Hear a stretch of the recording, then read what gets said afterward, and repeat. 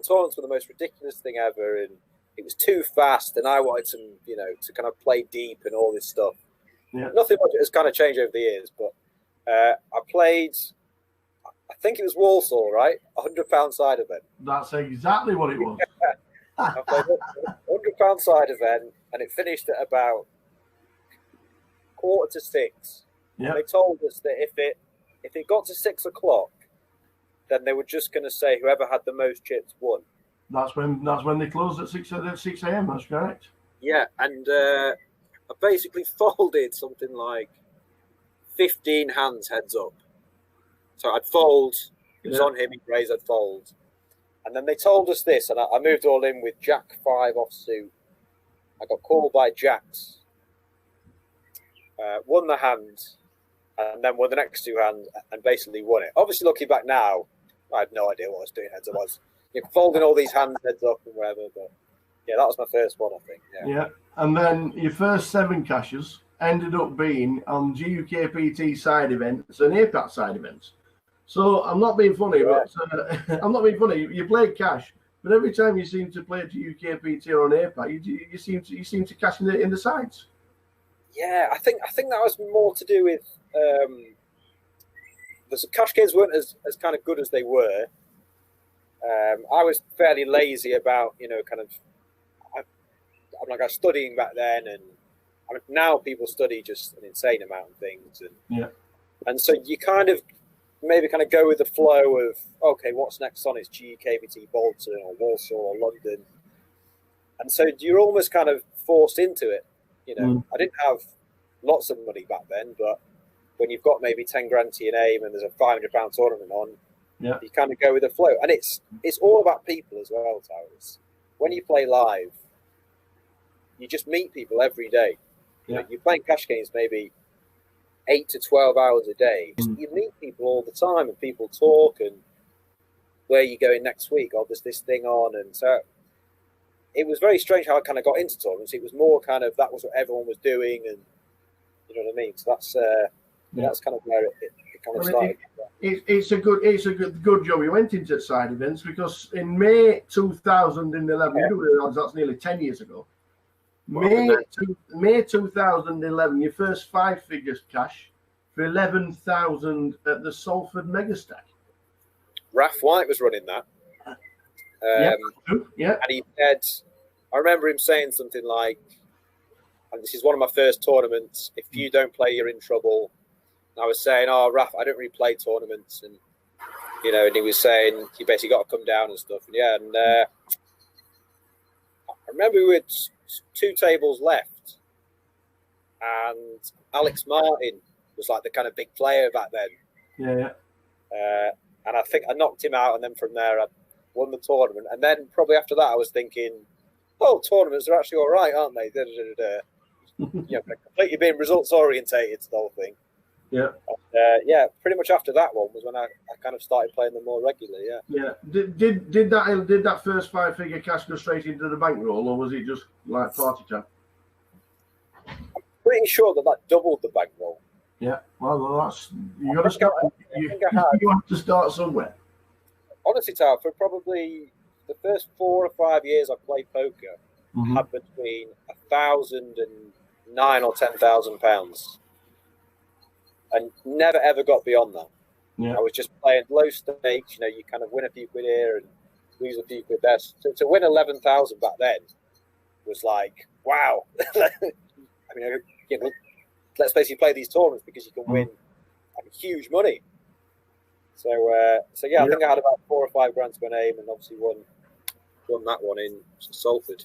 And in we're coming out with 11 grand in Salford, by the way. But it wasn't a bad year 2011, because the GUKPT 500s, you got 8.8 and 7.7. So now you must have been thinking these tournaments now, all right, cash is good, cash is nice to sit with the mates, but tournaments, I'm pretty good at these.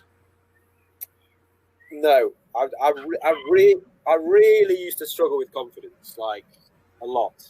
I'm not saying I'm super confident now, but I was always very aware of what was happening, and I saw these guys win, And rather than looking at results, I was more looking at the hands they played, and I was thinking, well, if that guy had lost that hand with 15 left, he would have won that tournament. You know, it would be something like ace queen against ace king, and he basically hit a queen or something. So I feel like I've always been quite level-headed when I kind of win or lose, and so I never really got carried away with what was happening. And I would say that I definitely put more effort in, and I maybe respected them more as a thing. So like the next few years, I was obviously more kind of focused and taking it more seriously. Definitely, yeah. Well, it's been an interesting start. We'll be back with Mr. Steve Warburton very soon in the next episode of An Hour with the Tower. Looking forward to it.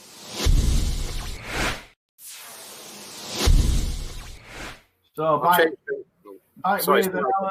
with An Hour with the Tower with the fabulous. Can I just lean forward and show everybody that lockdown's not been favourable for most? Mate, this is 4 months. 4 months of no haircut. So we went to where did we go? We went to Hampshire. It was me, Little Dave, Jake Fish. Yeah. This was about 3 weeks before lockdown started, because everyone in all the different countries was saying, look, this is basically going to come to you. So we basically went to lockdown, and I just thought, Jesus, for the next 3 months, no one's going to cut my hair. It's just going to be an absolute disaster. And it is. It is an absolute disaster. But I've made no effort to make it better. Just so you know. This is literally just as it comes out. This is nothing. It looks good. Back to the Steve Warburton story. 2011, your first Vegas cash. I'm guessing right now you still need ID to get anywhere in Vegas because you're such a young-looking chap, and I mean that. And that's time. You will need a passport forever. 2011, your first ever Vegas cash. How was that? Well, I mean, this was back in the day where if I basically walked around the Rio, not playing a tournament, I was just, kind of looking for a friend or something. I used to have security guards march round all the way around and come up to me and just ask me for ID. And every time I'd say, I'm not gambling, and they'd just say, I don't, because they're really strict. Massive clubs over there. Yeah. And the amount of times that happened, so I never set foot after that. Probably happened like 4 or 5 times.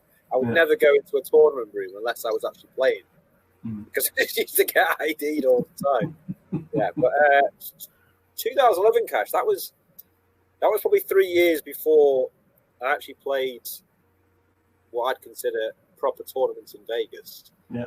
I basically went to Vegas for 3 years, 11, 12, 13, and just played cash games. And I was very hypocritical in terms of everyone I spoke to. I'd say, why are you playing tournaments? Stupid. You should play cash and all this stuff. And then in 2014, I think I played the main event, and that's when I kind of really got hooked as well. I think that 2011 one was just a random rogue cash, which is probably why no cashes from that until 2014.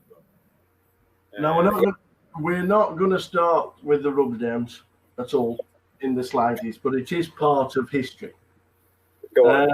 Your biggest ever shot at the time was a 5K buy in the EPT London. Oh, disaster. Unfortunately, disaster. The crowd would have been cheering, roaring, and shouting and whooping because everybody's made the money. Because Steve Warburton became that unfortunate bubble boy. I've never ever been backed. I'm really proud that I've never kind of borrowed money. I've never been backed.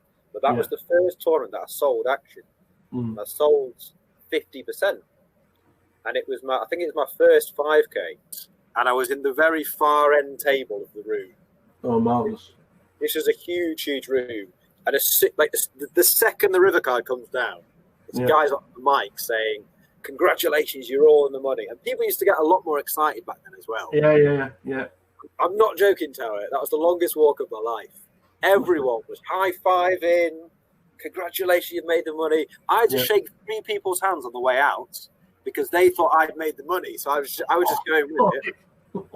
I got all the way to the end of the room, and one of my pals, he told me that if you finish on the bubble, you get a free for next year.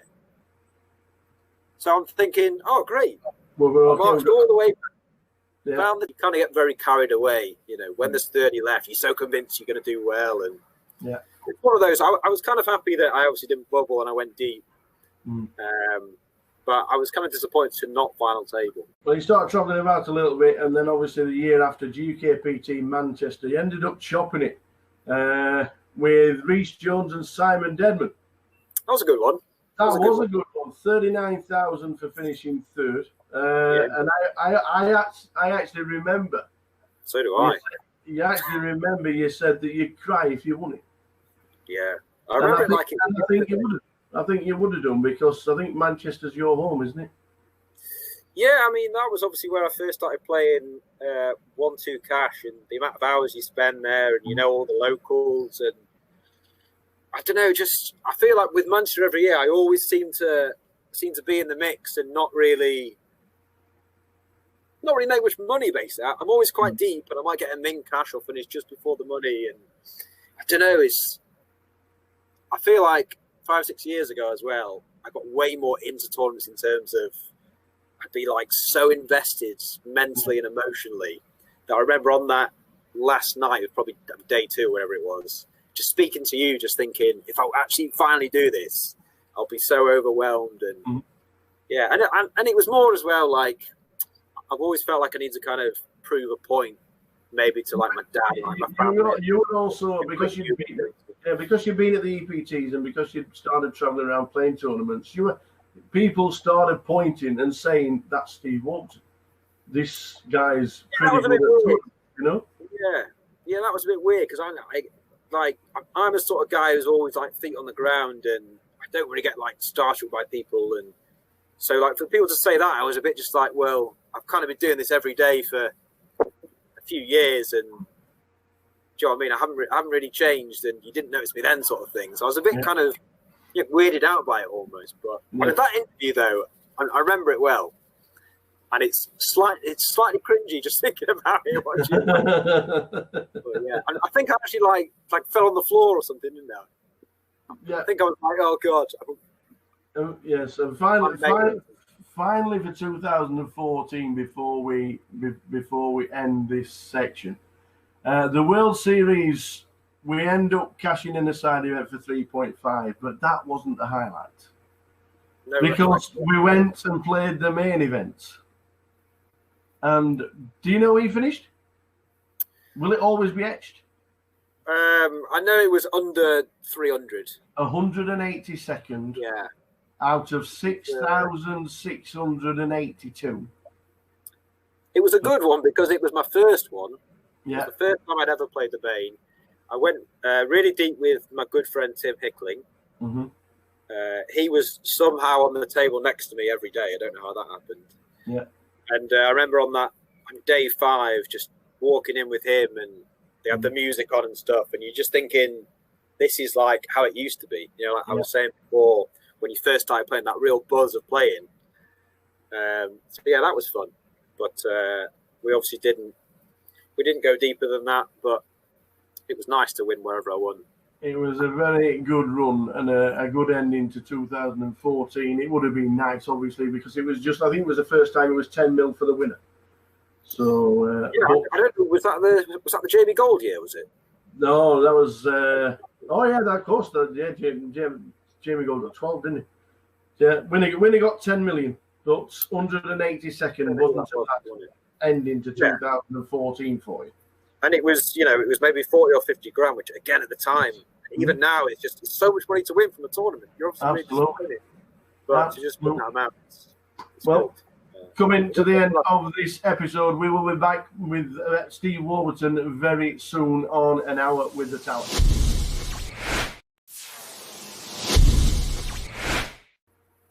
Back with Mr. Steve Warburton for An Hour with the Tower, and we've moved on to May 2015 and the WPT Amsterdam.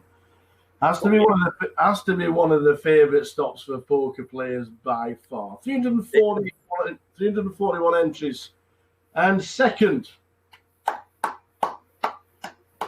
150,000. This was my favourite tournament of all time. Yeah. It was such a good tournament. Just everyone is just like, I don't know what it is about Amsterdam, and obviously 60% or 70% of the field are kind of Dutch, and there's just no one kind of taking the mickey and being slow with their play, and everyone's talking to each other, and that's like from day one to the end. It was just a really fun tournament, and I felt like as well it wasn't a tournament where it was, just winning flips the whole way through. It was like a really good structure and stuff, and yeah, it was just a really fun tournament, and it was obviously my biggest score at the time. A lot of my best friends were there at the time. Again, it was just an obscene amount of money. It was just like so good. We had a fantastic few days afterwards. What was the party like afterwards? So good, Tower. It was just so good.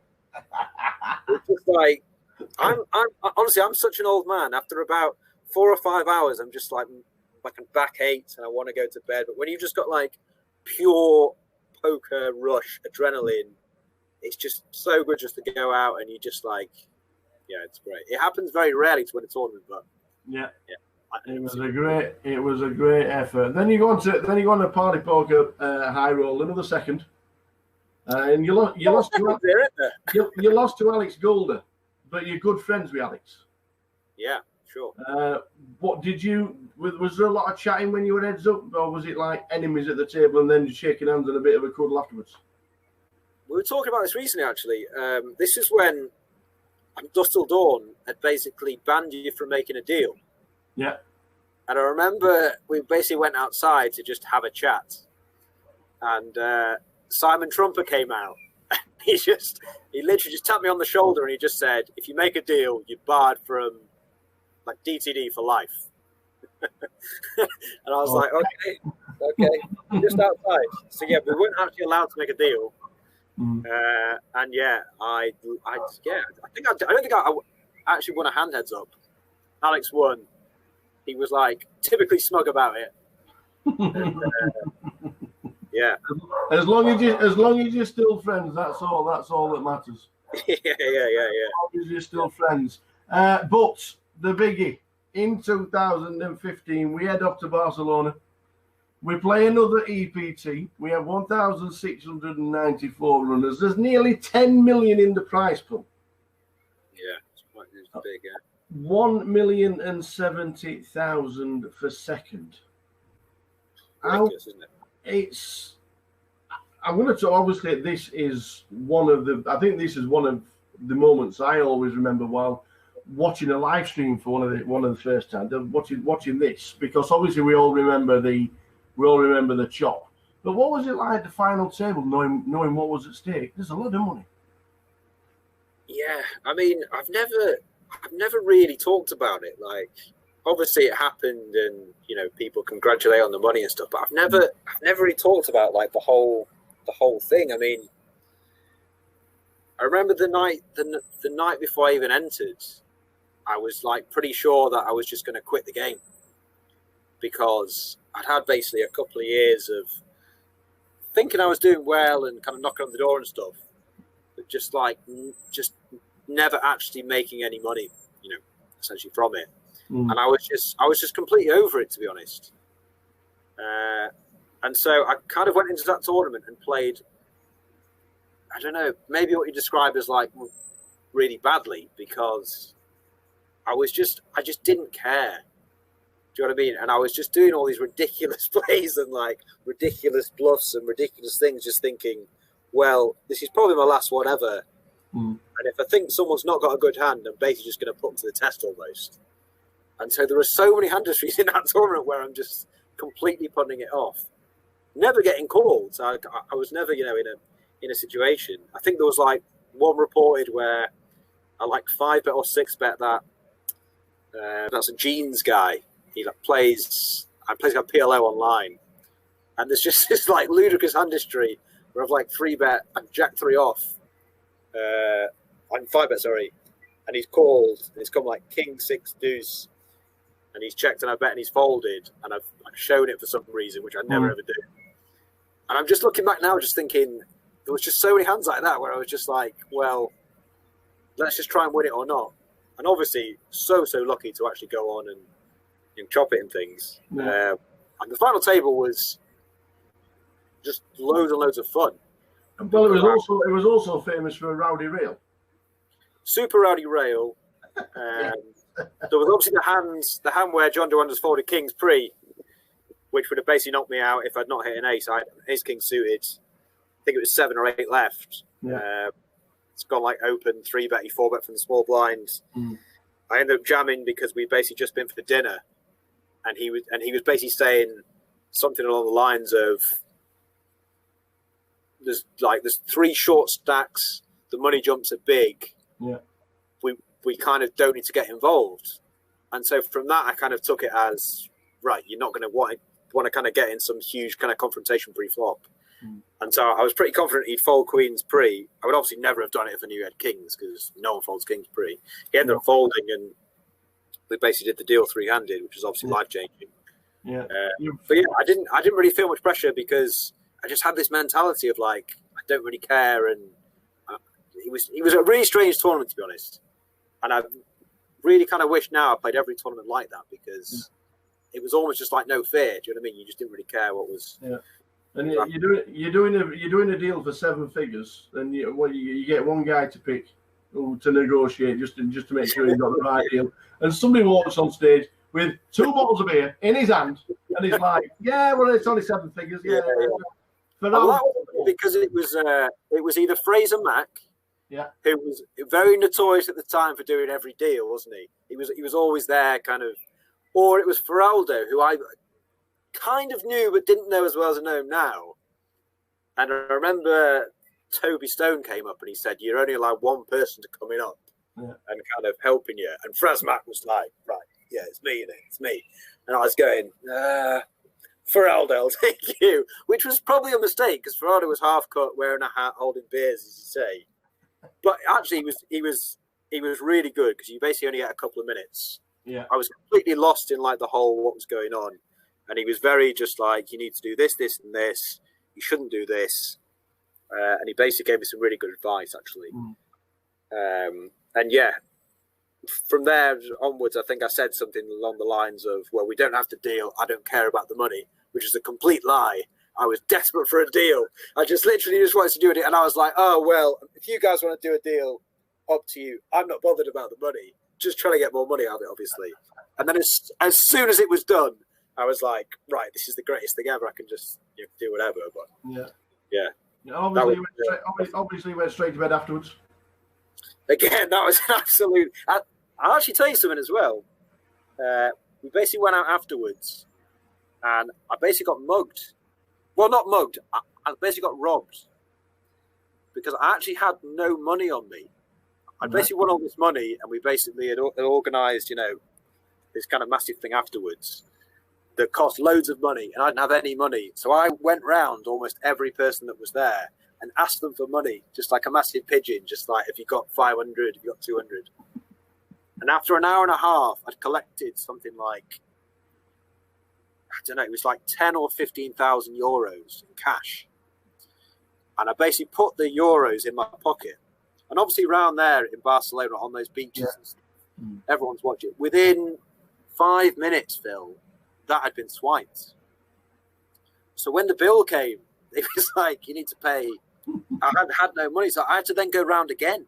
I had to ask everyone for a second time, and everyone's going, "Well, I've just paid you 1,000. What's going on? You basically just won this million." So yeah, it was like the best time to ever be robbed because you didn't care because you kind of cashed all this money. But yeah, I basically got done for about 15 grand.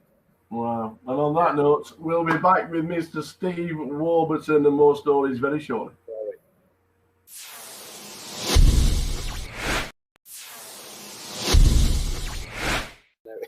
Welcome back to Mr. Steve Warburton and an hour with the tower. Huge 2015 that we were talking about before. Absolutely huge. 2016. Did you slow down? Did you play more cash? Was it a case of I'm not traveling around too much? It's so hard to think when 2016 was in terms of what was happening. I'm pretty sure I was still playing, as in like tournaments and things. But now, kind of looking back, you kind of have these purple patches, don't you? There are so many players that they'll have a cash, and then you'll see them cash again and again and again. And then for like the next 12 months, they just kind of don't. And I don't know. I don't know if it's confidence or what just happens. But yeah, I was still playing in 2016 quite a bit, and obviously not having the cashes I was having the previous year. Yeah. But yeah, I don't know as well. I never really got carried away with tournaments. I was never really went to the World Series or every single EPT and stuff. I was always quite kind of level-headed and. But one of them you do like, as we can see, GUKPT Manchester. You've got so many entries in the database: 2018 to 14, 2020 for 20th. You got so many cashing 3 of the last 4 years. It has to be the favourite stop. I know it's your local one, it's your home one, but is it classed as your favourite stop? It's the favourite stop because it makes up for all the other GUKPTs that I'm just doing my money in. You know, I can't go to Luton or Walsall or Bolton and just do 4 or 5 buy-ins. Yeah. So yeah, I don't know. I feel like with Manchester, I'm always trying that a little bit harder because home stop, most players, the kind of great camaraderie of people. So that's always fun. But yeah, I mean, I've no idea if I don't know. I think I'm probably slightly up on GUKPTs because of that. Yeah. Sort of shot with Deadman and thingy, but I've put a lot of money into them, don't you? Don't you worry about that. Yeah. Norwegian Championships came to Britain, and they started being played around the country. You had three tournaments where you cashed for well over 60,000. I heard they used to be crazy. I heard the cash tables used to be mad as well. Was that one of the reasons why you played them? Oh yeah, definitely. I mean, the absolute best stop on the calendar every year is the Irish Open. It's getting better and better. I think it's going to be the biggest it's ever going to be next year. Yeah. I basically booked my flights in January this year for it. Obviously, it got cancelled because of everything that's going on. Yeah. But yeah, I mean, they were having 60 or 70 cash game tables every single night. Yeah. Which, I mean, that's just crazy. You just don't see that anymore. And yeah, again, it's a little bit like what I was saying in the 2015 WPT in Amsterdam. Everyone's just on the same wavelength. You know, everyone's chatting away, and do you know what I mean? It's kind of how poker should be. You know, there's tanking, no one's dressed silly, there's no about talking, trying to, you know, like piss people off and stuff. It's just kind of nice, fun poker, and yeah, it was a good one. Yeah, sure. Yeah, absolutely. Your strangest ever Hendon Mob entry. Blackpool Tuesday nights, free roll. 60 entries. You finished 7th for 40 quid, and it ended up being on the Hendon Mob. That's please explain what happened. Why is it there? I think I maybe need to blame PK for researching this, don't I? I don't really know how that's on. I think that's 15 entry or something. I'll just check up on Steve Warburton so we can have a nice chat while we're all in lockdown and we've not had a haircut for 3 months. And we get it was a free roll on a Tuesday night. And there were 60 runs. Times were tough, Tower. Times were tough. That 1.8 million you were talking about before had gone. I had nothing left. Oh, brilliant! I remember what happened. We basically gone to Blackpool to watch. I don't know if we're watching the darts or a footy. Oh, right, okay. And what we did, we all rang Dina, and we made Dina extend the late reg, just so we could get to this thing. And it was one of those classic ones where you basically want to bust quite soon so you can go to the bar and just have a few drinks. But I ended up final table in it. Yeah, ridiculous.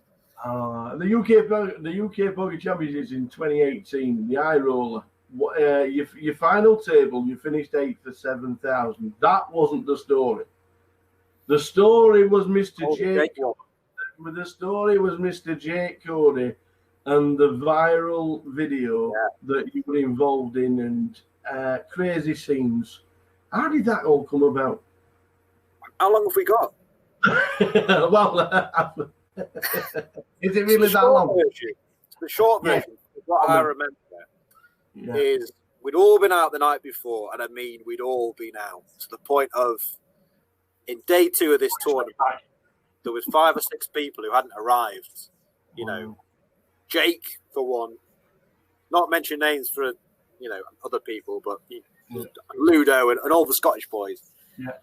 And with about, 50 people left, I remember Jake saying, if I win this tournament, it'll be so unjust that I'll put it all on black. And Ludo was on the rail, and Ludo heard this, and he never shut up about it from 50 all the way down. He was on the rail with the drink, obviously, and he said this. And all of a sudden, me and Jake were on this file. I've no idea how I was there or he was there. First thing he did was get shots for the table and stuff. He had the tournament director literally over every hand because he was showing cards and chat. You know what I mean? He was just whatever. And so I think he got 3-handed, and I'm not entirely sure. I think they might have done a deal, did they, or something? Or I'm not sure how it ended. All I saw was the video about an hour later. Was it straight after Was it literally straight after the tournament finished? It was literally straight after, and obviously when I busted, I was sulking because I always sulk when I bust. I basically went and played cash, and then the next thing I remember, honestly, is Jake coming up to me and saying, "I don't really want to do this, but I've kind of been forced into it." Rob Young, by the way, Young had walked in the casino to pick up his car keys, so he wasn't even going to be there. And he basically heard from Scally, Jake basically wants to do this. Rob being Rob was just like, yeah, fine. Yeah. And then all of a sudden, it's kind of gone from I don't want to do this, Swarbs, to us marching over to the table. It's all in. And then there's just no chance that Jake's ever going to lose there, by the way. And I was like slightly fuming that we didn't all get more on ourselves, because it's like, that's Jake. And also, the other thing was Rob basically said if it went on 0, that would be a chop as well. Oh, so, nice one. Yeah, it was a proper good bet, really. But brilliant. Yeah, I remember the video on it. It just went absolutely mad, didn't it? It just went viral, and the shouting and the screaming. It's just ridiculous how it happened, because it wasn't. It's just not really a thing that was planned. It just kind of happened randomly, organically. And then, obviously, it was again a really sick night after that. But absolutely. Yeah. But then we head over to Canada. More responsibly, you're supposed to say after that, Carol. oh yes, absolutely. Do what Jake. It's not big. It's not big, and it's not clever. But we're still traveling. We end up in Canada, the Bahamas. I know we do Vegas on a regular basis, but it's not bad, is it? There playing a few card games for traveling the world, is it? Not that bad. I mean, over these past 3 times 10 minutes or whatever, it sounds like it's all like roses and money and it's all amazing. But I mean, it is quite tough at times, I've had probably 2 18-month to 2-year periods of just not winning. You almost feel like you can't win a hand. Yeah. Having said that, super lucky to do what I do. It's fantastic to meet everyone, and I still get that buzz when you go deep in a live tournament. That's great. I've never really been one for playing, 16 tables online tournaments. I used to play heads up cash and short-handed cash online, but that buzz you get from tournaments is good, and all these kind of party poker stops and things. Recently they've been amazing. And Montreal, Bahamas, like you say, are absolutely fantastic places. So you can't knock it. Yeah. Absolutely not. One of your best friends, Andreas Olympius. You've got a lot of friends in poker, but railing Andreas for his WPT. Is that ex-best friend? He's been stolen away. No way. So Dre has fallen in love. Oh, good lad. He's fallen in love. He's absolutely whipped to the core. So we never see him anymore. He's finished. But just tell us what it was like being on the rail for Dre's WPT. Oh yeah. Oh god, yeah. I actually forgot about that one. Yeah, that was a really good one.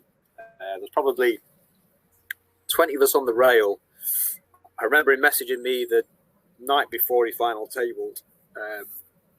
We were basically living together, but I hadn't seen him for maybe 2 days or whatever. And I think this was his last tournament, and he'd sold a bit of action to people as well. And he'd not had the best summer, and this was like the kind of final straw. And it was like some sort of turbo, and he was down to, I think he was down to one big blind or half a big blind, and he'd spun that half a big blind to 15 big blinds, then made the final, and then all of a sudden I'm kind of getting the message saying, right, I've made the final, let's go down. So we basically all went down 4 or 5 handed. What's that? Do you remember that guy who came second in the World Series main? Is it Jay Farber? Is his name? Oh, you're asking me to remember? I think it's called Farber. It's like the kind of guy that basically runs like the Vegas nightclubs. Oh, okay. He's basically trying to organise some sort of deal between the last 4 or 5, because I think he's got a piece of the guy or whatever. so basically, me and Drake decided that we basically didn't want to do a deal. And so we had to pretend that we were ringing our backup back home and saying, is it okay to do this deal? Completely lied and just blagged it and said, oh, no, I'm sorry, we can't do the deal because our backer in England is saying no. This was all complete nonsense, just because we thought that Dre would basically win because he was playing well. And it was like, I think there was 5 left. He was definitely the best player. And then from there, it was the best final table of all time. He just won 6 of 6 all-ins. Everyone was constantly cheering. It was fantastic. That is probably the best final table I've ever always seemed to be the bridesmaid, but he came up trumps at the WPT. It was, and it was great because Dre is a fantastic guy. He's such a nice guy. So it was great to see. Yeah, we are just about to end an hour with the tower, so we're going to quickly run through some quick fire questions if you're ready. Go on then. The best poker player you've played against? Middy. By far, Tom Middleton. He will put you under it like no man you've ever seen. You can go out for a beer, you can go out for a dinner with Middy, and 2 minutes later you'll be on the poker table and it'll just be putting you bang under it. Tom Middleton. Who is your poker nemesis? Tom Middleton. No, it is though. It's not even. It is Middy. Every time I play with him, I probably win 1 of 30 hands. And if you play it live, you probably only play 6 or 7 a time. So. Yeah, Middy. The most underrated poker player you know. Did you ever watch Catchphrase? Yes. And there was a guy who got asked the questions at the end and he kept saying Turkey, Turkey, Turkey. This is me saying Middy, Middy, Middy. Middy is an unbelievably highly rated player, but I still think he's the most underrated player, genuinely. Because I don't know, when you kind of talk to people, they think he's good, but I genuinely don't think people realise how good he is. He's got absolutely no fear playing live. And let's move on to the next question because my cock is so far over the top. I need to stop. If you could have one superpower, what would it be? To see these cards. No. Do you know what I'd do if I had a superpower? Of all the things you could do, I would attach a zip to Wilkersooth's mouth and I would close it forever. And let's leave it at that. Favourite food? God, favourite food? Where's that come from? Question. Huge fan of going out with everyone and eating together and stuff. I like all foods. I'm a huge fan of like a guacamole. I'd like to put guacamole in everything. And finally, would you do anything differently? At the time, a lot of things, but I'm not really one for dwelling on what you've done in the past. You can only move on, mate, can't you? So nah. Awesome. Steve Warburton, you've been an absolute superstar. And when I said at the beginning of this, I believed you. I genuinely believed you. One of my favourites. I 100% mean it, because you are one of the nicest guys to sit down, to chat, to laugh, shoulder to cry on if you want it, and you've been there and done. Yeah. I love you, buddy. You're an absolute star. Steve Warburton, thank you very much. And thanks, everybody, for watching An Hour with the Tower. Ta-ta.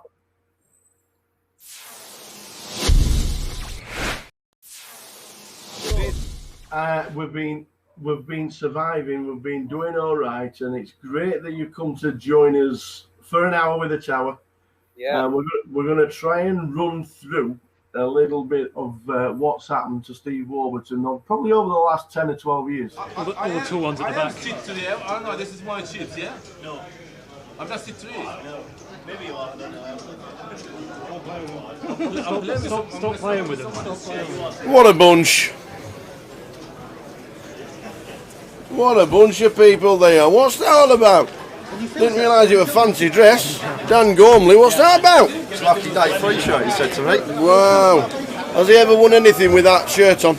Not yet. It's like, I thought Jack Hardcastle's was bright, but that fancy dress shirt there for Dan Gormley, I have no idea what it is. What is it? Celtic. we know it's a Celtic shirt. Yeah, good life. This is the final. Well done, team. Well done. Boys, are you on the way? We've just finished. Merry Christmas, well all the best. Yeah. You've been amazing as always. Love you to bits. Stay safe. Love you to bits, young boys. Yeah, you too, man. Love you to bits. Wait, come here, quick wave to the camera. Tell everybody who you are. I'm Sean, I'm a GUKPT dealer, and been here for the past 14 days, being boss. His feet are aching, his brain's numb. You know it, boys. Have a good one. Nice one, guys. Stay safe. Nice one, Louis. See you later, boys. Sean, I tell you about everybody, just absolutely fantastic in the team. They've been amazing. I cannot wait for this tower. I'm looking forward to this one. I had the seat draw. I don't know if PK's nicked it. PK must have nicked it. We ain't got a pen. We've got nothing. I've got it. Don't worry. We've got nothing. There it is. I need to write it down and everything. I need things. I need things. So I'll get myself a pen and get myself sorted out very shortly. In seat one. One. We're going to have Dan Gormley. Two. We're going to have Connor O'Driscoll, who's got more love in the chat box than anybody else, let me tell you. Let me tell you, here we go. Let LFG and all that, whatever that means. I keep saying you need a refresh. If you haven't had a refresh, you won't hear it, but you need a refresh. But you won't have heard it if you haven't refreshed. In seat number 3 is the Mad Turk. There he is, Yusul Eminoglu.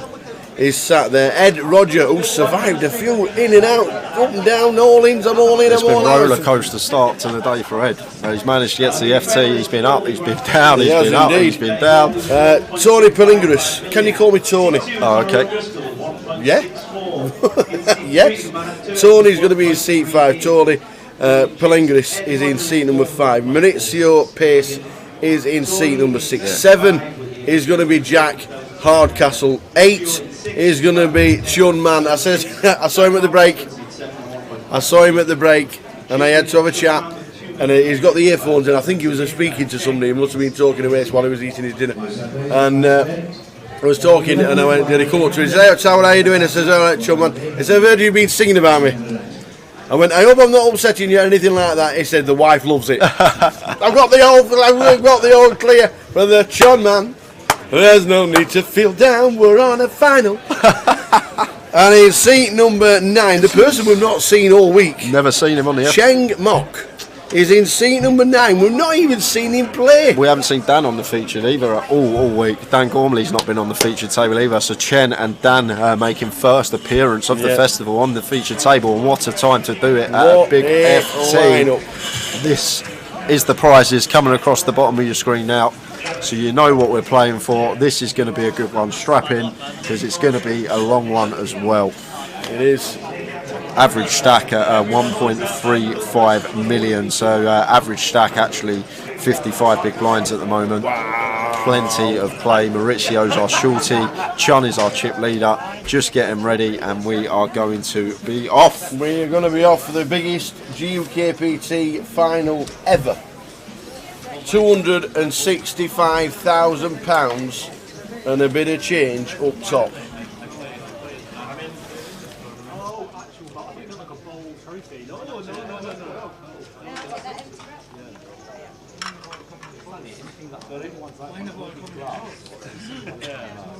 Yeah, just all online.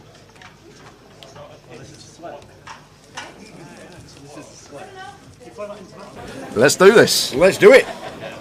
Let us do it.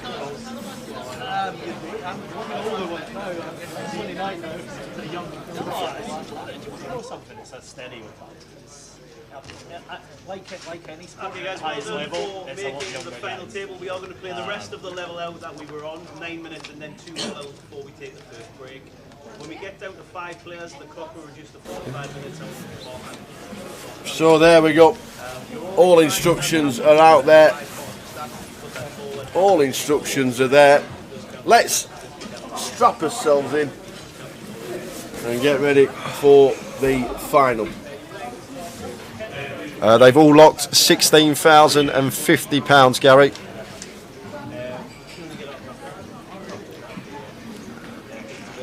Friends round in 30 minutes for drinks. We'll be popping in and out. Should have a bet on the mighty Potters today, boys. They managed to win. They managed a win. Will you boys, with you boys till the bitter end, says Poker Brad Chef. Good stuff. Please, if you know anybody at the feature table, all we ask is no spoilers. That is it. Rest of it, enjoy just as much as what we're going to do. Nice one, John. Thank you very much. Give a shout out to Grosvenor Casino for the continual support of poker in the United Kingdom. Amazing. So yeah, we're off. We're ready. This is the first hand of the final. This is going to be epic.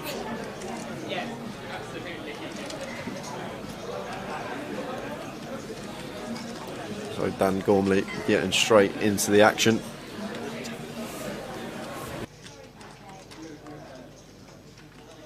Danny boy. Got the Cowboys. Raising up to 55,000. No action at the moment. Mad Turk and Ed have both got the same hand. Mad Turk calls, Ed calls as well. 5-6 suited for Mad Turk, 5-6 suited for Ed. Tony in seat number 5.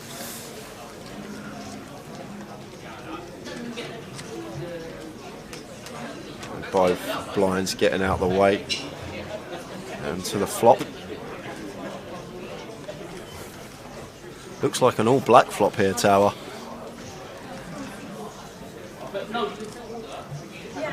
Ten, 2, 3, but we have the flush draw for Ed against Dan Gormley. And a gut shot as well, Tower.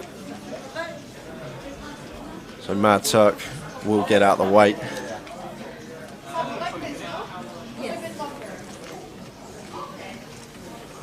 £110 bet from Dan. Mad Turk's coming in for the gut shot. He is indeed. Now then, I can see Ed raising here. Well, we've only got 6 high, Tower. Lots of dead money in the pot. Thing is, Danny here continuing. Still going to have the jacks for aces in his range, as well as some strong 10x, which we're not going to fold out. And making the call. Is just going to make the call. He just makes the call. Brick on the turn for Danny in seat 1. The 8 of hearts. Lovely turn this for Dan Gormley.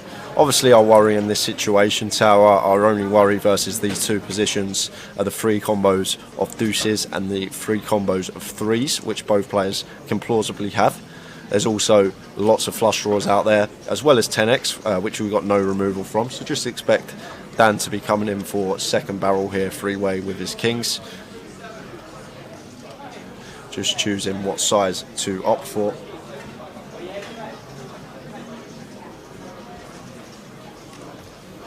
And fires for 3-6-5. Surely the Turk has to get out of the way. Surely. So 3-6-5 into 5-5-5 from Danny.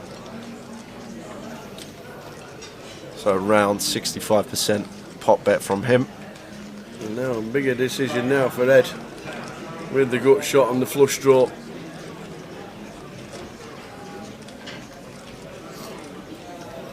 So how's Ed going to proceed here? Like, once Danny double barrels this spot, Ed's going to be pretty aware.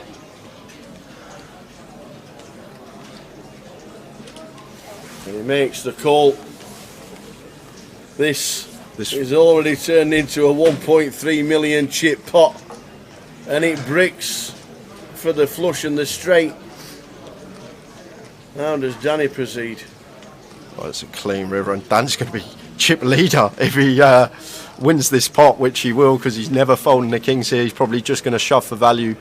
This 8's a great card for us. There's no 8x out there other than maybe hands like 8-9 of clubs, ace-8 of clubs, 8-7 of clubs, these type of holdings, only 3 combinations. So going to go for the value here versus some 10x of Ed in this situation. Well, he's opted to check, and now over to Ed, whether he is going to bluff at this one with the 6-5 of clubs or whether he's just going to give up. Oh, he announces check. Kings. We're up to 2 mil. Dan Gormley.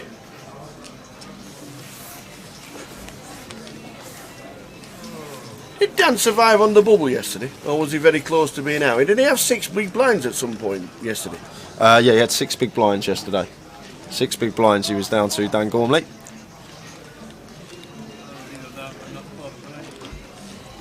Great start for him. Excels himself to the chip lead, first hand of the final table. Let's go, Danny, says PKR Part. And he did buy in directly today too, Brad. You are correct. And we've made the final table of the biggest GUKPT ever. Millball collected, and he bought in today too with 16 bigs. If you want to know if it works or if it's worth it, ask Dan Gormley.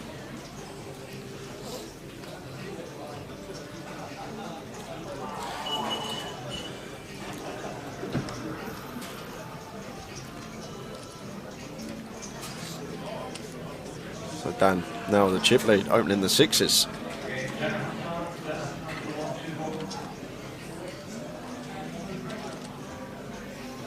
Stan raises to 55. An EP. Tony's going to come along for the ride with ace-10 suited.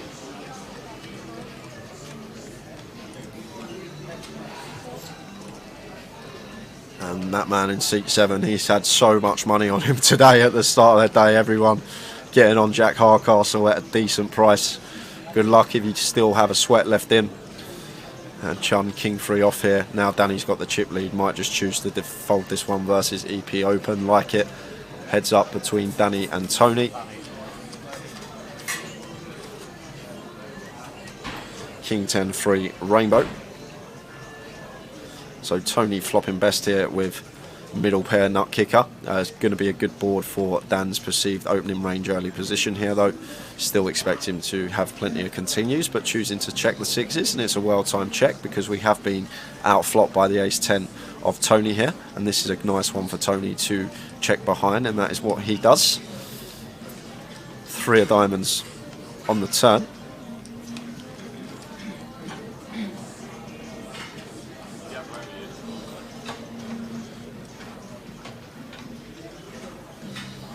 Checking once more, and Tony now expect him to come in for a bet. Just gonna think he's got the best hand so often here. Yeah, 75. Once we're faced with the double check from Dan Gormley. Yeah, that should be the end of the hand. I think he might call once here, Tower. Do you think? He might call once. It's either way. It's like if he might make the assumption that Tony's going to be firing all his King X here on the flop. Obviously 10x is the worry in this situation. It might make a good disciplined fold, and you're right, Tower. Great fold from Dan there. Really good start to the final table for him. Welcome one and all. You are watching the live stream from the Victoria Casino in London. The GUKPT, the record-breaking GUKPT. TRC says minutes to your run, good please. 25 quid at 25s. Taxi WSOP's got Chun at 8 to 1. Amazing.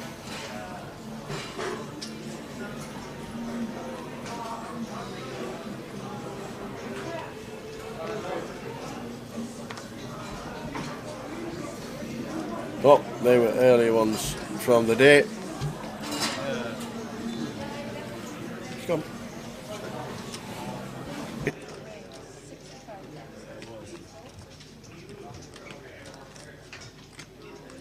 Need that, right? 15 minutes to go until the free roll. Won't be playing the free roll today because we're concentrating on this magical final. If you're in it, good luck. WP Ewan.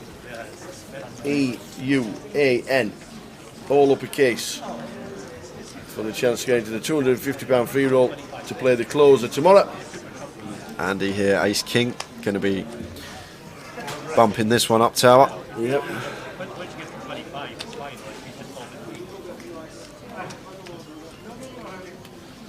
And George of all trades got £50 on Connor at 25s. Good luck, sir. Wow. A lot of shrewd bets. Mad Turk's not folding this hand tower. No. I know the Mad Turk, he's not folding the 9-8 suited. Absolutely not. So, it's Andy in seat number 9. Andy. Yeah, asked to be called Andy for Awesome. the No wrong with final that. table.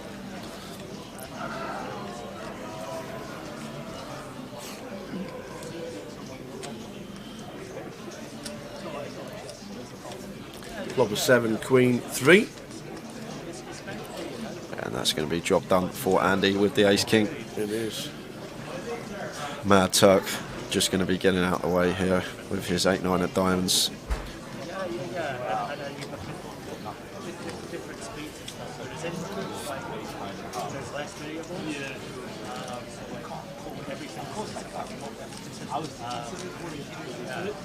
So the chip stacks 40 bigs. 16 chips is Mad Turk with 40 bigs. Plenty of playing this. This is going to be an epic final to finish the year off and finish off the return of GUKPT for 2021.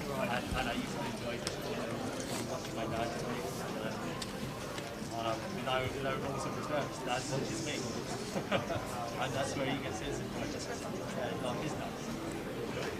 Yeah, it stays that way.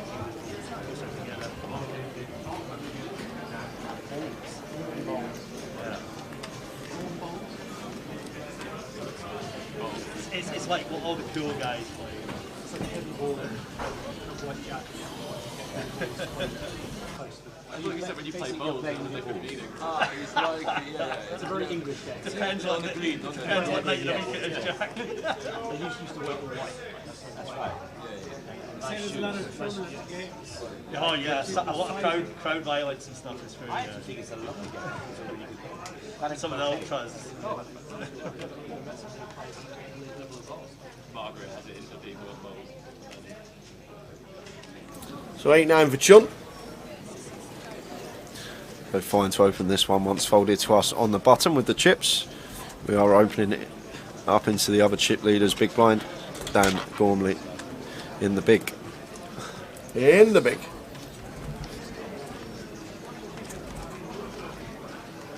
And just lets this one go. Chum, raise and take for him.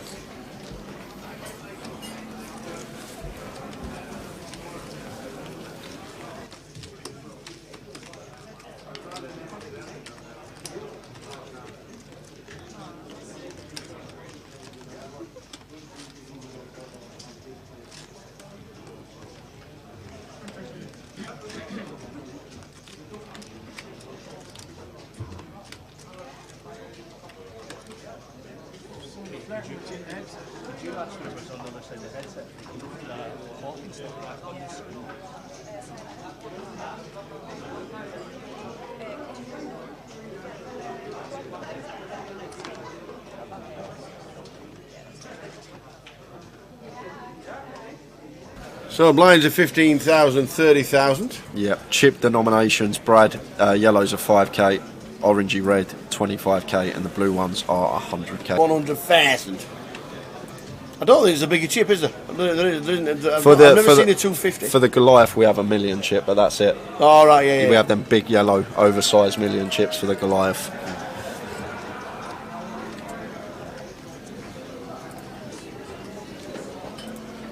Emran said, is this the biggest GUKPT? Yes, it is. First time we've hit a million. First time we've ever hit £1 million, and we went over it by a lot. 1,092,000. First time we did a mil. 256,000. Scrolling across the bottom. We're on 9, and they've locked up 16,000.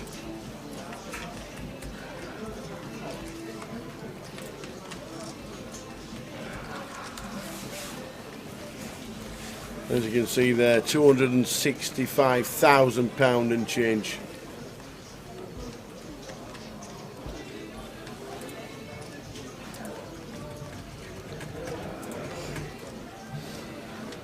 This is the final table of 9, Martin, or S. Martin.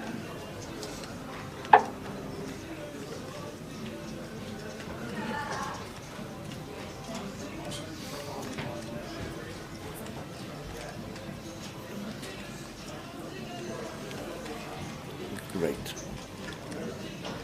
Hopefully a quick stream's bad, is it really? First time today, 6 hours in. Hopefully just a quick refresh and it comes back. Apologies if it is buffering. So Connor check calling twice after turning the nut flush draw. King of Diamonds on the river. And now over to Chun. Has he got the... Oh, sorry, it went check flop. And then Chun delay continue after picking up wheel draw. And has he got the double barreling on this King of Diamonds river? Going to be better for us than it is for Connor in terms of range. What hands are Connor going to be peeling once versus our delayed continuation bet that we can fold out on this river? And Chum thinks there's enough in there to get the fold from, because he's going for chips.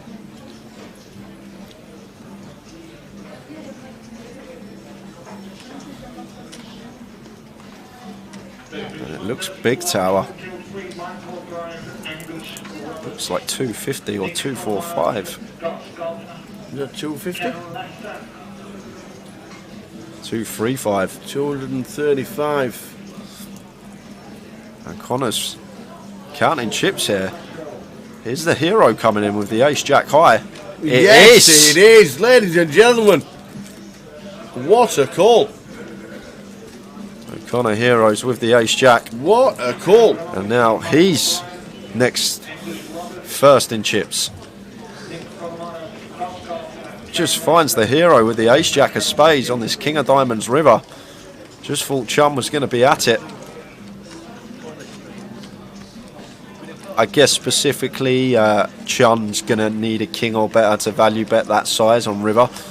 We've got removal with ace and a jack in our hand, ace king, king jack less likely.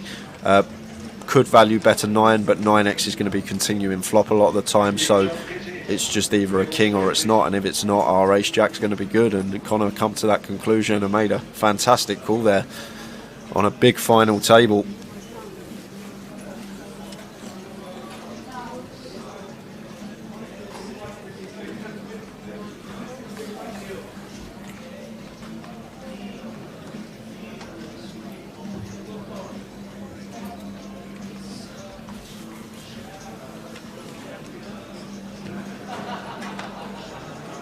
Hopefully it does calm down. Didn't even think about it that long either. He didn't take too long to make his decision. And the ace 10 of hearts opening in the cut-off. Danny's 4-3 into the muck.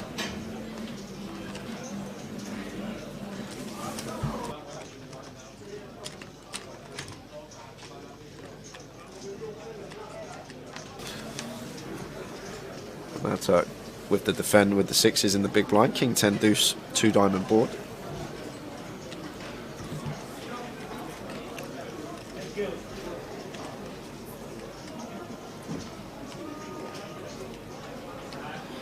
Definitely one we can incorporate into check back range here as Andy, but looks like happy to just come out firing with his ace 10.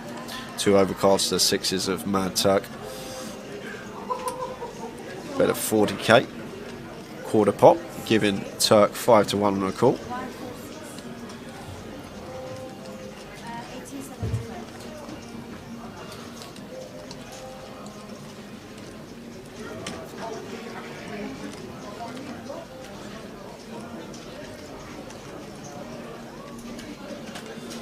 So 5 of hearts on the turn. This is where we might see Andy check this spot tower, either that or opt for another very small sizing, just so we can comfortably check back river, but does just choose the first option. Checks it, and the Jack of Diamonds on the end, meaning that he's going to get the check mark, and don't expect Turk to ever bluff these 6s here, but it is the Mad Turk, and that should be check. Can't see Andy ever firing, and ace 10 going to take that pot.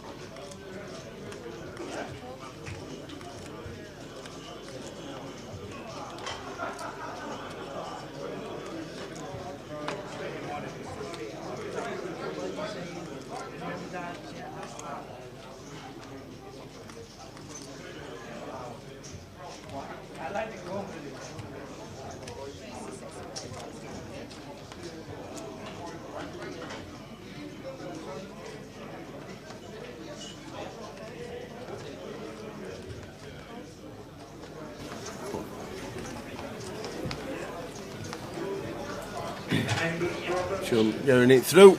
Early stages of the final, ladies and gentlemen. If you've been here for the last 3 weeks, you've missed a treat. That's what we've done. I know we've not finished off at the bottom because we were here for the last 3 days, but right up there. Remember the 1250? No, too long ago. Remember the cash game? Yeah, I remember the cash game. The NPL playoff. Yeah. The midi main. Yep. Yeah. And then we went to the championships, of the heads up and the 6 max and the A maker, and now the grand final, and we're just about finished for the year. It has been amazing, honestly. It's been so good. Everybody for the final 3 weeks in London, for the first time, we were here for more than just the grand final, and it has been a huge success.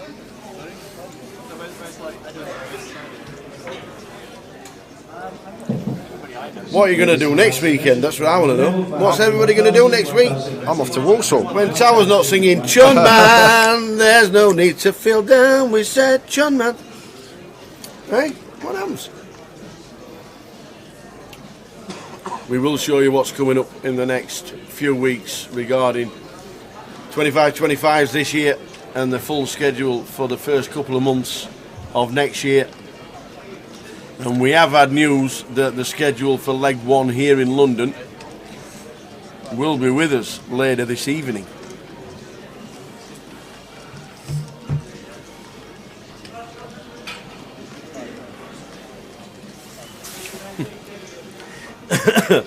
Good to see David A make the FT of his own comp. How did he do in it? He did play the 2K. He did. And he played the midi. Oh no, he played the 1 day, didn't he? The £500 1 day. Yes, here come the chocolate milkshakes. No, not the chocolate milkshakes. I didn't. Do you know what? She just come in and passed them to me. I didn't even ask for them. I didn't even ask, honestly. Otherwise, I would have said get Tower one. I would have said get Tower one. Are we going to have 5-way action here on a final? On a final? Yes, baby. Yes, we are. Oh, Tony makes it up. If it comes 2 clubs or 2 hearts, Tower, it could be action central. That's boring. 2 hearts, 2 clubs. Riff, do it again, dealer. Coming back in and do it again. 8-7-3 Rainbow. The 6s of Connor actually still out in front. This should just get checked through 5-way. Take a brave man to bet into the whole field in this situation. Just expecting this one to check round. Connor does actually have the best of it with the 6s, but be surprised if he did opt to fire the pocket 6s in this particular situation in a 5-way coup. And the Mad Turk probably... Mad Turk unfazed. Everyone's missed as well, so it's going to work. Here's the old Turk, Turk that we know. It's just going to go fold, fold, fold. Loves it.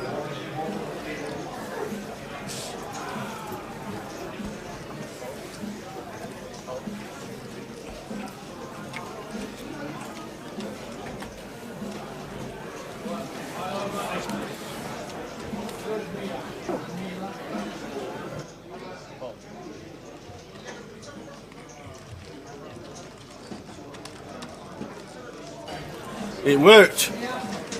It absolutely worked from the Turk. 1.2 mil, 38 bigs for the Turk. 6 stacks over $1 million. It is spread evenly around the room. Poker Brad Chef spot on. Mad Turk ain't going to let these chumps check it around.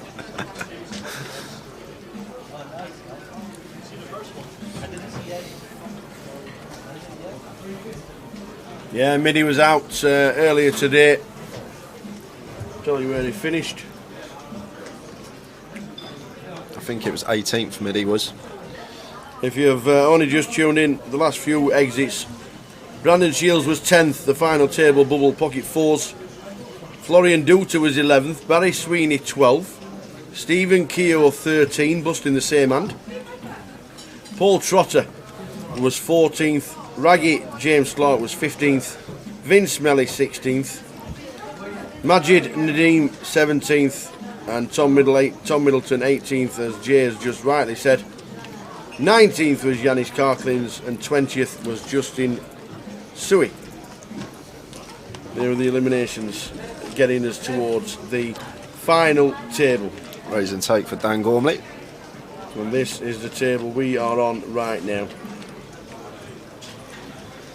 Look how close it is at the top there. It's just so close at the top. If you're just tuning in, Dan Gormley in 1, Conor O'Driscoll in 2, Yusul Eminoglu, the Mad Turk, in seat 3, Ed Roger in 4, Tony Palingaris in 5, Maurizio Pace in 6, Jack Hardcastle in 7, Chun Man in 8, and Andy Mock in seat number 9.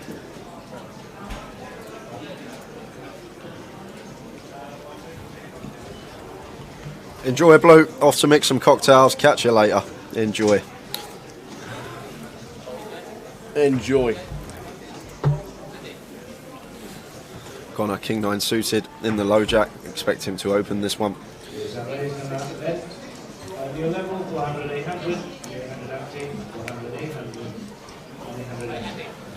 And the Mad Turk's not folding 7-8 of spades, I can tell you that. No.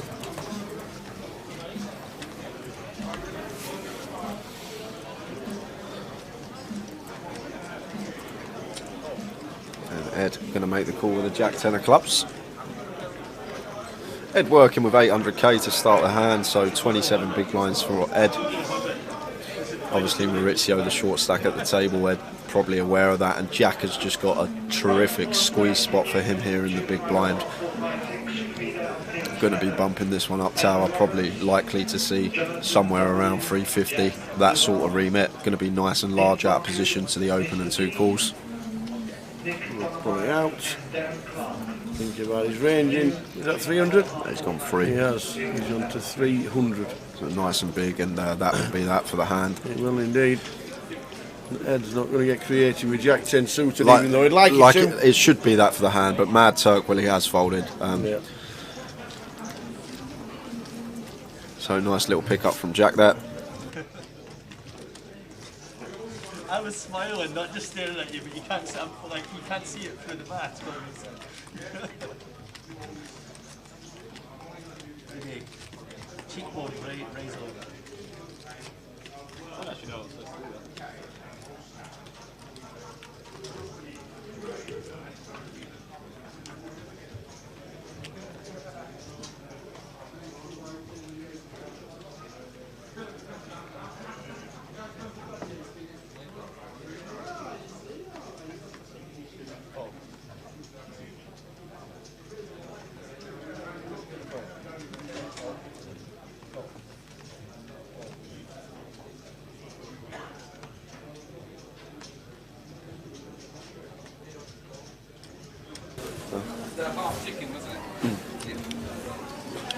So Tony raising it up to 65,000.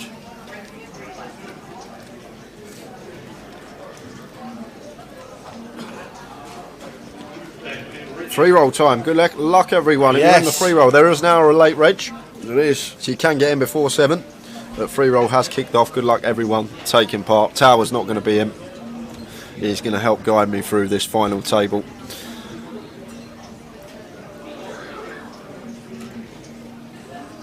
And Chumman getting out the way with the 5-3 raising take for Tony. Anyway, a big question of the week: did Ludo pick up his shoes? Yes. Yes, he did. He did indeed.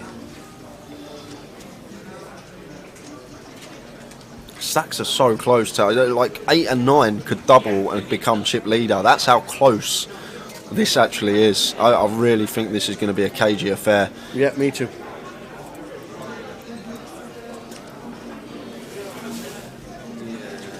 Can we?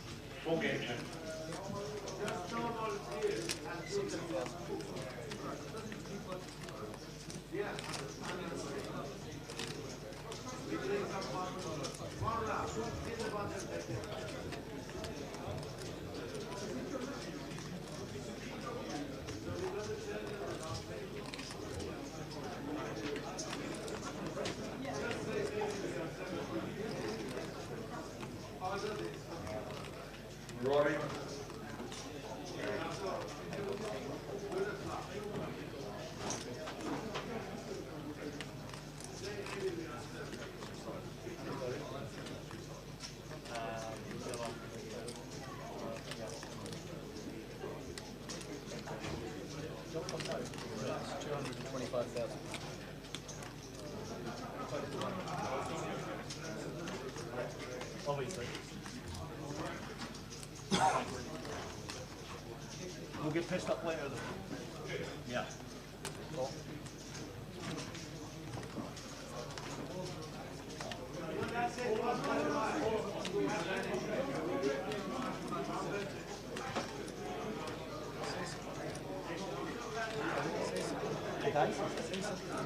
Danny.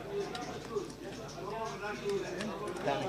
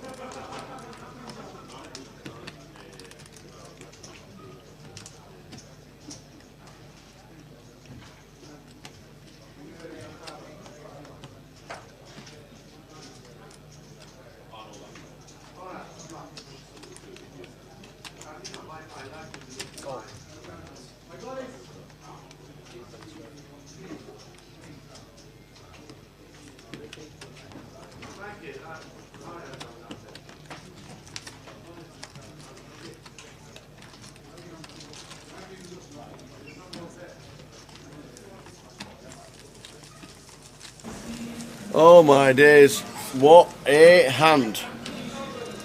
What a river, what a hand.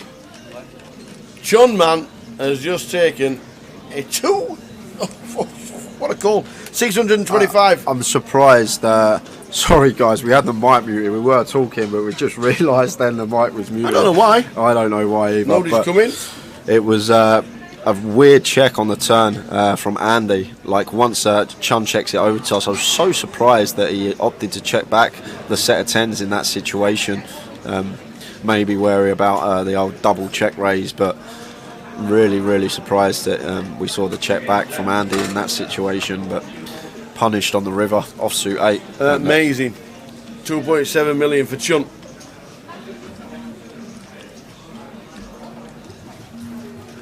$2.7 million for Chun. Jack Hardcastle sat to his right with 1.6. Going to fire in with the one gappers in the cut-off. Easy open for Jack. His hand once folded to us in this position.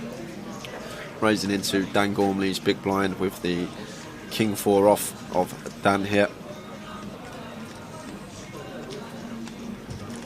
I might just fold this one tower. Yeah, like versus Jack, he's capable of just running it versus us putting us in some grim spots the time we make one pair and stuff with our hand, and just fine to let that one go as Dan Gormley. And Jack raise and take for him.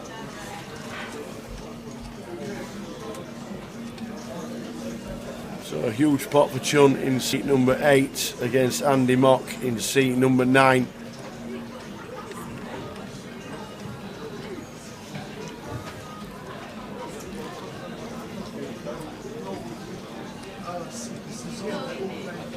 Christy Fletcher on Facebook has said she's so excited for 618 in the Twitter comp for the final table. Come on, someone bust.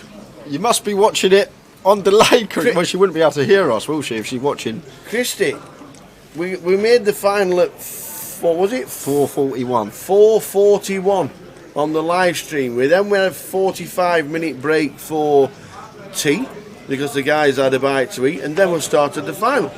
It's already been won. We are on the final table of 9. But I like the enthusiasm. And there is another chance of winning another £30 token during the final in the chat box. So we'll not do it on Twitter anyway. Again, we'll do it in the chat box. But if Christy's 90 minutes behind, can somebody tell her? Blind on blind here. Dan Gormley with the ace jack in the small. Chooses to raise it up to 85k, just sub 3x in Connor. Not going to continue with the 8-4 off.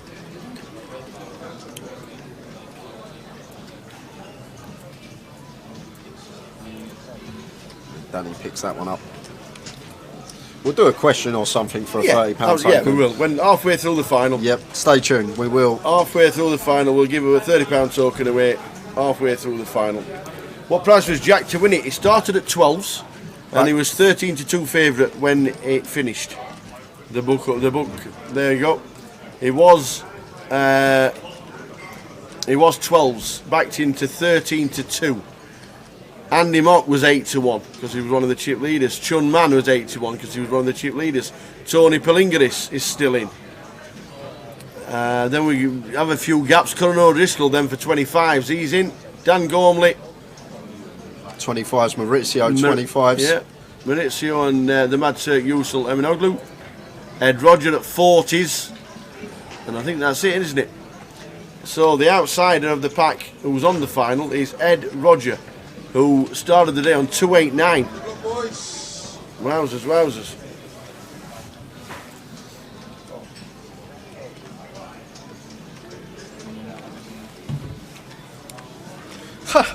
Kirsty, she just said my stream had paused whilst I went out and then just come back and press play. That's brilliant. Oh, Kirsty. Oh, I wish I could give you a token just for that. Yeah, we do remember, I know Kev's not watching anymore, so he's just got friends coming round, but Kev Bloor did exactly the same in Manchester one year.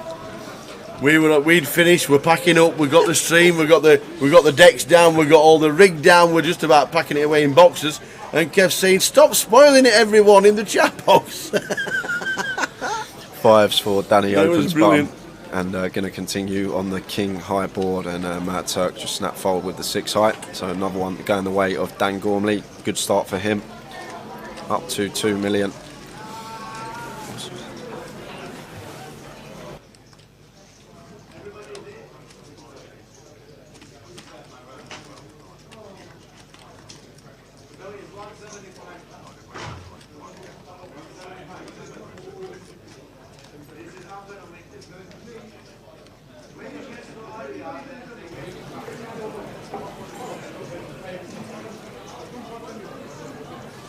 Well, where's the screen gone?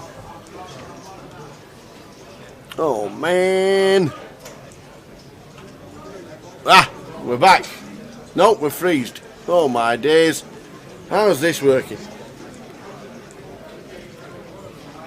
Highest links, Sylvia. How many left in? 9. I hope you can hear us. I hope you can hear us. We know my picture's froze. I'm hoping everybody else has not done the same. But we're on 9.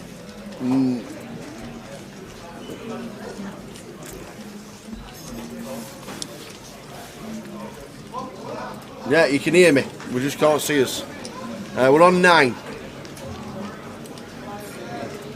Is Paul Fulton still on the tour? Oh, bad pab. No, not seen him for 4 to 5 years. Not seen him for 4 to 5 years, I must admit. So, bad pab. The bad pab is not in the building. You can see us. We have no idea. Picture up there, up there. There we are, we're back. Oi. Is that back? Nope. Or is that front?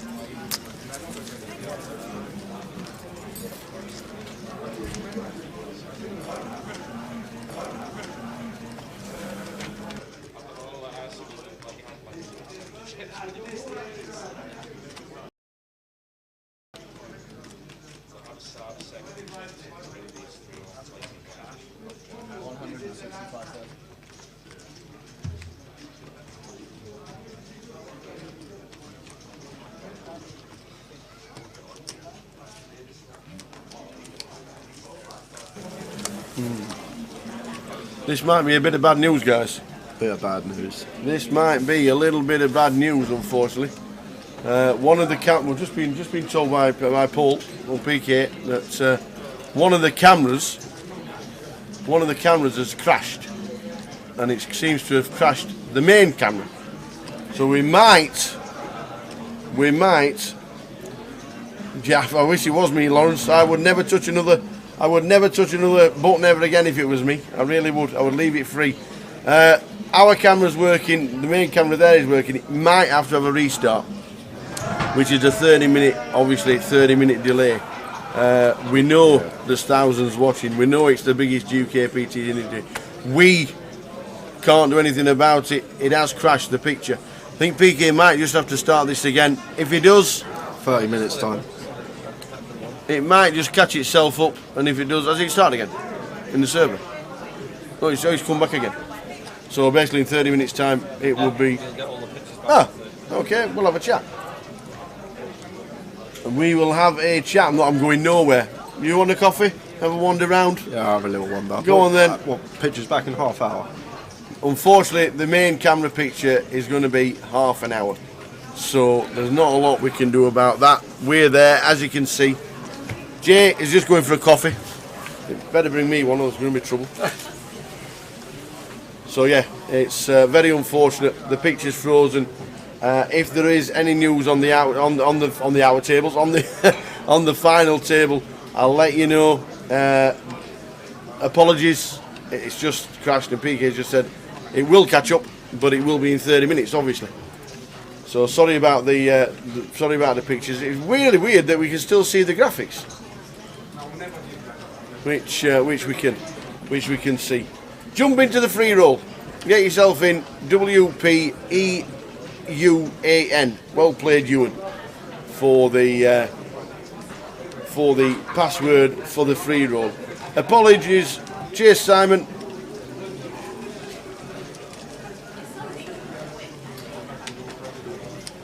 Yeah, we apologise.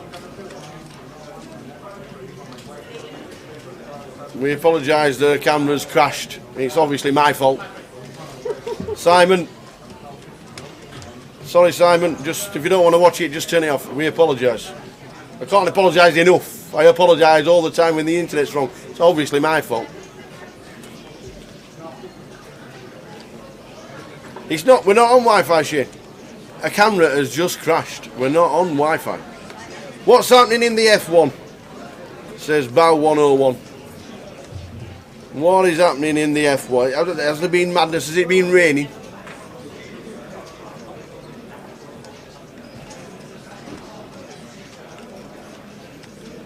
What's been happening? Madness in the F1. Love it. Love it. So yeah, we can only apologise about the pictures. We can't do anything about it. We've had a great week. Obviously, this little 30 minutes at this moment in time is not what we wanted to see.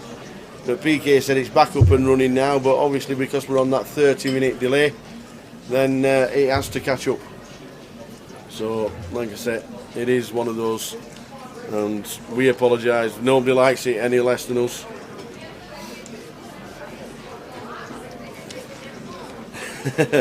It's my fault that Jamnick isn't in the comms. He's gone back home, he has. He's on his way back home. He has gone back home. He had a great week. Thanks to him.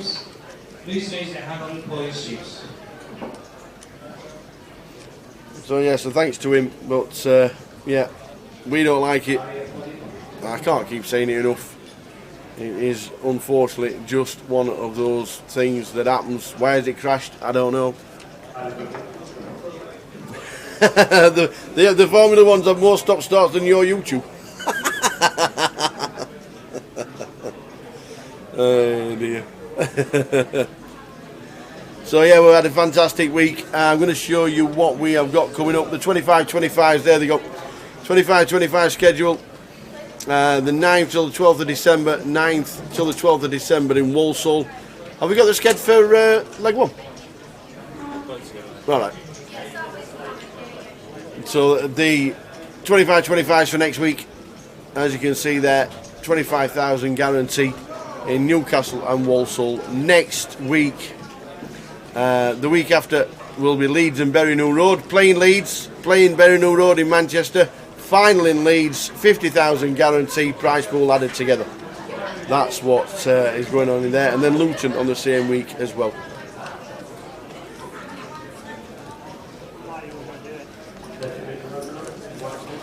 Yeah, it is the final table. Cheers, Adam. It is the final table. One thing you don't want to be looking at is my ugly mug, that is for sure. And also coming over for next year, we've got Glasgow, Liverpool, Hill Street in Birmingham on the 19th to the 23rd of Jan. I know. Me and that button pressing. Me and them buttons. Glasgow, Liverpool, Hill Street in Birmingham. If you don't know where Hill Street is in Birmingham for the deep stack. That's a £200 buy-in. And then back here for leg one of the GUKPT. It does look like we're going to be doing the cash game live stream on the Wednesday before the main event starts on the Thursday. That's what it looks like. We will get full confirmation very soon, but yeah, it looks like we will be doing the cash game on the Wednesday. We'll get it confirmed over Christmas. We'll get it confirmed before we start the GUKPT back here again on the 27th of January. So we will keep you updated regarding that. But it does look like that's what we're going to be doing regarding the cash game, which is great. Everybody loved the cash game. Everybody loved the 10.25.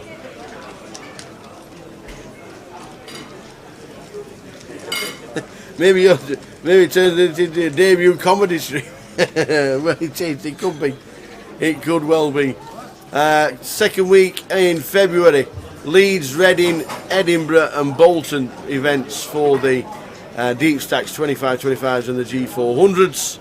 And then Luton, Walsall, Blackpool and Dundee the third weekend, and then back to Coventry for the GUKPT, going back down to the CBS Arena for the £1,000 main event in Coventry.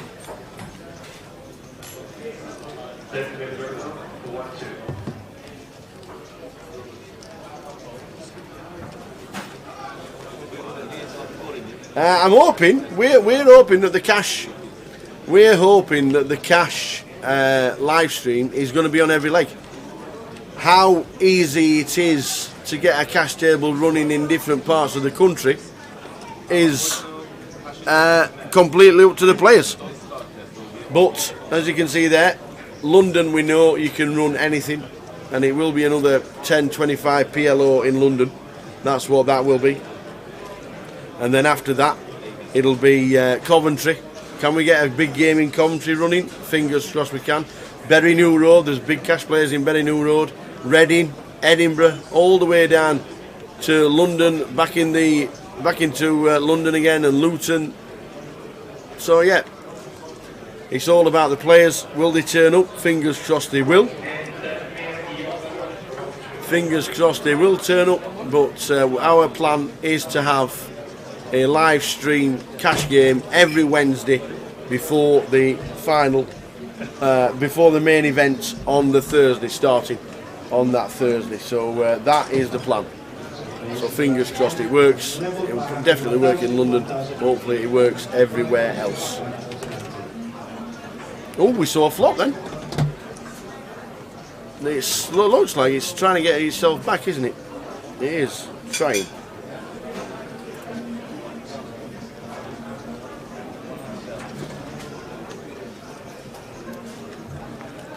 So, John Eyre, what's happening in Derby? Apparently 50 houses have been evacuated after police found suspicious items in a house in Derby. You live in Derby, what's happening? That's the latest news.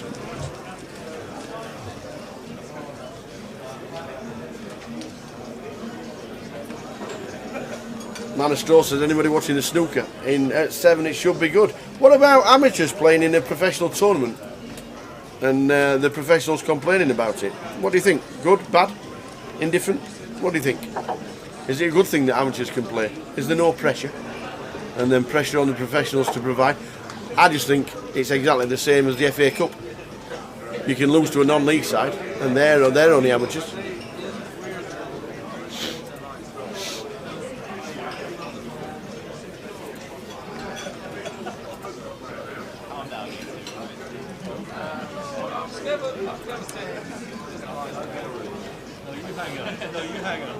So we've done the 25-25s, we've done that, we've done all that. We've got the questions going on.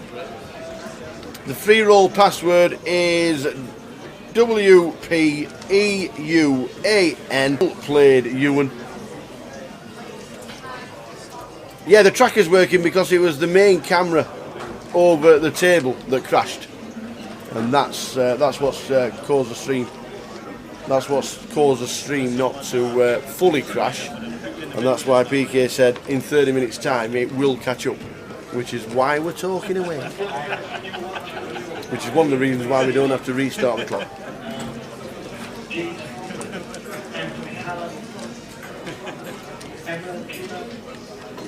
Ah, yeah, forgot about that. You live in Blackpool. I forgot that bit.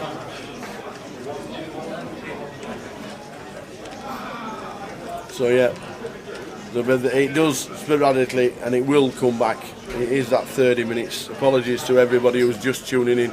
This is the final of the GUKPT, and for whatever reason, the server and the camera decided to have dinner.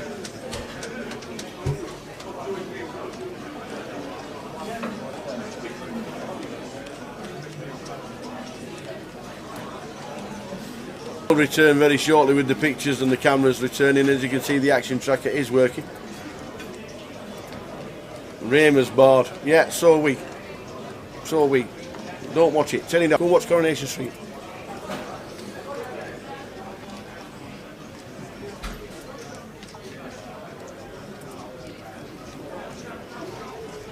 We will return with pictures and full pictures very, very soon. If you had a flutter, they were the prices this morning. Jack Hardcastle, Andy Mock, Chun Man still in, Tony Palingaris still in as well. Connor O'Driscoll at 25s, Dan Gormley at 25s. Ed Roger in at 40s, and the Mad Turk in at 25s as well.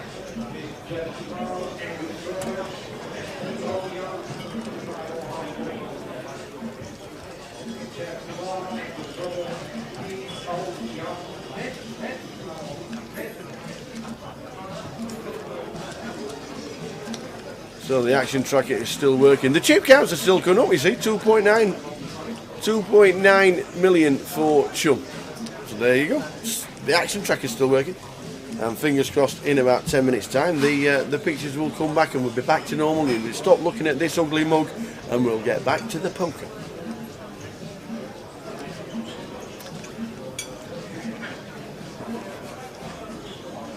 But it is slowly, and fingers crossed we'll get back. Blinds are 15,000, 30,000, so they know the action tracker's working. It has been a great 3 weeks. This is what we did. Started the first week of the GUKPT with a 1250. All that time ago, the 1250, and then we did the second weekend, the cash game, the MPL playoff, which was brilliant. Paul Maguire winning himself a £5,000 package for next year with 6,000 chips when the blinds were 8,000. Amazing. The midi that Vidus won was on the stream as well. And then this weekend we started on Wednesday with 3 events: the Six Max, the Heads Up, and the Haymaker, all done on Wednesday. And now we are on the final event of the year. Big Jimmy, Big Jim G, WP Ewan. Well played Ewan, basically. WPEUAN. Well played Ewan for the password. Nice one, Michael Casson posting it in as well. But that's what we did, and hopefully next season, this time next year, that's exactly what we will be doing again. That is what we'll be doing again. But we do have plenty going on. 25-25s this year in Walsall. Next weekend in Newcastle. Yeah, well deserved, my friend. Well deserved and well done. Well done. Still sat there. Who did you have a little flutter on? Where was the value, do you think, Ewan? Where do you think the value was in the book? If you're looking at the book there, where was the value? Who did everybody have a flutter on? The final table bubble was Brandon Shields. Yeah, we'll get the game very shortly. The main camera decided to break. I'm not talking like this just because I want to. As you can see in the top right hand corner, the picture froze. PK says there's no need to restart it. It'll be back in 30 minutes. So that was about 20 minutes ago. So we will be back with as soon as the cameras come back and as soon as the main camera starts. We'll get rid of this ugly mug and then we'll be back to the action. Cheers, Bigo. Don't watch it. Can't force anybody to watch a free poker tournament. Just don't watch it.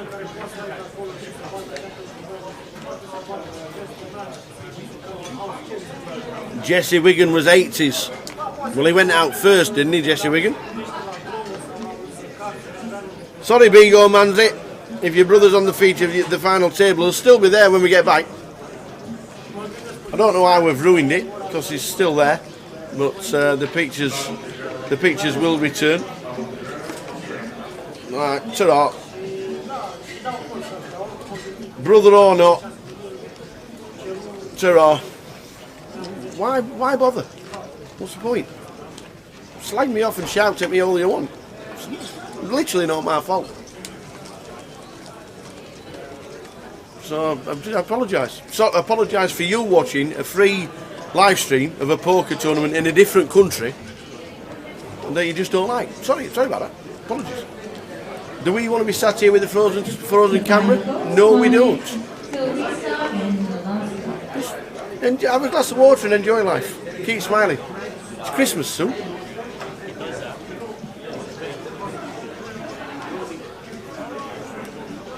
Mad Turk was value. I think he was actually 25 to 1. I think Mad Turk was value. But I think the big value earlier on today was Florian Duta. Florian Duta was the big value, and he went from 275,000.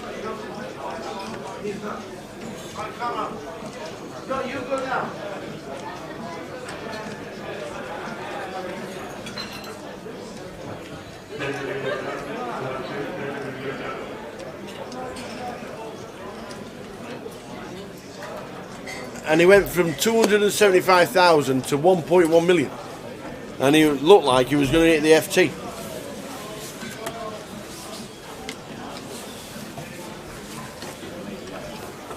Oh, look at that top. Oh, I thought the pictures come back then, just as I sat down. Not yet. Oh.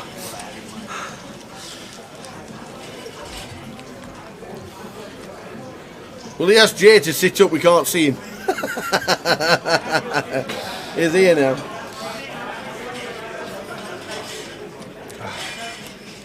So we have had a main camera crash. We apologise. It is 30 minutes. PK said it will come back.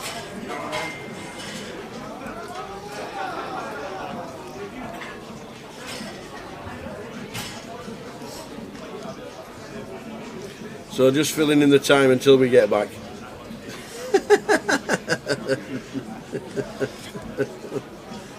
Oh dear. Nice one, Ray. I don't know why people are just so pathetic, to be fair. I'm not.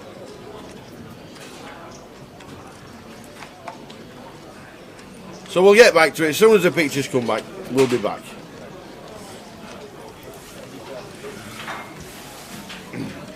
We will get back. You missed it all.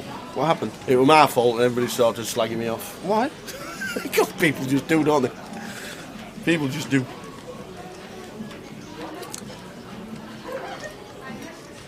Yeah, the £110 token was given away, wasn't it? It was 441 payouts. We'll run the payouts across the screen. And there we go. We'll run the payouts across the prize ticker. Going across there. There you go. I can't see me now. It's not me now. I'm not there. It's not your fault anymore.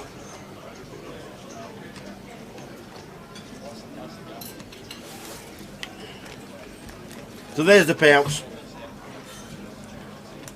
We should be back very shortly, and as soon as we are.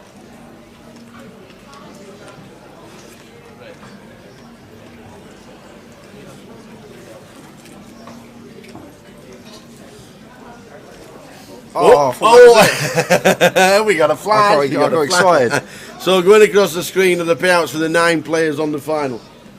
Well done, one and all. In seat 1 is Dan Gormley when we get back. We'll run through that when we get back, to be fair. We will run through that when we get back.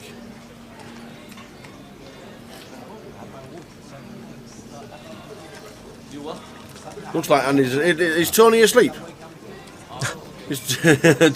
Tony looks like he's asleep in seat 5 with the freeze frame.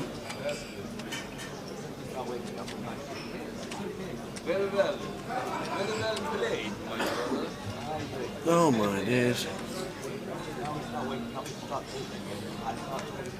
I don't really want to get rid of you. Not at all. I don't mind. You can say exactly what you want, Graham. We don't mind. You're watching it, not me. I love everybody, but we'll see how far I can go with the posting, shall we? Good afternoon, Graham. Hope you're well. Jack doing the John Cena with the hand over the face.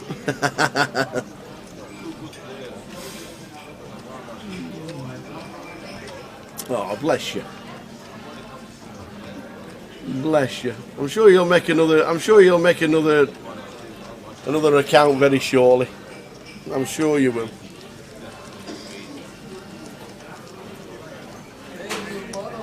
Yo Chung, how we doing, pal? Hope things are well. Sorry about the freeze framing. PK does say it comes back after 30 minutes. We didn't need to stop it, so we'll just have to hope and pray that the freeze frame comes out of it. John Cena there in scene number 7. You can't see me. Yeah. Oh, we're close. The picture was very close. We're not missing much. Rubbish hands. Ace Jack from Danny. 30,000 to call. The action track is working. It really is. We didn't need a reboot, Payday. PK said we don't need a reboot. It was just one of the cameras that froze it for a few seconds, and then it blocked out the cameras, and then it came back. Because we work on that 30-minute delay, we have to incorporate that, obviously getting back once the cameras start working. I'm not Joseph, you're right. It does happen. They're not getting me down, my friend. They're not getting me down. People have to voice their opinions. Well, this is going to be, could be an all-in and a call here. With Danny and Maurizio. Yeah, Danny and Maurizio. Maurizio could be well on his way to a double up here. But it's going to be a tough spot for Danny with the ace jack. Maurizio's probably going to, well, he's 3-bet to 375 effective all in here from Maurizio, and now obviously we can't see the pictures, but wouldn't be surprised if Danny put this in this situation.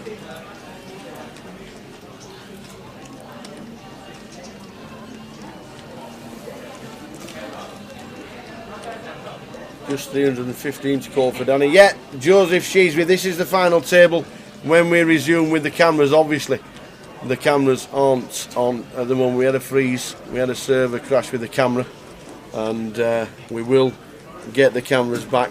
PK said it's all fine. Within that 30 minutes, it should come back, and everything will be good. We don't know what it was, just an unforeseen server crash. What fault? With the camera. Danny folds the ace jack. Yeah, folds the ace jack. On to the next hand. Chun 2.8 mil, Danny 1.8, Connor 1.8, Jack 1.7, and Madser 1.4. 5 stacks over $1 million on the final table.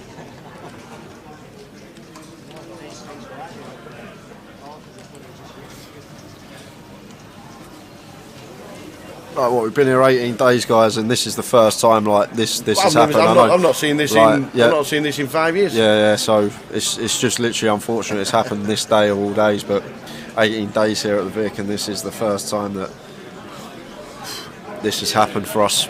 Obviously, there's been a few connection issues, but had to wait for the half hour to catch up, and then we will be back amongst it.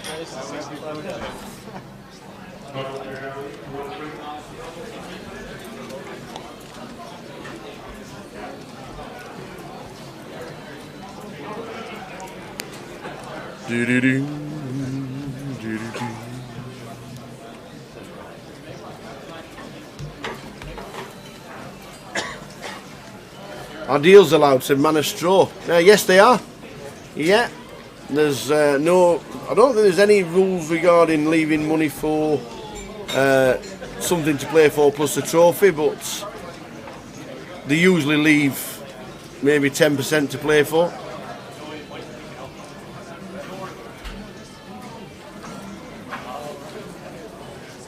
So we've got a Jack 8 for Chun, as cheaply done, 2.8 mil.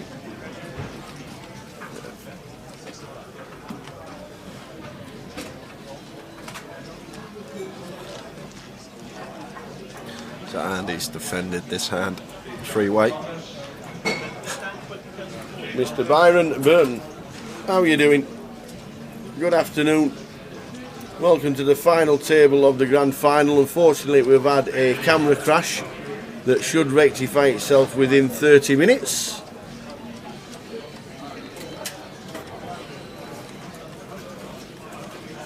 Cheers, Byron. Love you.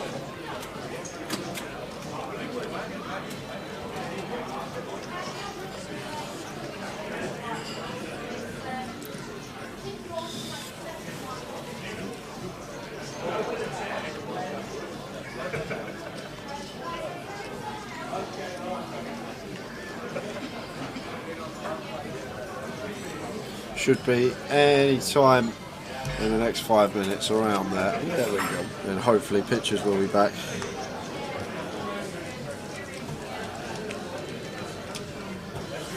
No, it's effectively the same. Razor Kev, if he's free betting like, what was it, like 80% of his stack, he's obviously always going to go all in. So it's probably the same scenario. I'm guessing Danny folds the ace jack as well. And Danny's sitting comfortably as well. Not going to be making these marginal calls. With the short stack of Maurizio and Andy at the table, we're sitting comfortably, and ladder's going to get very interesting when we get to 7 players. Unfortunately, you can't bet on the winner anymore. Can't bet on the winner anymore. Stops at 12, just before the first hand is dealt at 12 o'clock.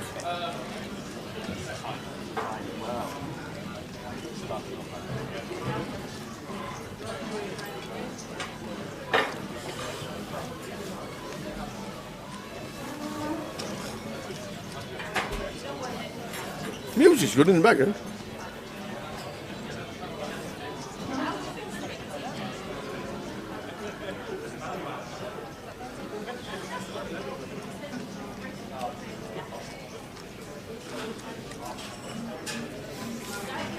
Blinds are now 20-40 as they have gone up on the stream.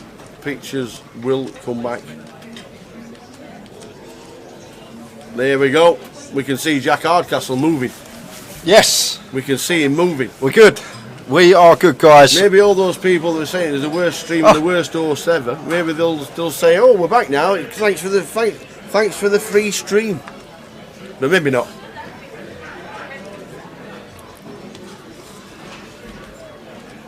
So we're back.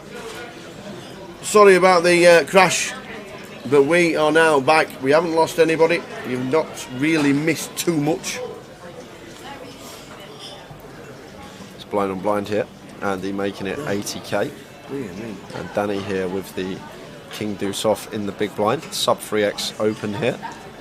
Can't see Danny doing anything but calling here, taking a flop tower.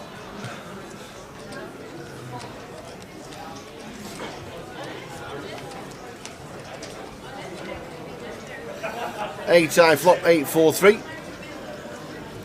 So, back in the game. So Danny, king high out in front, but still expect this pot to go the way of Andy with a continue. Opts for 40k, 20% sizing.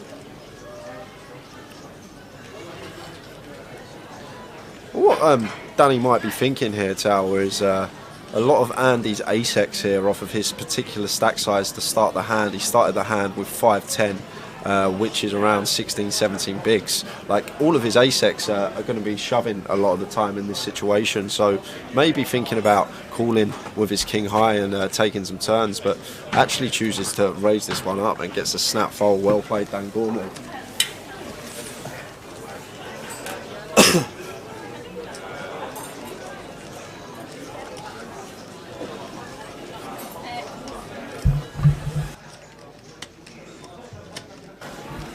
So blinds 2040, we're on the final table. Nice one, team. Quite a few of the dealers who aren't involved in the side event and the final will be leaving us. They've done a fantastic job for the last 18 days here in London. Amazing as always. Who won the 110? That was Mark Bunting, who was closest to the final table. Yeah, 3 minutes out, was it? Yeah, 3 minutes out. 3 minutes out. He nearly had a sweat in Walsall. Yeah.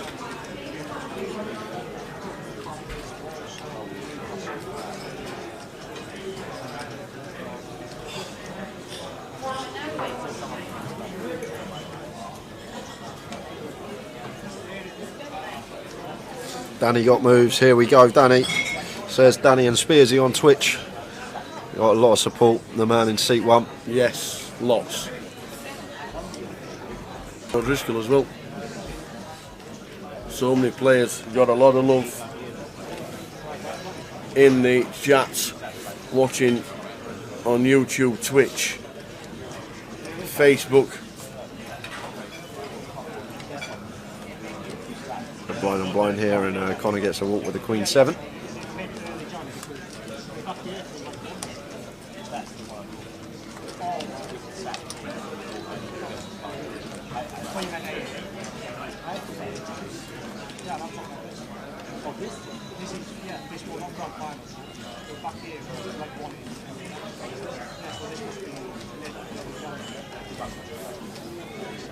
I'm not sure, Taxi. He plays well. I'm not sure if Chun plays poker on the side of work or whether he plays for a living. A very good player.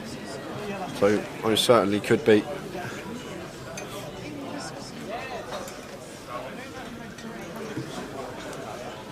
Maurizio here, pocket 4 as well. Blinds are actually now up, playing 2040. 2040. Yep, 2040.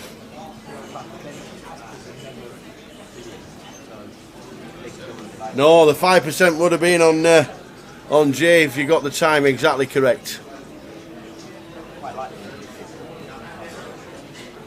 So Chun here facing the open from Jack. Love to see a free bet here as the chip leader. We've got Maurizio and Andy sitting there short. We can really apply pressure to Jack's stack size here as Chun. I'd love to see him make this like 250 in this situation. Doesn't even need to go that large. Could go closer to like 220, 230 in this particular spot, but really, really nice hand to come in with a light free bet here for Chun as the chip leader, especially with Jack as one of them middling stacks when we got 3 stacks sub $1 million in this situation, but chooses the passive approach and just happy to call and take flop in position on the opener.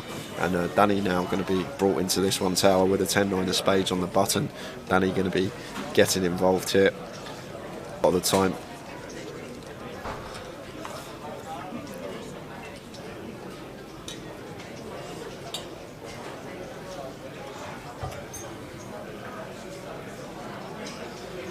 Connor gets out of the way, and the Mad Turk getting a really nice price now on a call, but Jack 5 off. Just going to see this one hit the muck more often than not. Well, he's going to defend. 4-way action at the final.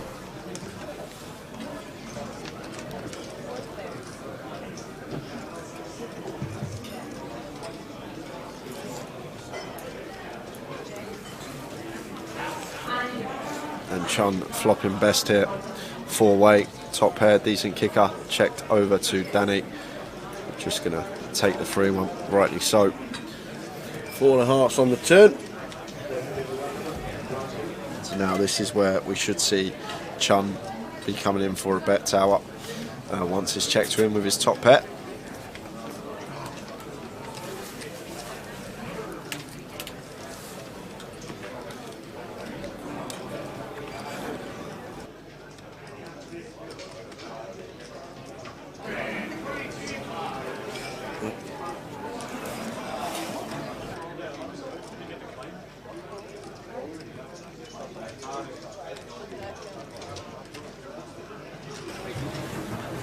So Chun takes it with the King Queen, up over 3 million, over a quarter of the chips in play now for Chun Man.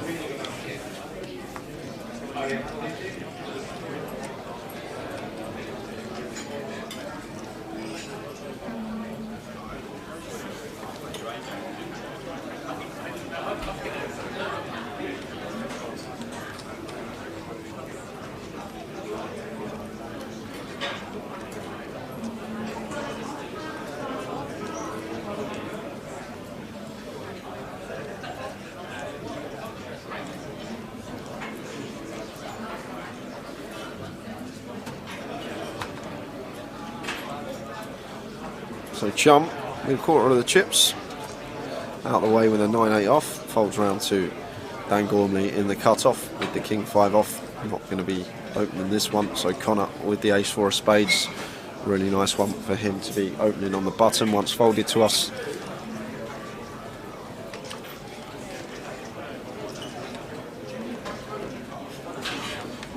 Raises to 90k.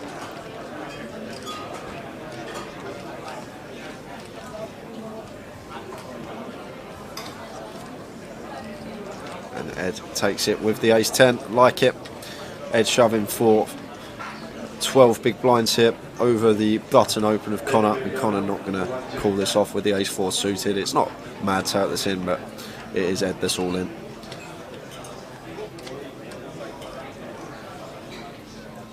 Ace 4 suited, just not going to be calling this one. These are so much better hands to actually shove with than call off.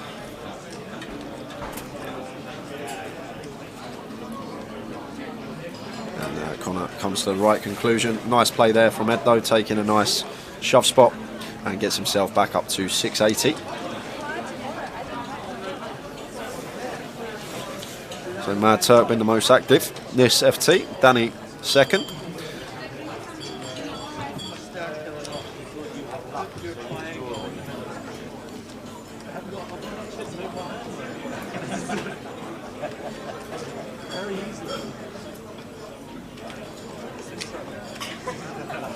This is what is locked for everyone, guys. 9 prizes coming across the bottom of your screen. 265k, can't stress enough just how insane that is. 607 entries here at the Vic for the grand final main event. It's just crazy. We're never expecting to get this sort of turnout, but it's just been great from everyone.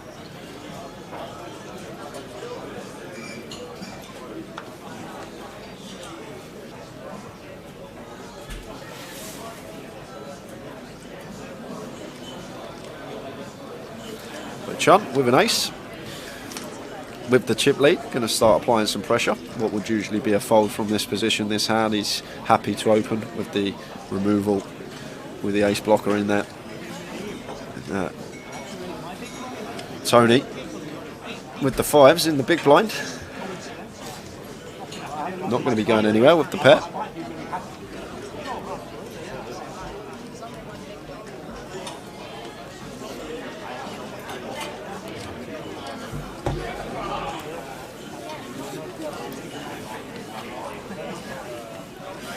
Chooses to call, and it's flop time.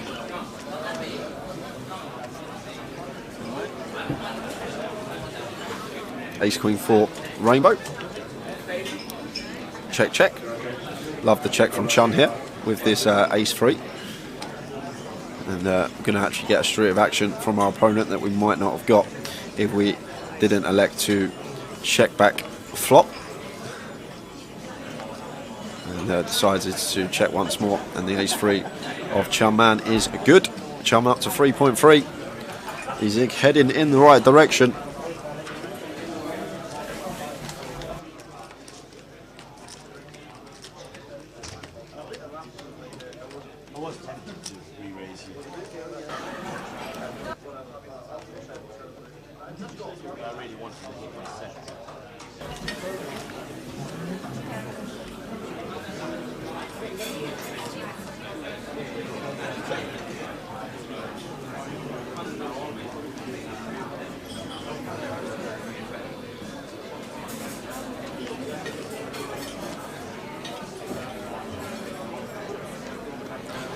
Deuces for Chun here. What could be a fold, same as before. In certain situations with the chip lead on this final table, happy to open this one from +1.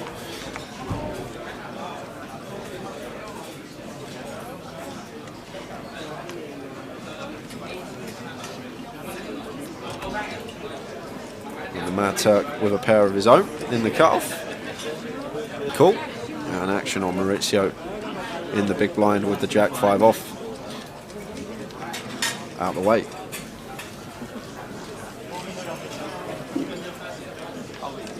$16K locked up for everyone. You alright? You alright? Yeah. Don't worry, I'm not looking. Huh? 8. Very small amount. Tell you I have a hand.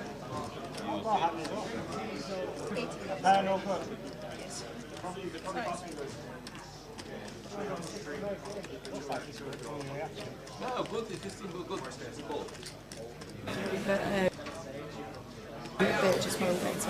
Tower's just having some food, get his energy levels up. Katie Swift is just joining me for 10:15. Hi everyone. Be nice in the chat box. I know I bodged a hand. Still another cash. Yeah, I mean, I don't think I played anywhere near what I would normally play. I don't know why, I just had like a complete fuzzy head. Yeah. And I was looking at the guy's stats in plan, I was looking at his stat, trying to work out whether I wanted to go thin value or like make it a chunky bet to make it look like I'd missed the diamond draw. And my right hand is like my betting hand with the chips.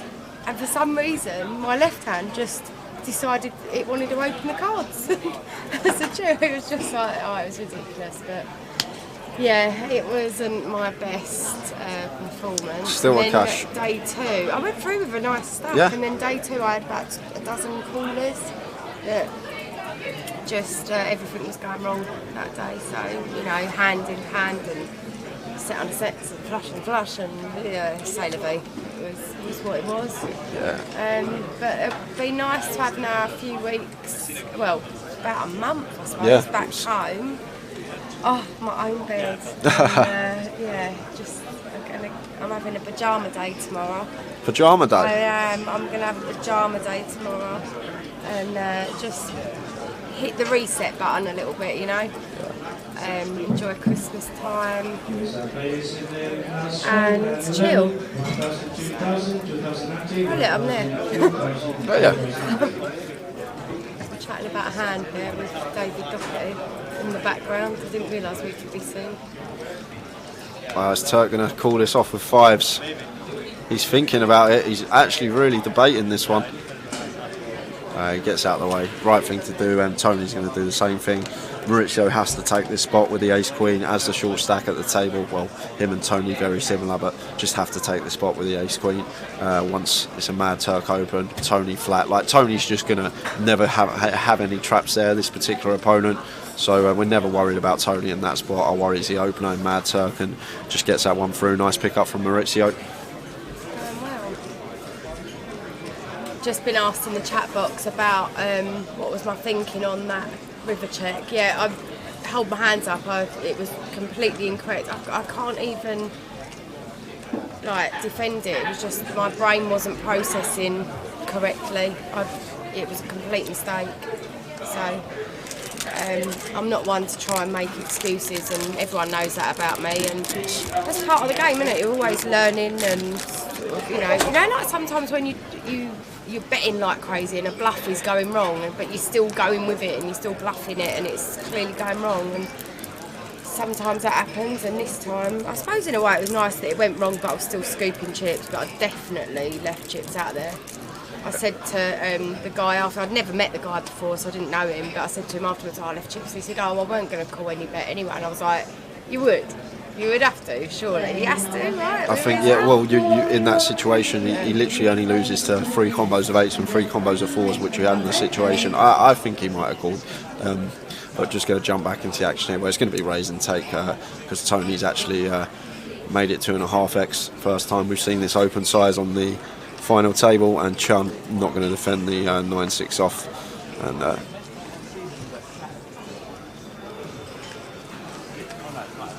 happens though. Self-reflection is massive in this game, Katie, when you can actually be aware that you've made like a mistake and you can change it later on down the line. It's massive in the game of poker, and really good from you to actually notice that. And everyone knows with me that, you know, I don't try and claim to be something I'm not. I don't know everything about the game. I'm learning all the time, and I love that. I love the fact that I'm learning all the time. I'm eager to learn, so therefore if I've done something wrong or I've had a situation that's gone wrong, then I think the beauty of it is you can talk to so many different people and get so many different perspectives and that. But that hand in particular is just clear. I mean, when I walked around the corner and you just was like, oh my God, and I was like, I did the same. I literally held my head and was like, what was I thinking? Like, you know, it happens. Well, hopefully not again, it won't happen. So Connor thinking about free betting this spot versus Dan Gormley's under the gun open, because we cannot flat this hand full ring. Gonna potentially come in for light free bet, and that is what he's doing, reaching for chips, and it's gonna work because Dan's just never peeling the free bet out of position when we've opened gun with the ace-10 off. Good player, Connor. I've played with him a lot this festival, and he certainly pushed to the test.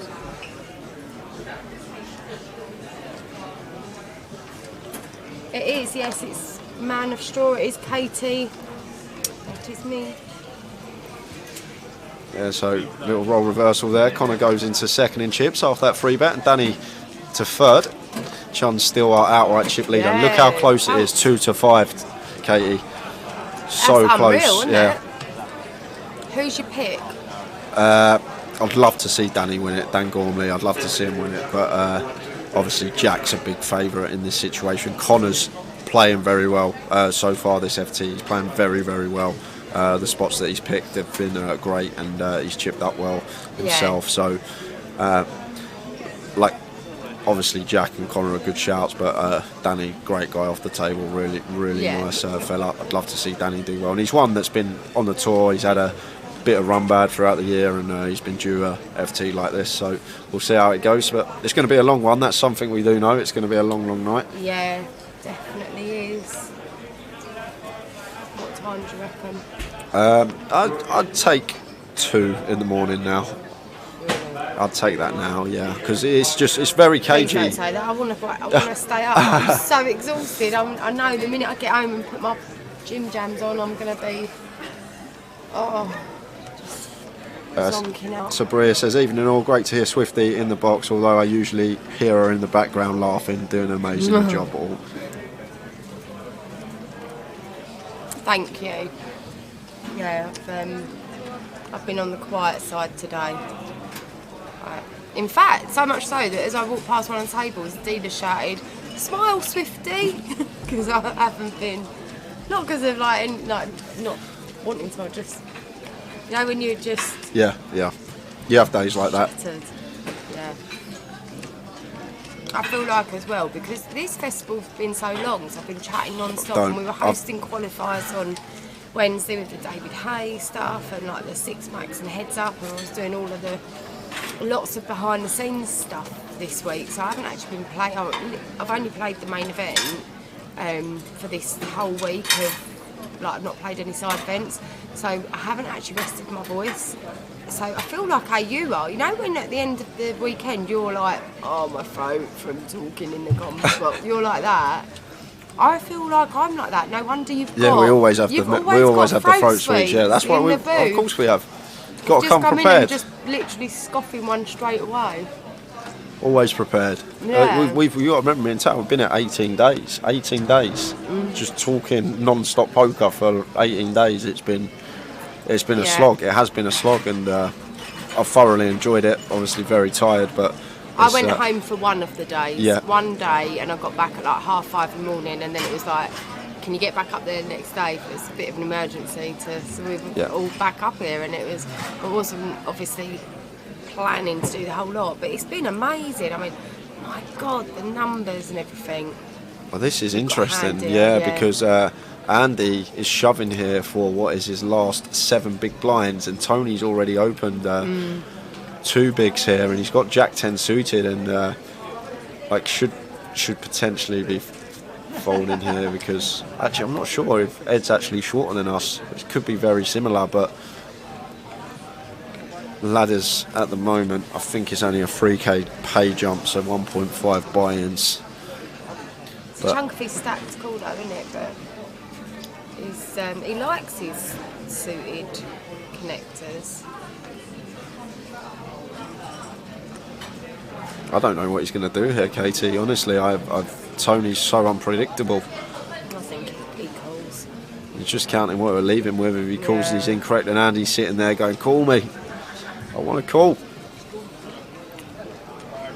We've got the hand to crack aces. Dwelling this one over.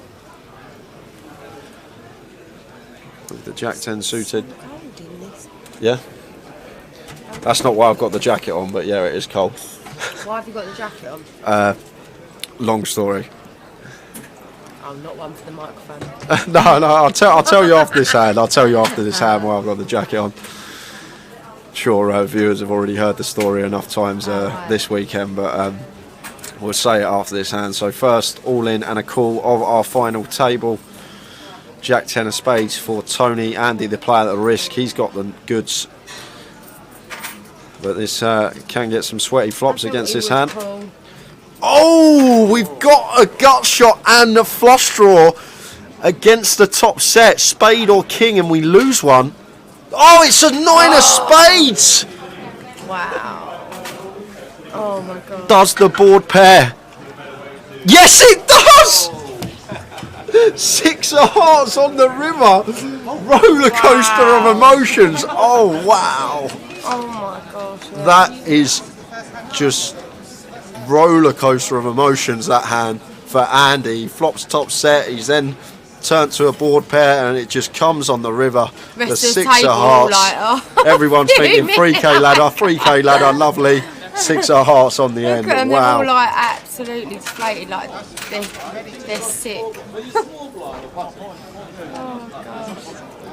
And he's down to 10 bigs. Tony now. So back to the story.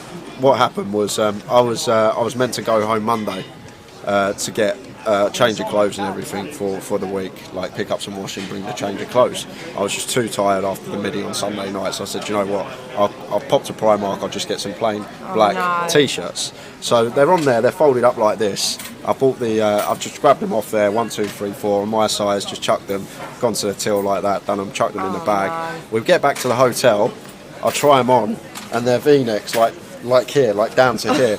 So like Alice is laughing, laughing. I'm like, I'm gonna have to wear them. I haven't got time to go home, and I said, I'll just put the jacket on over them. That's why the jacket's been zipped up. Give us a little one. Come on, Jay. No, Tower's been trying. I said no. Do you know what? It was funny yesterday because I got hot and Tower tried to get the camera on quickly. I was like, yeah, he was trying to catch me out, but I wasn't having none of it. But that's basically it. That's basically it. How funny. So they're going straight in the bin when they get home. I won't be using them again. You won't be pushing them.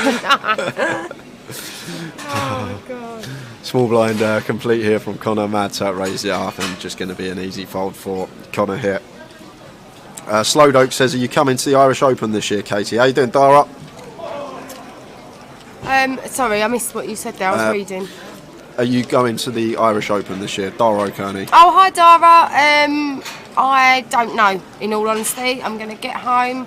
I've ordered myself a lovely new diary on Black Friday, so when I get home I'm going to be madly putting everything in and booking hotels up and all that, and just hoping that it all sort of, stays available and open kind of thing. So yeah, I'm just going to see. I'm assuming Dara will be there, right? guys. If I am, it'd be lovely to see you.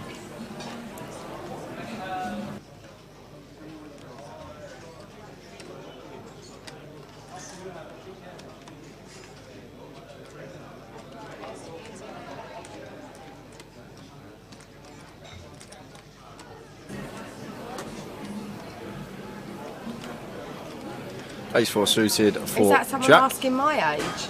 Someone's asked what age is she? Assuming that's Probably your age. me. I'm 39. Oh, big one next year. It is. Doing anything? Oh, GUKPT Luton is on. So many places to spend your spend your 40th in Luton. It's going to be tragic enough turning that age and then like, there you go, that's the leg of the tour for that. No, I'm hoping to I'll be in Vegas or, well, I'll be at home for birthday and then like go Vegas after, so yeah, big one. The midlife crisis starts there, doesn't it? Is that right to think? I don't know. I don't feel like I feel like I'm about 25. I don't think I acted that on, so.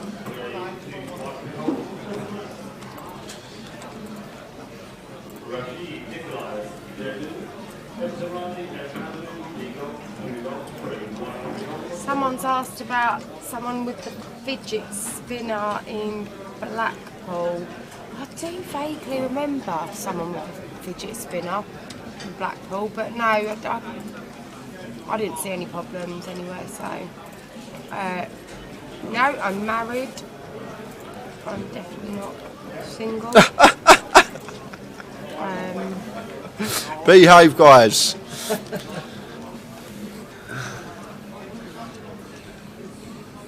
Barbara wins a laugh. I've heard that a few times. How's everyone's Sunday grind going? I suppose just probably not long started, have they? Maybe too early birds in there, I suppose. So 2 short stacks going at it, blind on blind here. Ed opting to complete the 10-5, probably thinking that Tony's not going to be shoving right range here, and there's plenty of boards that we can take it away from him in this scenario. We have court bottom pair here, might come in for a tiny bet.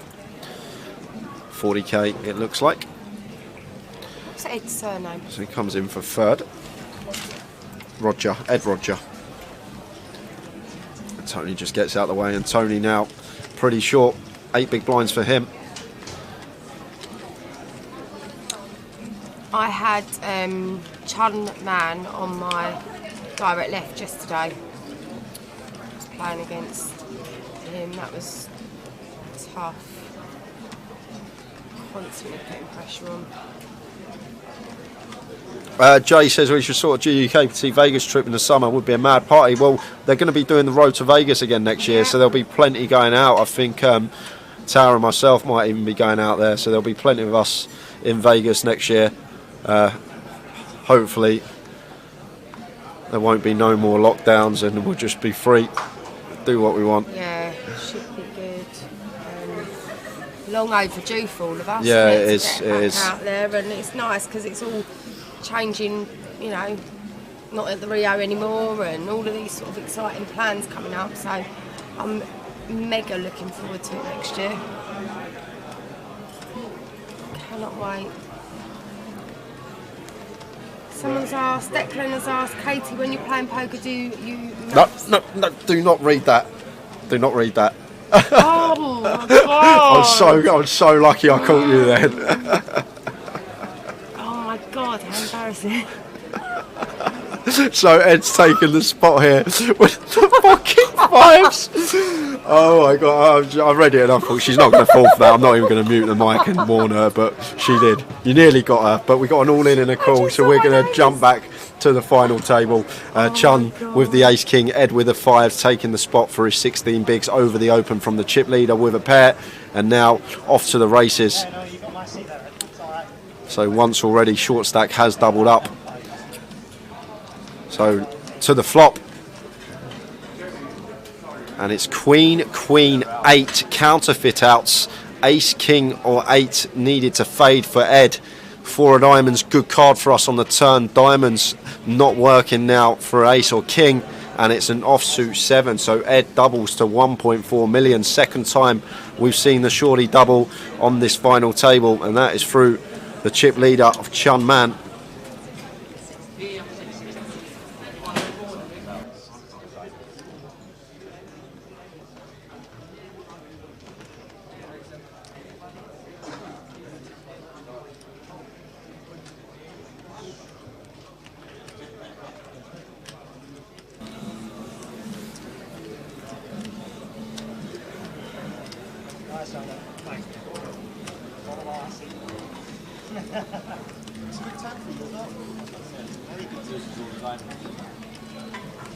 That was funny. I see Tower singing. Yeah, he loves it, Chum Man. He loves it. He actually loves it. He could not stop last night.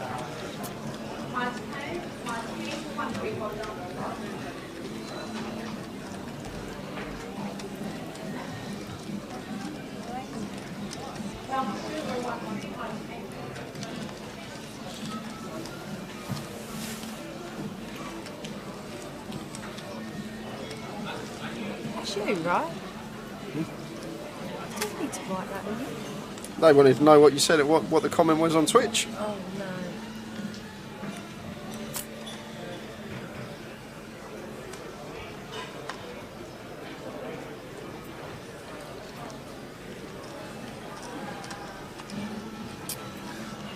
Any deep stack tournaments coming up in Thanet? I don't think in Thanet. I'll show you the deep stack schedule for the start of the year after this hand. See if anything happens.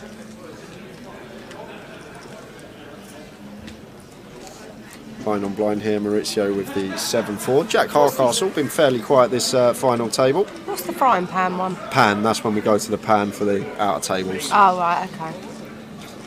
So Maurizio completing. It looks like I know he's still in the tank. It just chooses to fold and walk for Jack Hardcastle. So this is the schedule for next year. Few deep stacks in there. Unfortunately, there's not one in the Thanet. Hill Street, Birmingham, Bolton and Dundee are the first 3 for the deep stack. Oh God, we're on there as well. There they are. Take a little look at that. G400s, 25-25s, obviously the GUKPT main events. So that is the schedule for the start of 2022. Good luck if you are playing any of those. Can you warn me next time?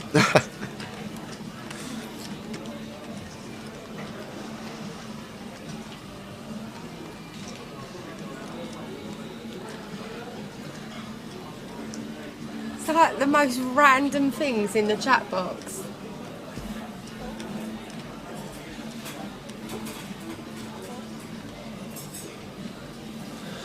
So Connor with the 3s, +2, just chooses to fold, perfectly fine.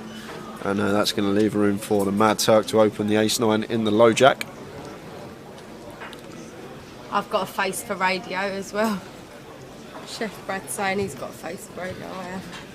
And Tony shoving the 6s for his last, just sub-8 bigs. When this comes back round to Mad Turk. Turk's not folding when he's put 85k into Katie. Well, Chun with the ace-queen here. It's a 7 big blind shove, just sub-8. Chun's not going to be going anywhere. And then Tony will be at risk with the 6s, asking for a count. But never going to be folding this spot as Chun with the chip lead.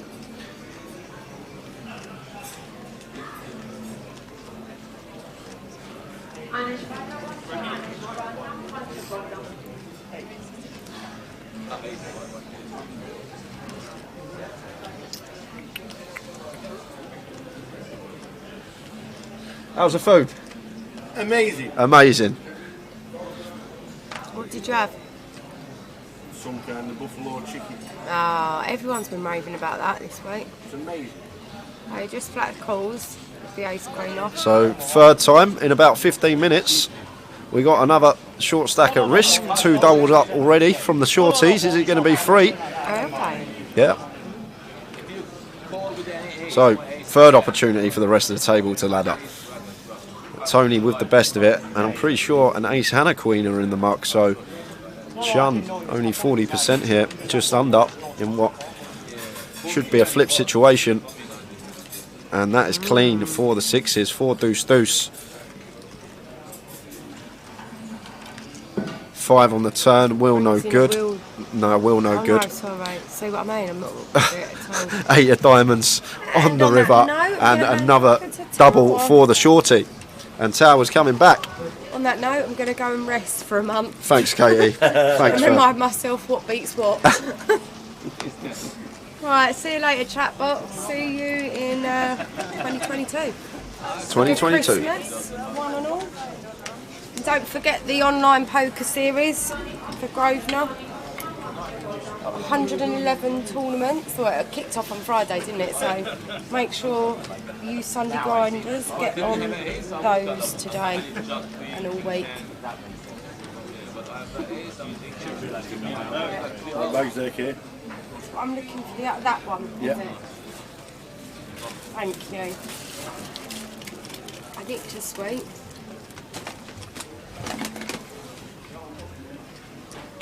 I've heard about his t-shirt. Have you seen it? He won't show me. No, my dears. He will not show me. Don't want to anybody. Right. It's a hug. See you later. See you soon. Have a good Christmas, New Year. Have a good Christmas and New Year. We will see try. you. Next year. Yeah. Go for it. Yeah. Nice one. Here he is. Ta-da. Main man back. How's the food? It is the nicest meal I have ever had in a restaurant, in a casino restaurant. Ah. The nicest. So, I heard you screaming and shouting. Yeah, there was. While I was sat there, four, and nobody's been eliminated. Yeah, it's, we've had 3 all-ins and a call, and short stacks doubled all 3 times. It happens. It does. It happens. 9-handed at 7:30. That is a first on a day 3. Yep. It happens. See you later, Katie. Nice one, Katie. All the best. Safe drive home. It's just so cagey. Just with, I know how significant the ladders are going to be down the line.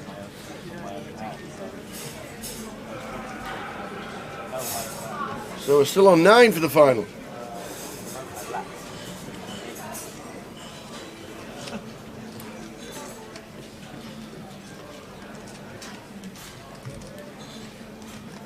And 1. Still on 90. Just goes like that sometimes, doesn't it? The shorty is doubling. It just makes for a better final. Love it.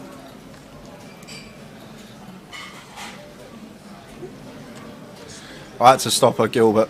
That Declan always comes in the old chat on YouTube and writes that to me and Tower the same thing, and then he thought, hold on, we always ignore the comment, and then he put it in asking it, directing the question at Katie, and she just started reading it and got her, literally got her.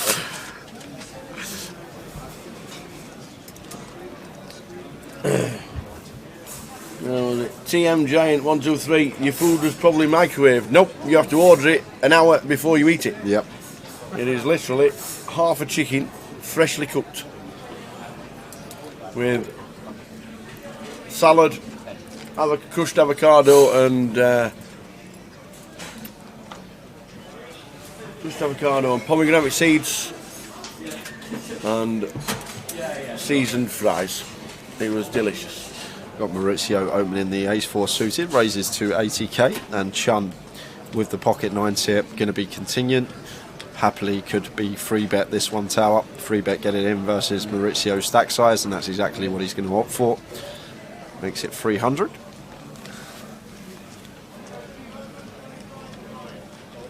And Maurizio wants back round to him now. Only one option for him, and that is for the cards to hit the muck.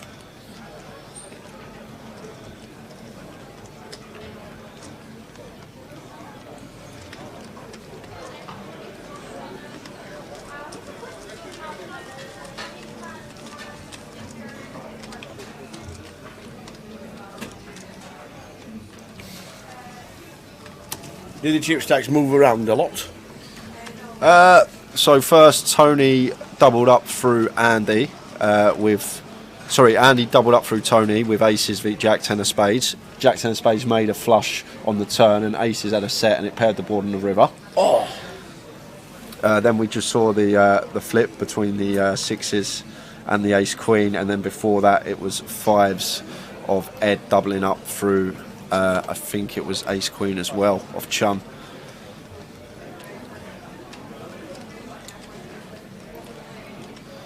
Mad Turk, legitimate holding under the gun, raises to 85. 10-4 off for Jack, not much we can do but fold. Ace 10 for Chun here in the cut-off.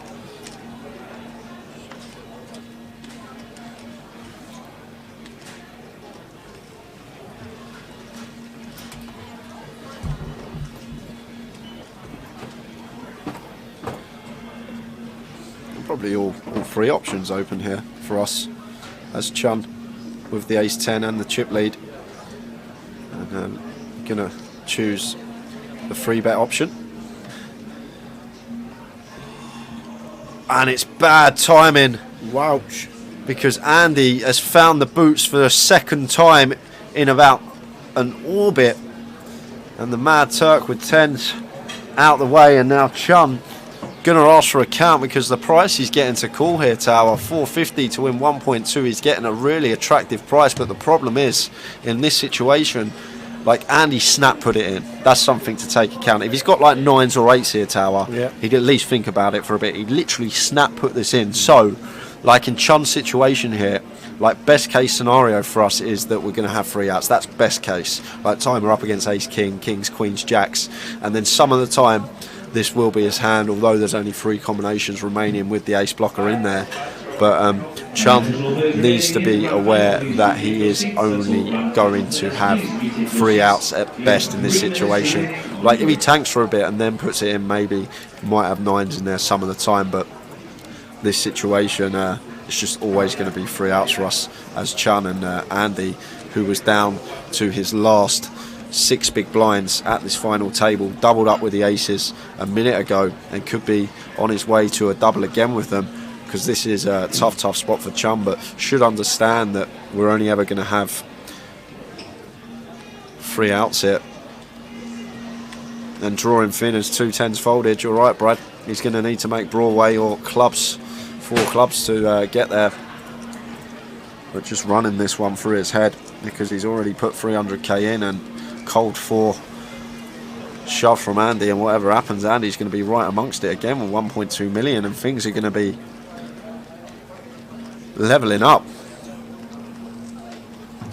What a spot. Open, free bet, you look down and you got boots at a final table playing for 265k. What a dream scenario for Andy in seat 9.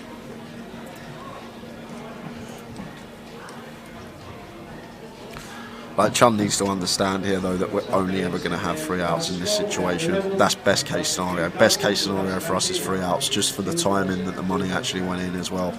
Like, he didn't even think about Andy. He literally peeled his cards and didn't even stop to put the money in. It was just snap all in.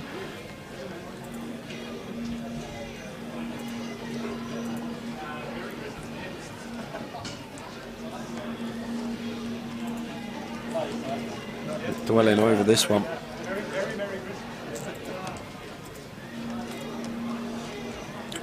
And the problem is, as Chun, if we call this, like he has called, yeah. I thought that was right on the edge of his range to be calling. This is going to be a massive double up. Well, Chun's going to go to like 5 of 9 here now, Terry. We'll go from the chip leader to probably 5 of 9, maybe even 6. Well, 5 of 9 it will be, maybe 6 of 9. We'll see. 6% equity here. Pre is just 16 to 1 shot to win this, and that's as clean as they come. So we know that there's 2 10s in the Moxie. The only way that we can get out of this one is running 4-5 for a chop, and that is dead, on the turn. Yeah.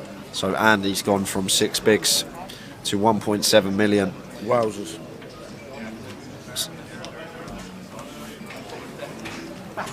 So that's the 4th time we've seen the short stack double up. Still 9 players.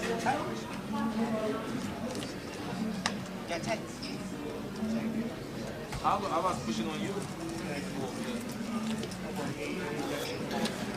Harvey Norris, good evening, sir. Just back home from the Vic. No good in the side. Good luck, Jack. Need my bet to come in. Thanks for the drink as well, Harvey. That's greatly appreciated. Yeah, you didn't need to do that, but we'll have a beer later on you, and really do appreciate Harvey. the gesture. Hope you have a great Christmas and New Year. All the best for the New Year as well, and I'm sure we'll see you down here when we come back for leg 1 in 2022. So 4 doubles up for the short stacks. 4.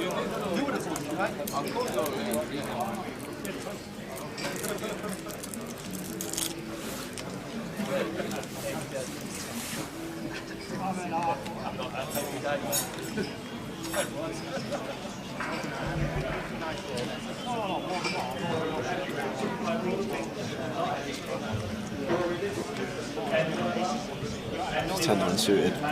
Open from Eddie, under the gun, raises 280.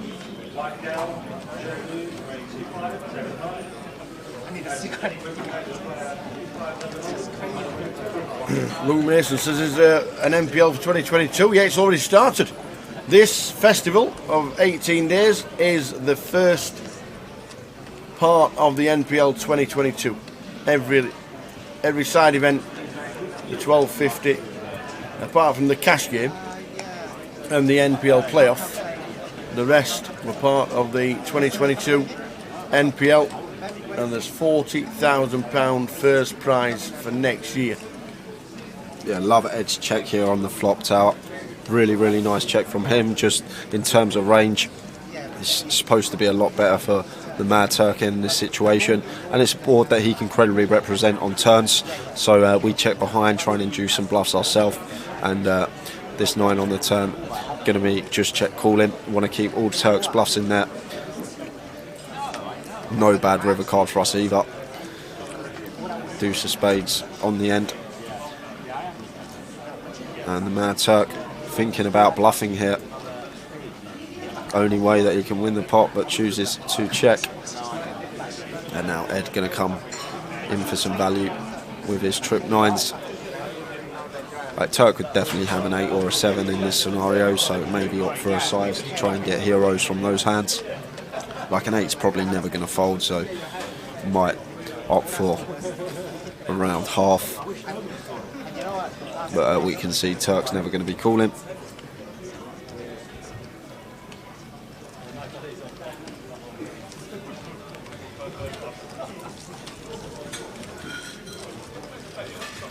Strolling across the bottom are the payouts for the final 9 players. Look at them stacks. The top 6 are separated by 2 big blinds. It's crazy, Tower. Crazy. 9-way chop, 90k each. Is that what it is? Is that what it works out at? Around, that's just a guess. That's just a guess of what it would be. It's just a random punt in the dark.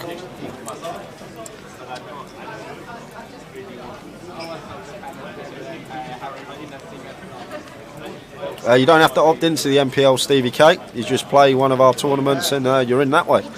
If you cash, you get points, you go on the leaderboard, and some terrific prizes next year.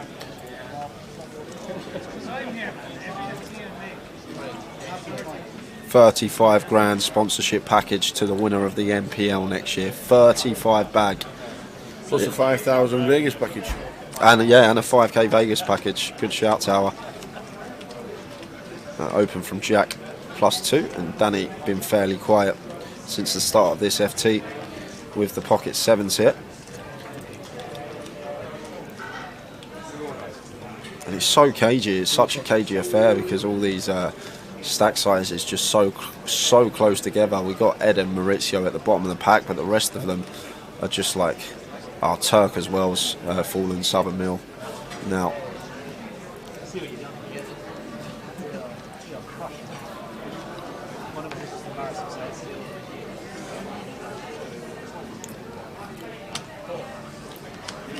Ed defending with the King Jack. 3-way. And Jack flops gin on Ace Jack's 9 rainbow. Not going to get any action from Dan Gormley, but Probably going to get one street from Ed. Goes for third, 100 into 300. Danny's just got an easy fold now. And Ed making a discipline lay down with the King Jack himself. Getting 4-1 on the call. And Jack taking that one with the Ace Jack. Please rename Ed the Cannon. His nickname's Cannon, apparently. Ed Cannon Roger. The Sun Runner, there's no schedule for leg 1 out as of yet. We got the dates, but we haven't released the schedule just yet. Fingers crossed. 8 o'clock. 8 o'clock. Oh, a PK exclusive. PK exclusive. A PK exclusive. It's 8 o'clock. It's coming at 8 o'clock. We're on a break soon. There is a scheduled break for these players coming up soon, and then when we come back after the break, we will release the schedule. Oi, oi. £265,000 and change up top. Last 5 minutes of the session, as you can see there with the clock.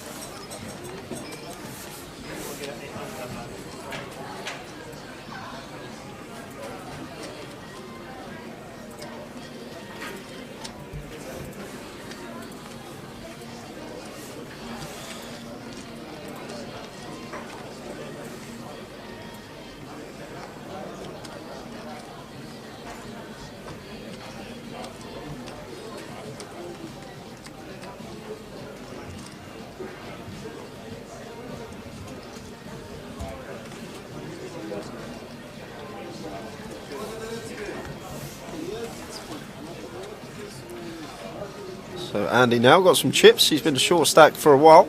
He's chipped up after doubling. Opened the ace-8. Mad Turk coming with a 9-6 suited. And chooses to raise Andy's 50k C-bet on 10-7-6. Andy with his backdoor diamonds and gut shot overcard. Happy to make the call here.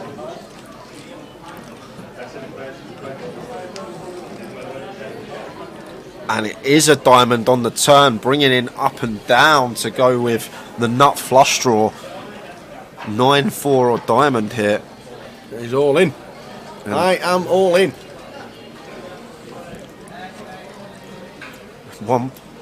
So he's basically a pot side shove here versus the Mad Turk, and can't see how the Mad Turk's ever going to call this one off tower. It's great play from Andy. Just pure aggression, and gets the best hand to fold. Well played, sir.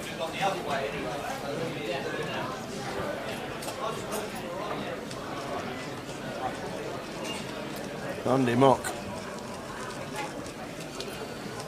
Signed seat number 9. Has gone from 6 bigs to near chip leader. What a final. 4 double ups for the shorties.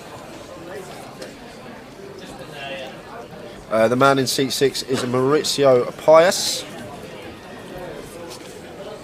Maurizio, live earnings of 73,000. Plays lots of online. Yeah. Cash last week, didn't he, in the was it the 1K or the midi? One of those two.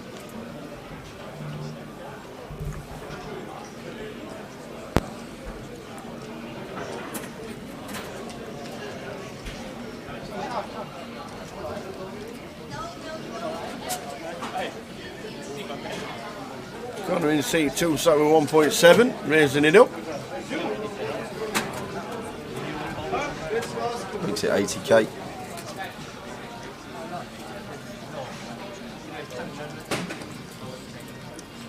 And Maurizio, the shorty, 15 bigs here versus Connor Open, late position.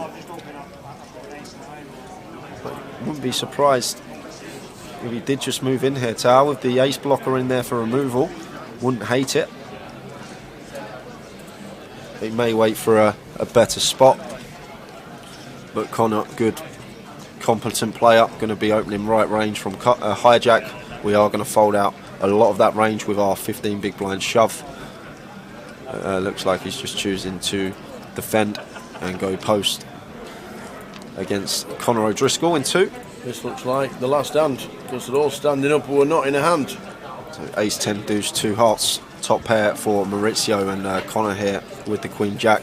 Going to have lots of continues on this board. Ace high, good for our range. Equity to the nuts in terms of Broadway. Fires for 60k. And like, this is a spot where I expect Maurizio to just flat with our ace 3. Like when you've got the top is the pairs, that's always going to stay as top pair no matter what the run out. A lot of the times you're just way in front or way behind in terms of equity. 4 of clubs on the turn. Does bring in will draw for Maurizio, and checks once more. And now it's over to Conor. Like a guess, we can be double barreling this spot if we make the assumption that Maurizio off of 15 big blinds tower is going to rip most of his ace-x hold-ins, and if we are making that assumption, we can probably profitably double barrel this turn card, fold out some gut shots as well as 10x in this scenario. Fires for 140. And Maurizio never going anywhere here in this situation, especially because he'll be aware of the fact that Conor knows that he's going to shove a lot of his ace-x in this situation. Pre-flop off of a 15 big blind stack.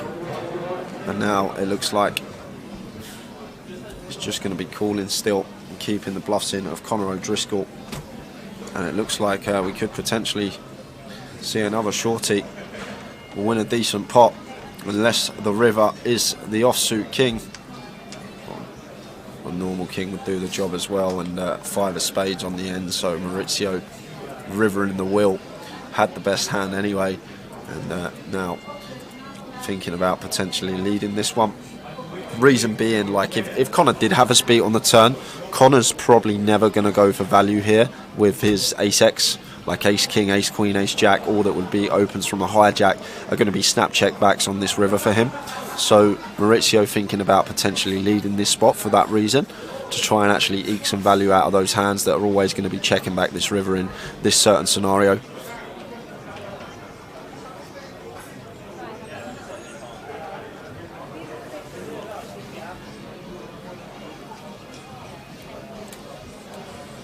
So Maurizio pace in seat 6, last hand of this session. And we can credibly rep bluffs here as Maurizio, but when he leads, Conor's going to snap fold, but an ace would be in a tough spot in this situation because he can have some bricked hearts in this scenario.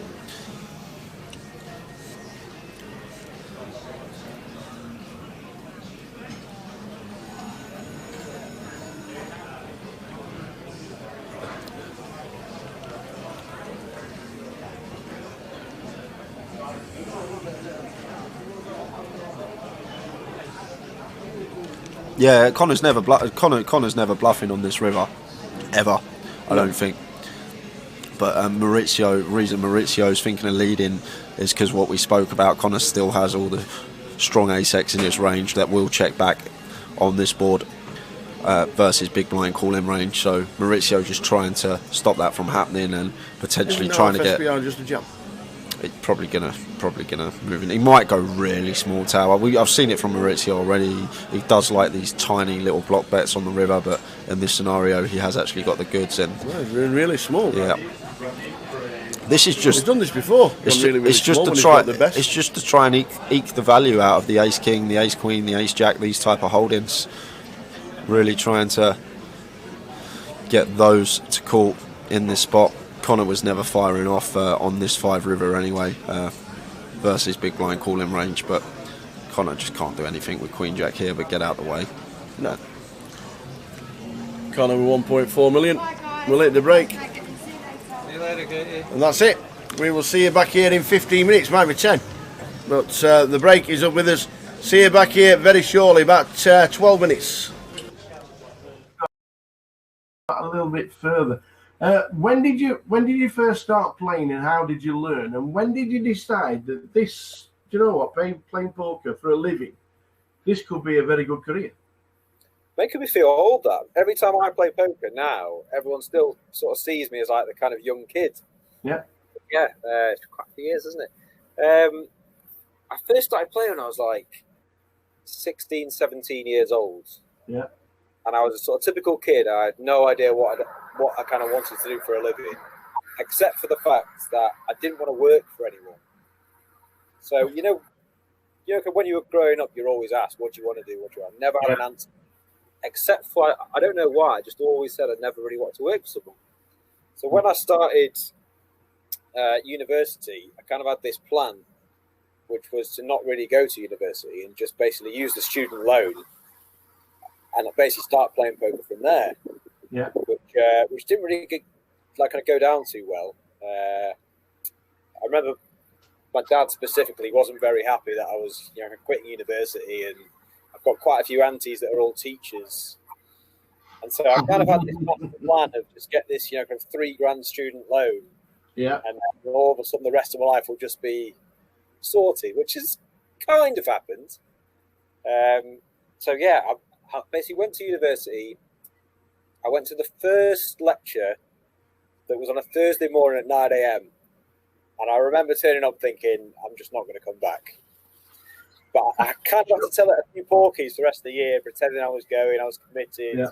All I was doing was just playing 1-2 cash games in the Manchester G from the age of about 18 years old. Yeah. And that's pretty much how I got started. I kind of played some £5 sitting goes with friends when I was younger. Mm-hmm. But yeah, it was just, and it was relentless back then. It was like 5 or 6 games every night, waiting lists. Yeah. Constant action, just everyone was coming through the door. What's this game? Do you know what I mean? No one could really play. Every pot was maybe 4 or 5 way. None of this kind of check calling, taking ages. It was so exciting when you first started playing it, especially for me anyway. And I just loved it. I was playing till 6 a.m. every night. Moved to Manchester. It was so exciting. It was this game that you didn't need to be that good at. You just kind of need to be better than your average Joe sort of thing. Mm. And it was fantastic. So the early days were all cash. All cash. And what are you drinking, by the way, Tower? Water. Believe it or not. I thought I could rely on you, mate. Come on. Right. Come on, son. You first drink, just so you know, I've got some Pims. Yes, very nice, very posh. Saturday afternoon, and I've also got a nice Peroni as well. Just so you know. Anyway, carry on. Multi drinking as well, mate. So you've played cash, but then you go on to your first ever Hendon mob. Can you remember what it was? Oh, first ever Hendon mob. Well, basically, I'll tell you it was a win. Oh, I know what it was. So I was playing cash games every night. I thought tournaments were stupid. I thought tournaments were the most ridiculous thing ever, and it was too fast. And I wanted to kind of play deep and all this stuff. Yeah. Nothing much has kind of changed over the years, but I played. I think it was Walsall, right? £100 side event. That's exactly what it was. I played £100 side event, and it finished at about 5:45. Yeah. They told us that if it got to 6 o'clock, then they were just going to say whoever had the most chips won. That's when they closed at 6 a.m. That's correct. Yeah, and I basically folded something like 15 hands heads up. So I'd fold. It was on him. He'd raise. I'd fold. And then they told us this, and I moved all in with Jack 5 offsuit. I got called by Jacks. Won the hand, and then won the next 2 hands, and basically won it. Obviously, looking back now, I had no idea what I was doing heads up. I was folding all these hands heads up and whatever, but yeah, that was my first one, I think. Yeah. And then your first 7 cashes ended up being on GUKPT side events and APAT side events. So I'm not being funny, but You played cash, but every time you seem to play GUKPT or an APAT, you seem to cash in the sides. Yeah, I think that was more to do with the cash games weren't as kind of good as they were. I was fairly lazy about, I'm like I was studying back then, and now people study just an insane amount of things, and so you kind of maybe kind of go with the flow of okay, what's next on? It's GUKPT Bolton or Warsaw or London, and so you're almost kind of forced into it. You know, I didn't have lots of money back then, but when you've got maybe 10 grand to your name and there's a £500 tournament on, you kind of go with the flow, and it's all about people as well, Towers. When you play live, you just meet people every day. You know, you're playing cash games maybe 8 to 12 hours a day. You meet people all the time, and people talk, and where are you going next week? Oh, there's this thing on, and so it was very strange how I kind of got into tournaments. It was more kind of that was what everyone was doing, and you know what I mean. So that's kind of where it kind of started. It's a good job you went into side events, because in May 2011, you do realize that's nearly 10 years ago. May 2011, your first 5 figures cash for 11,000 at the Salford Megastack. Raf White was running that. And he said, I remember him saying something like, and this is one of my first tournaments, if you don't play, you're in trouble. And I was saying, oh, Raf, I don't really play tournaments. And, you know, and he was saying, you basically got to come down and stuff. And I remember we had 2 tables left, and Alex Martin was like the kind of big player back then. And I think I knocked him out, and then from there I won the tournament. And then probably after that I was thinking, oh, tournaments are actually all right, aren't they? Completely being results orientated to the whole thing. Pretty much after that one was when I kind of started playing them more regularly. Did that first 5 figure cash go straight into the bankroll, or was it just like party time? I'm pretty sure that doubled the bankroll. Well, that's you got to start. You have to start somewhere. Honestly, Tal, for probably the first 4 or 5 years I played poker, I had between 1,000 and £9,000 or £10,000, and never ever got beyond that. I was just playing low stakes. You know, you kind of win a few quid here and lose a few quid there. To win 11,000 back then was like, wow. I mean, let's basically play these tournaments because you can win huge money. So I think I had about 4 or 5 grand to my name, and obviously won that one in Salford. And then coming out with 11 grand in Salford, by the way. But well, it wasn't a bad year 2011, because the GUKPT 500s, you got 8.8 and 7.7. So now you must have been thinking.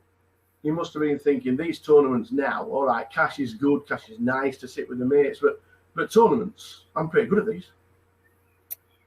No, I really used to struggle with confidence, like a lot. I'm not saying I'm super confident now, but I was always very aware of what was happening, and I saw these guys win, and rather than looking at results, I was more looking at the hands they played, and I was thinking, well, if that guy had lost that hand with 15 left, he would have won that tournament. You know, it'd be something like ace queen against ace king, and he basically hit a queen or something.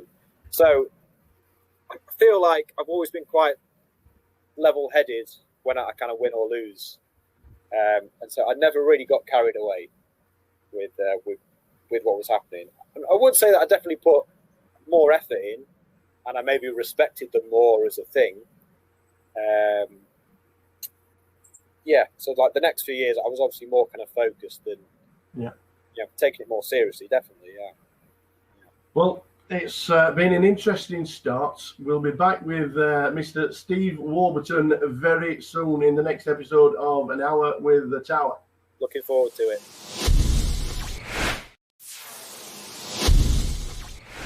So back with An Hour with the Tower with the fabulous. Can I just lean forward and show everybody that lockdown's not been favourable for most? Mate, this is 4 months. 4 months of no haircut. So we went to where did we go? We went to Hampshire. It was me, Little Dave, Jake Fish. This was about 3 weeks before lockdown started, because everyone in all the different countries was saying, look, this is basically going to come to you. So we basically went to lockdown, and I just thought, Jesus, for the next 3 months, no one's going to cut my hair. It's just going to be an absolute disaster. And it is an absolute disaster. But I've made no effort to make it better. Just so you know, this is literally just as it comes out. This is nothing. It looks good. Back to the Steve Warburton story. 2011, your first Vegas cash. I'm guessing right now you still need ID to get anywhere in Vegas because you're such a young-looking chap, and I mean that. And that's time. You will need a passport forever. 2011, your first ever Vegas cash. How was that? Well, I mean, this was back in the day where if I basically walked around the Rio, not playing a tournament, and was just, kind of looking for a friend or something, I used to have security guards march round all the way around and come up to me and just ask me for ID. And every time I'd say, I'm not gambling, and they'd just say, I don't, because they're really strict. Massive clubs over there. Yeah. And the amount of times that happened, so I never set foot after that. Probably happened like 4 or 5 times. I would never go into a tournament room unless I was actually playing, because I just used to get ID'd all the time. But 2011 cash, that was probably 3 years before I actually played what I'd consider proper tournaments in Vegas. Yeah. I basically went to Vegas for 3 years, 11, 12, 13, and just played cash games. And I was very hypocritical in terms of everyone I spoke to. I'd say, why are you playing tournaments? Stupid. You should play cash and all this stuff. And then in 2014, I think I played the main event, and that's when I kind of really got hooked as well. So yeah, I think that 2011 one was just a random rogue cash, which is probably why no cashes from that until 2014. No, we're not going to start with the rub downs at all in the slightest, but it is part of history. Go on. Your biggest ever shot at the time was a 5K buy in the EPT London. Oh, disaster. Unfortunately, disaster. Unfortunately, the crowd would have been cheering, roaring, and shouting and whooping because everybody's made the money. Because Steve Warburton became that unfortunate bubble boy. I've never ever been backed. I'm really proud that I've never kind of borrowed money. I've never been backed. But that was the first tournament that I sold action. I sold 50%, and it was I think it was my first 5K. And so, I mean, I'm really competitive anyway, but to let someone else down, that's just, I hate that. And so I think when we were about 15 off the money, I basically made the mistake of messing. I needed to run off. Well, I just thought you weren't very well, that's all. Yeah, it'll be okay.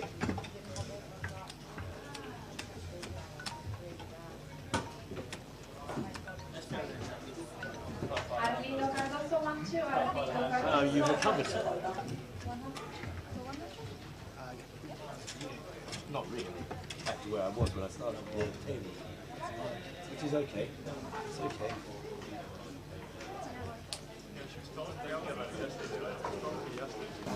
Welcome back, everybody.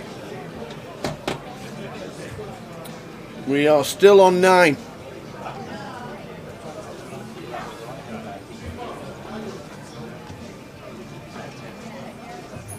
We are still on 9. 3.5 hours after Brandon Shields bust the final table bubble. And we gave £110 token out for 441 on the live stream. What an amazing final.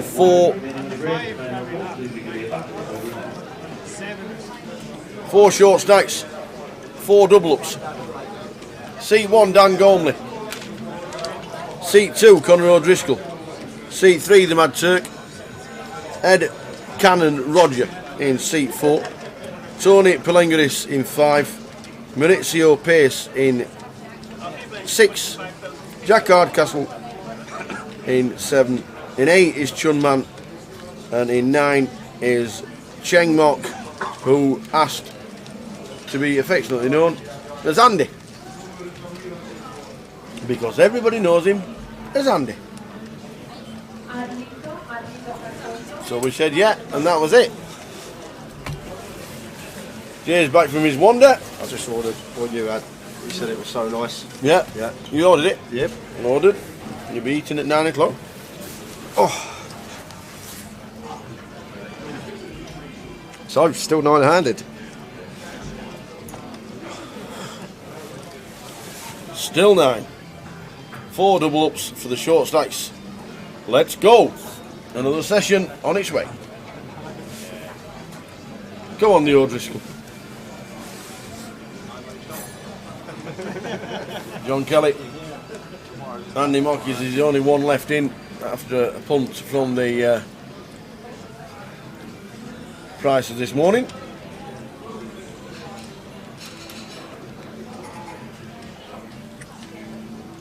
Oh, he was going to have a punt. He didn't have a punt. Andy Mock would have been his only one left in. Well, it has been one hell of a fun. 4 doubles, mate. 4. Yep.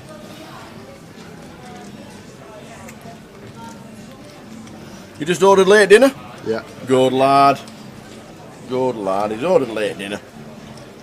25k, 50k level. So he'll be out in half an hour for his late dinner. You're the man. Will we still be on 9? That's the big question. Well, we got 4 going to the flop here. King, Queen, Deuce, all spade. So Tony flopping best here. However, Andy, who was the original opener here, Broadway draw, second nut flush draw with his ace jack. We are in a 4-way coup though, and both cut off and bottom range are definitely going to have plenty of King X in there. Still choosing to continue.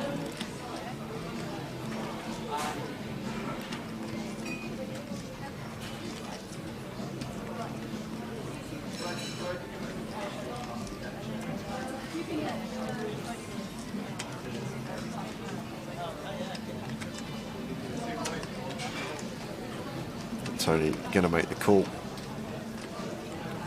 with the King Jack, and already 700k in the middle here. Queen of Hearts on the turn.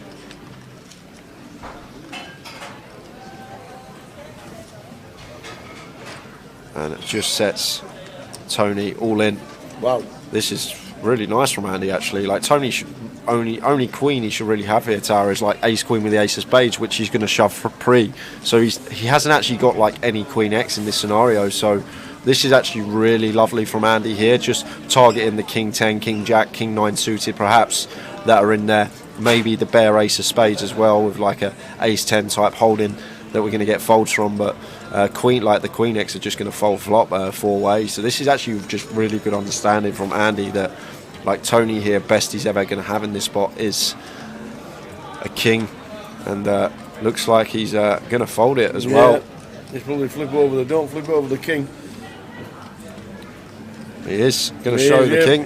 Flips over the king to show him. Well played, Andy. Well chip played. Leader now, is that? Yeah. It's gone from the short stack to 6 big blinds to chip leader. Well played, sir. In about 40 minutes. Wowzers. Wowzers, wowzers, wowzers. Still on 9? Not yet. Not yet. Teasing. Is it ready? Button. Not telling you. Not telling you. Oh, you found it. Leg 1 of the GUKPT. Fulfilled with everything yet again. Starting on Wednesday with the cash out satellites. Thursday the 27th, midi main and a high roller satellite cash out. Midi day 1B, midi main day 2, midi main day 3 on the Sunday. Mini, high roller, PLO, mini, high roller, main events, Thursday, Friday, Saturday and Sunday. Plenty to go out there. We'll keep flicking that on for leg 1 of 2022.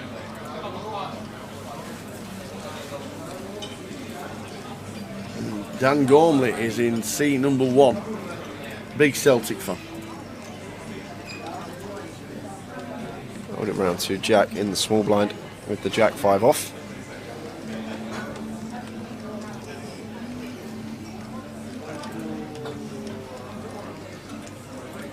and just chooses to fold, gives Chum Man a walk.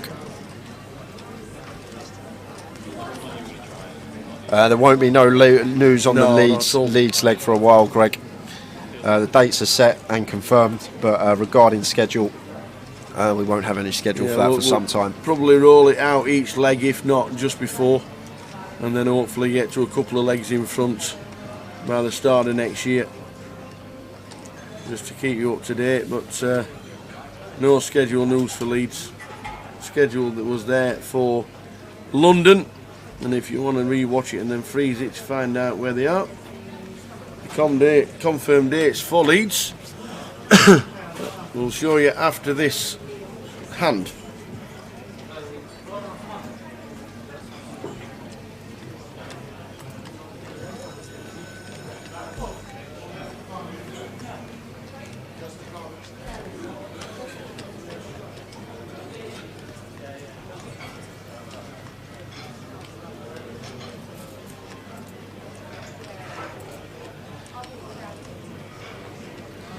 Blind on blind action again. Chum with the King 4. Not going to be going anywhere with this one. King high, blind on blind. Going to be completing at the least.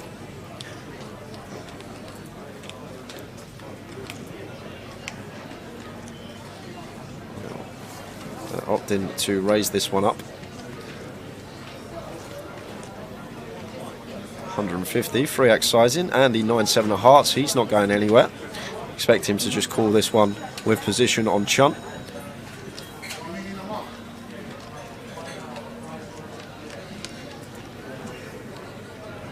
Five ace is the flop. So Chun, King high still out in front here. Fairly dry board texture in this scenario. Might see him come in for a small bet here, Tower. Probably no more than 100k. In this scenario on this particular board, very dry, we can go small.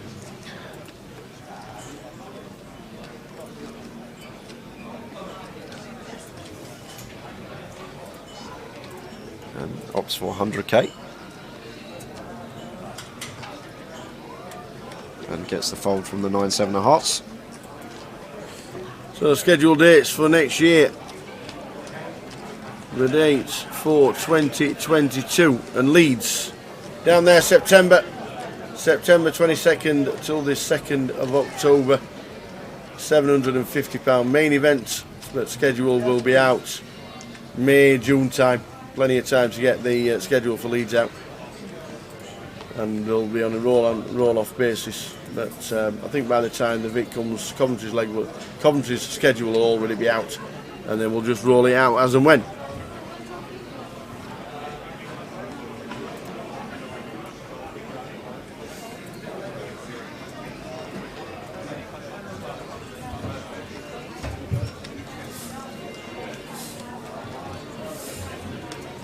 Maurizio here, lovely 1-2 open from the hijack. Maurizio playing 19 big blinds. Stack's really starting to shallow now. Yep, well we've had four double ups, which means the stacks will decrease.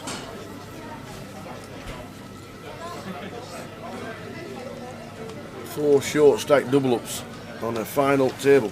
Suited King for Dan Gormley. Going to be defending this one, you expect, Tower.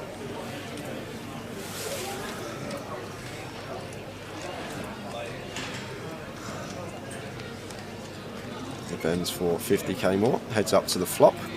Ace, 9, deuce, rainbow. And this is going to be Maurizio's pot with the King, Queen of clubs, because he's just going to be c-betting this so often. And same as before, like 75k, around that sort of remit, we can go on this particular board texture. Don't need to go large. And just a quick fold from Dan Gormley in the big blind.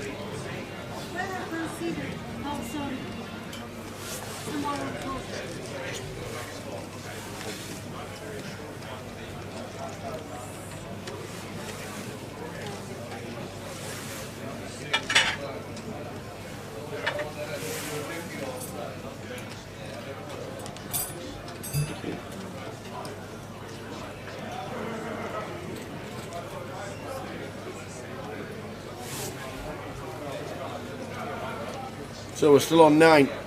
Yeah, Berry New Road is Berry New Road in Manchester. It is indeed. And Hill Street, when we do the 20 schedule for the 25s, Hill Street's in Birmingham.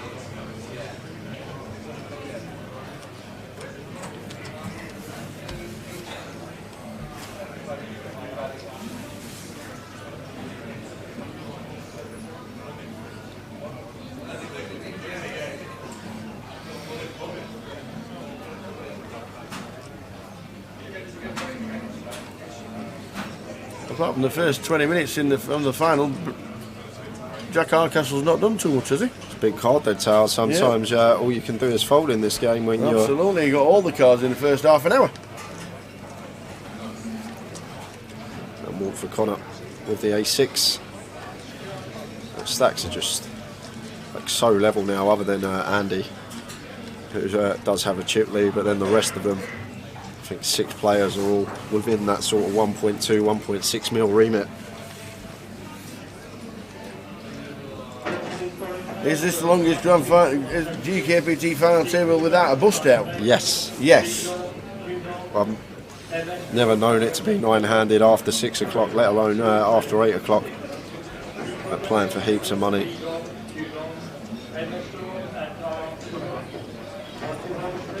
Under the gun, ace-8 off here for Ed.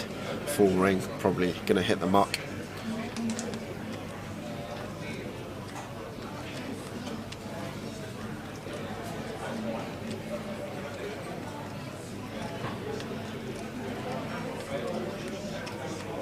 Freeze for Chum in the hijack. Should see this one opened. Mini mains at 250. Oscar asking on Facebook. Chum does choose to open the pocket 3s in the hijack, and Andy here, ace 10 of diamonds, going to be continuing. And looks like he's choosing to 3-bet one. Love this, pressure in the stack, the second in chips. And going to work, because Chum not going to be continuing with the freeze. And a nice pick up there from Andy with the ace 10 of diamonds.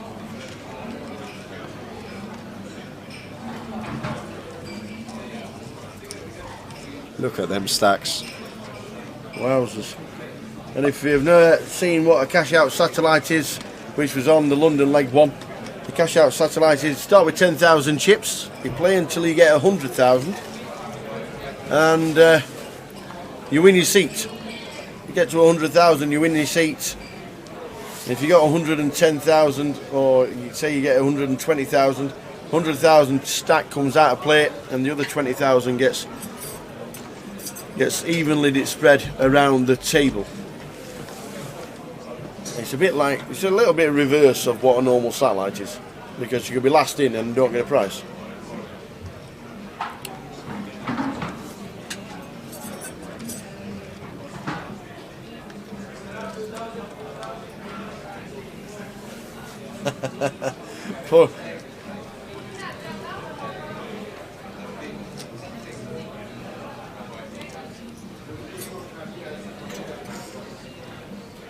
Poker Bradshaw said he was here until the end. He said it might have been a semi-bluff.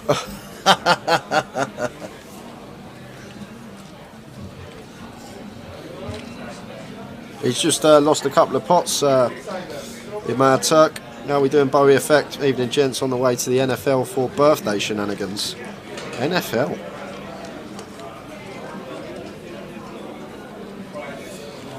So reason Ed choosing to just flat the 10s here versus the chip leader is simply because the Mad Turk sitting there with 6 big blinds, Tony sitting there with 8 big blinds. And Andy just gets great flop for his hand with the 8-9 of clubs, flopping up and down straight flush draw here. And the thing is, like in this situation, on basically all turns other than maybe a jack, I just expect Andy to be barreling off in this spot, putting the pressure on Ed, just size up here on the turn, and Ed's just going to be in a whole host of bother with any one pair holding, but chooses to check it behind, not applying the pressure even with the short stacks at the table, and the river is the ace of hearts. And if there's ever a river that we are going to fire as a bluff as Andy, this is going to be it. Story checks out. Oh wow, he's checked behind Andy there with a 9-8 of clubs and the 10s of Ed. Oh, good.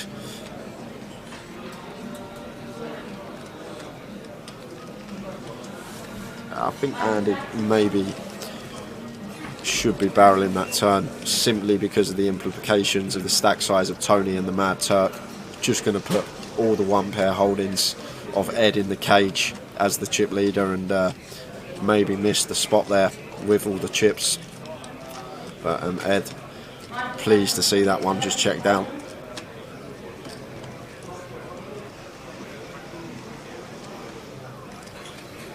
We're still on 9. We started the grand final table at 5:30 after the 45-minute break and the bust out of Brandon Shields. So Jack's been card dead for a while, finally gets a hand. Pocket 9s +1. Raises to 100.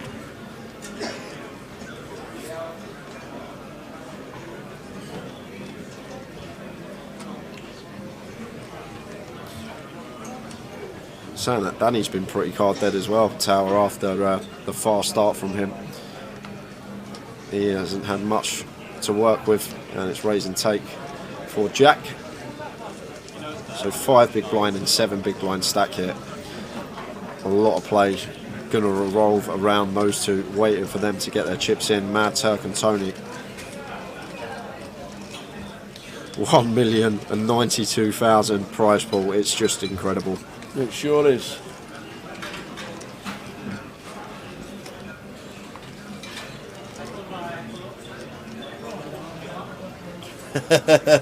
Deplo says, have a word with Grover in Sheffield, they've got the snooker on and they want this on. Well, maybe take a laptop in and watch the live stream. Ask them for a laptop. Deuce just exposed, would have been Dan Gormley's. I said over 5 years ago, every Grosvenor casino should be streaming the final table of a GUKPT. I said it 5 years ago, if not longer. Plenty of TVs around every casino in the country. Stick it on one of them. Connor raising the pocket 7s, makes it 100k, and Ed here got a hand that he can certainly continue with. Does have Connor covered in this spot, so opting to just call. And Maurizio getting to 6.5 to 1 on its money. Jack 8 off, expecting to defend this one a lot of the time in the big blind, closing the action. Chooses to fold. I think in a normal situation he'd probably defend, but just these two tiny stacks, 7 bigs and 5 bigs, it's very bad for us to bust before the chips are in for those two. And the flop of King, Queen, Jack, check, check. 9 of clubs on the turn. Probably going to be check, check again in this scenario. And a 5 of spades on the river, so probably check, check again on this board with these holdings, and Ed will take it with the ace jack.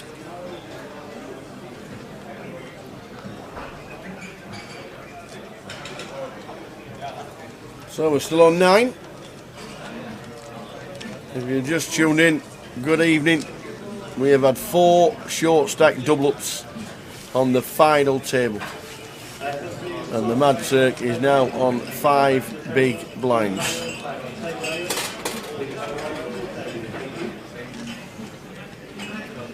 Next out was locked up £16,000. 265 up top. £16,000.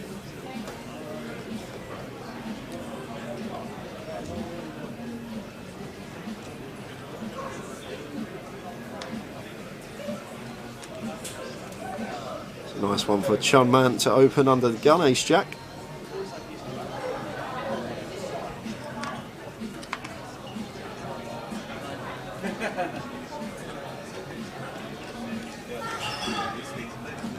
We got to the final on stream at 4:41. 4:41 we got to the final on stream. Yeah, we started it after a 45-minute break. There's no more dinner breaks or no more extended breaks during the day. We started, first hand was 5:30, so we've been 9-handed for 3 hours.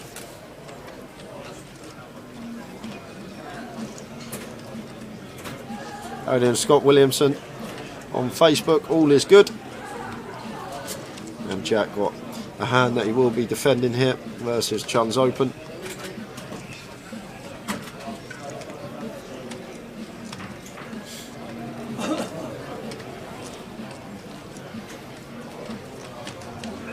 Flop time. 10-eye flop. 10-8-5.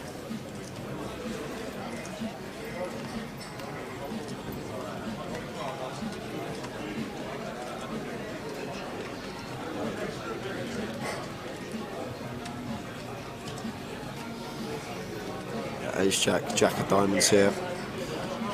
But either way here for Chun, pretty close. Either or, C-bet or check. Chooses the check option for hearts on the turn.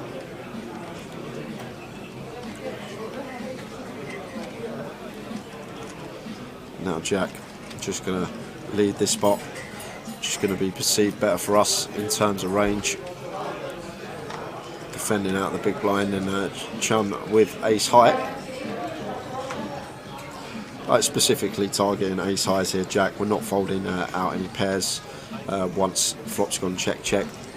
So 90k opts for third, and Chun will make the call. Yeah, that's cool. It's fearless sometimes. 7 of hearts on the river, and if I know Jack Hardcastle, this is a card that he is probably going to be barreling on here, Tower. Yep. We've got so many hands on this board compared to Chun's under the gun opening range. We've just got a whole host here, and I think he's just going to capitalise on it, and does go big. 325 bluff from Jack Hardcastle here, and Chun just with ace jack high.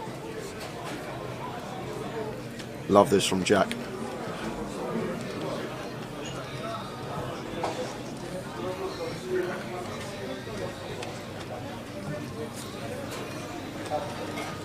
It's a difficult one for Chun. Like, probably better hands to call with in this situation, but obviously he'll be aware that Jack's capable, and probably doesn't expect Jack to go this size with one pair. Might go this size with a 10 if there's that dynamic there, but Chun racking his brains with ace jack high here, and really thinking about potentially coming in for the hero on a big final table. It'll be an absolutely amazing call.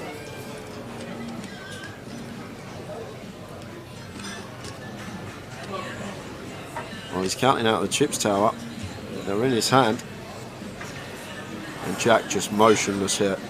The 7 just used to make up so many potential straights. Yeah, it does, and Jack's got all the 6x, he's got all the 2 pairs here, which he can value bet comfortably, simply because there's no 6x for Chun other than maybe a6 suited and 6s that open in an under the gun scenario. So I'd be surprised if Chun made the call if he finds the hero. It's great hero call in this particular scenario, but I just think over the long term here, Tower, we're just going to get shown the best hand a lot of the time versus big blind range of Jack Hardcastle. But Chun really thinking about it, and he's putting the chips down, he's then picking them back up.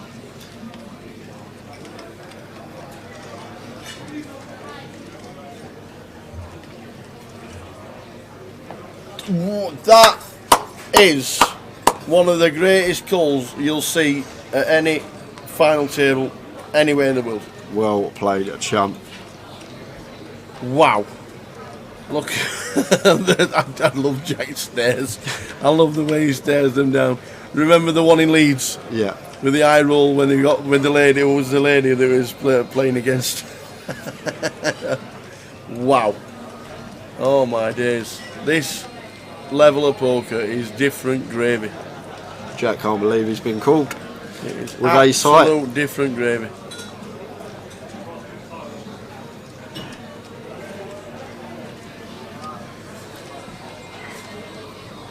Spidey senses for Chum, man. Absolutely. And that leaves Jack just over 20 bigs.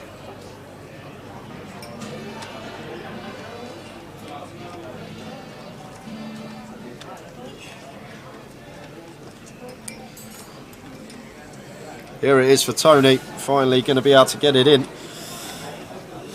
6, 7 big blinds for us. In go the triangle and the chips. We're in. Oh, we got kings on the button as Maurizio. Here we go. Here we go. And Maurizio just going to ISO here. All in as well. Yep. Get them in. Like if we were deeper and like we're leveling stacks with Chum, I'd recommend flatting potentially this spot, but the thing is, Jack and Chum, both very good players, they'll know once we call this 3-5-5 that we're never folding if Is they he calling an reship. ISO? I think with his stack he's probably just going to ISO tower. Yeah. I know, he's just going to call. He's just going to call. He's done it before. So, 4 out of 4 times we've seen the short stack double. Oh, you know, it's of aces. Is he going to get lucky? Tony, ace queen of spades, Maurizio with the kings. Tower has a famous saying. What is it, Tower? Whenever you've got kings, you're rolling against ace queen. There's always an ace on the flop. So, final. We have another all in. 3k ladder potentially coming up. Flop time, clean. Clean. So ace needed. Running will. Running will. Oh my days. Deuce or an ace. Oh my to days. stay It's not alive. again, is it? It's not again, is it? It's a deuce! Oh my days. It's a really good river for Tony. Wow. And what is going on? The shorty doubles again. 5 short stack doubles up. Get your sleeping bags out, guys. A really good river for Tony Gillingaris. Get the hot chocolates in. Wow. This is going to be a long night. Wowzers. Just pings the backdoor wheel. And no 3k ladder for anyone. Again. Mad Turk sitting there with 6 big blinds is like, just cost me 3k that river. Wow. Just wow.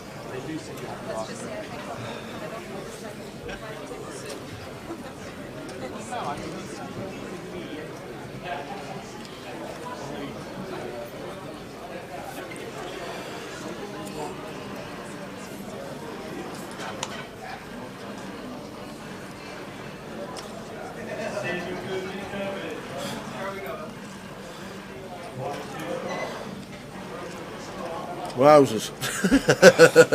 Now Maurizio down to 12 Let's go, bigs. Tony. Let's go, Tony. Let's go. And Jack finds a hand, ace king of hearts for him, so triangle's going to be in here, Tower.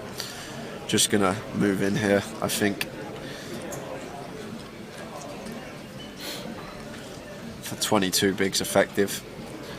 Could just potentially see Jack rip here, but he's going to free bet half his stack.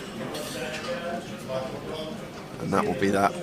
Not getting called in any situation with Ed's holding. And nice little 2-2-5 pick up there for Jack stack.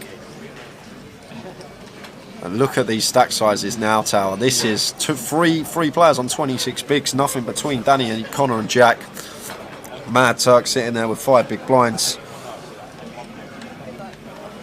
Gully said, was it Mike Sexton who used to say deuce on the river changes nothing? No, it was Norman Chad. Norman Chad, famous line.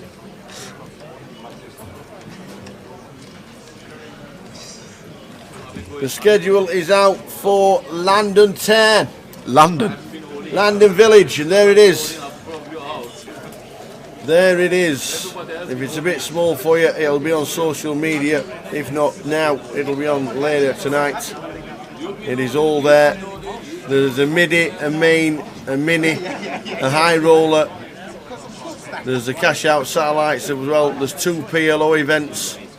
Another 10-day festival in London to start proceedings of 2022. Midi, main, mini, high roller, PLO twice, plus side events. Yeah, I'll probably play basically everything up until the main event. Very nice indeed. Probably be. Yeah, everything looks good. Yeah. Everything looks good. Yeah. Enigma, you're not wrong. That's his nickname. Tony Belengaris.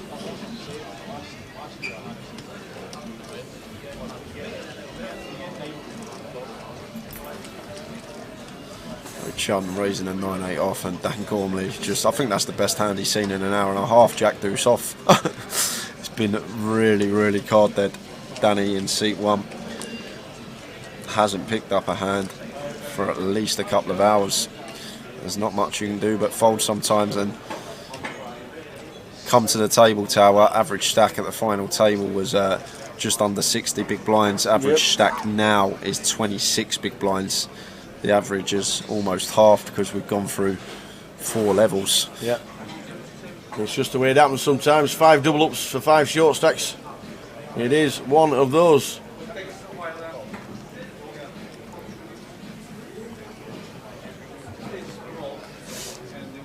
Dan Gormley, big Celtic fan. Seat 1.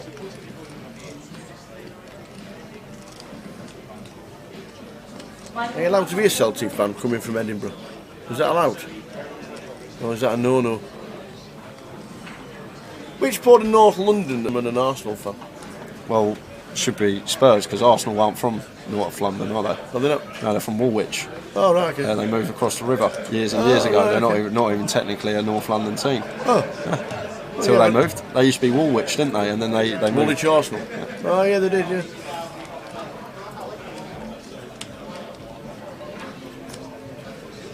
Well, there you go. There's 2 football teams in Edinburgh, that's all I'm thinking. So why would you be a Celtic fan? It's like living in Manchester and being a Birmingham City fan. Bit bizarre. Anyway. Well, the cheer that went up here the other day when Man U scored last week, it was like they were in Manchester. Oh yeah, Chelsea have scored. Yeah, it was like, when Chelsea must have scored, everyone's cheering at the bar. It was, it was Man U that scored. I was like, what? We're in London. I remember that.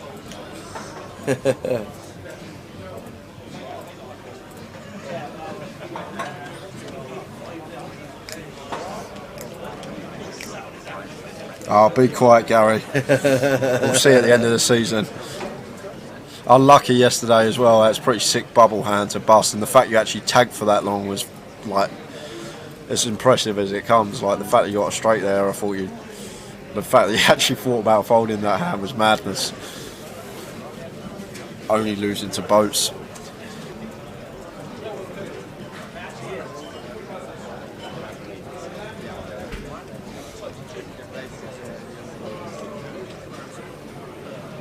The King 9 of clubs here. Jack opening Queen Jack in the low jack. Chum makes the call with the 5s, and Andy could be potentially thinking about a light free bet in this situation with the King 9 of clubs.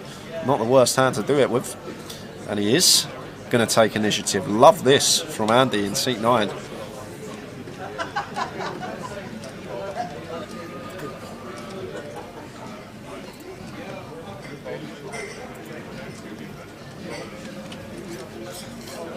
I'm sure, Jelly, I'll get it off if I make the day free of the midi or mini.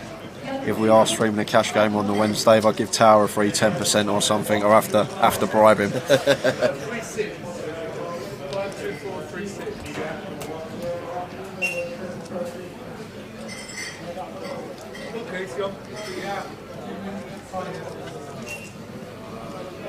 So still on 9, 3 hours and 10 minutes into a final, and we are still on 9.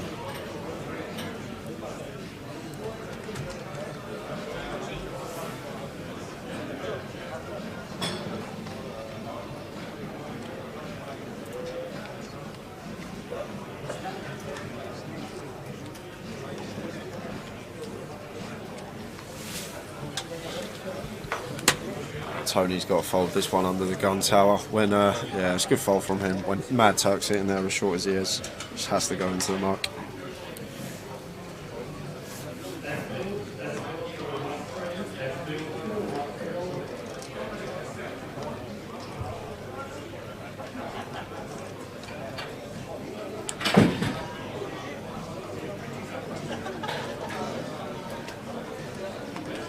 Three suited for Danny, and Connor King Jack on the button. 24 bigs for Connor. In comes an open, you expect.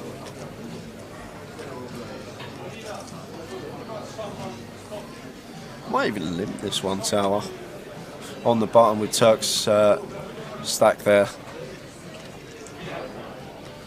Just weighing up his options. I don't think he's ever going to be folding, but may choose to limp off this particular stack size, but does opt to raise it up to 100. And Turk is in with the ace king, and Connor's going to have to call this one off for another 80k. And it could be 6 short stack double up out of 6. So he needs to call, he has to call. He has to make it up, he'll ask for exactly how much it is.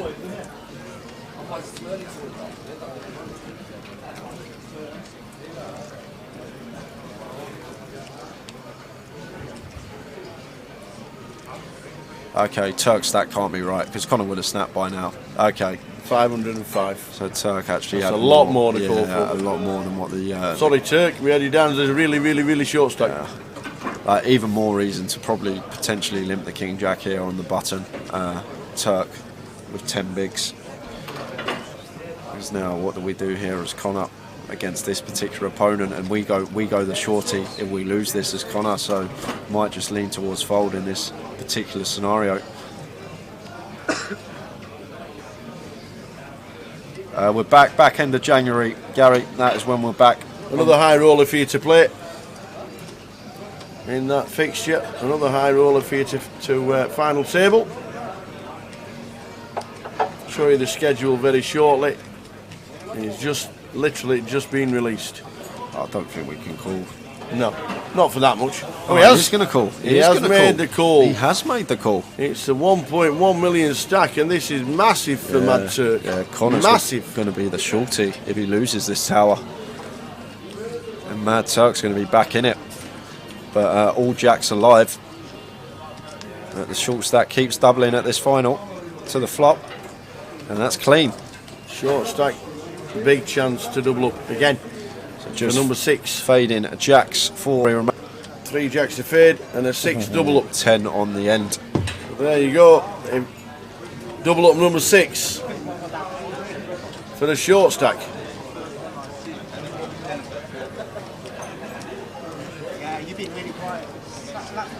It's just so close to the bottom now. Yep. I think we got 6 out of 9 players, 25 big blinds or less. Really shallow here.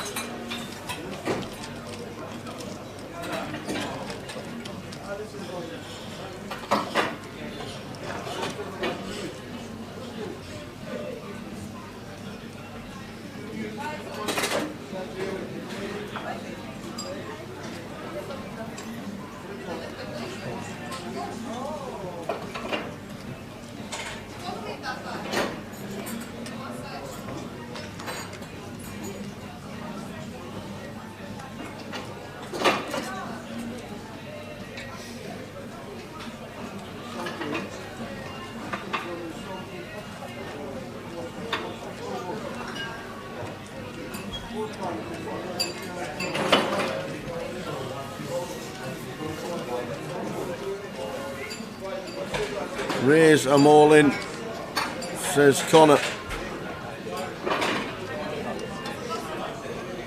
Gonna get it through. Tony can't call it off. Yeah, Span, it's been, well, you'll remember the competition that we had, what time the final tables we'd get to 9 players on stream. That was at 4:41. 4:41, it's now 8:45.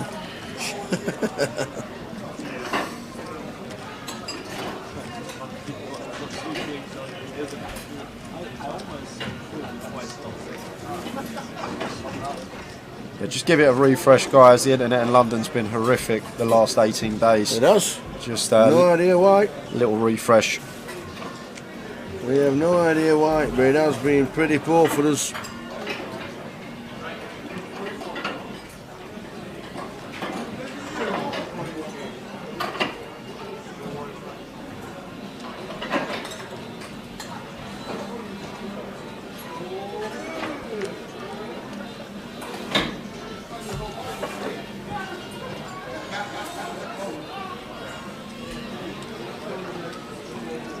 Yeah, 90.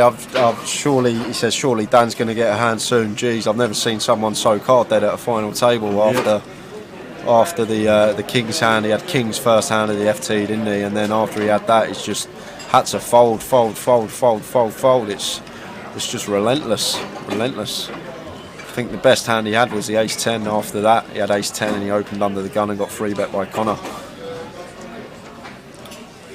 But card distribution has been worst it could possibly be for the man in seat 1.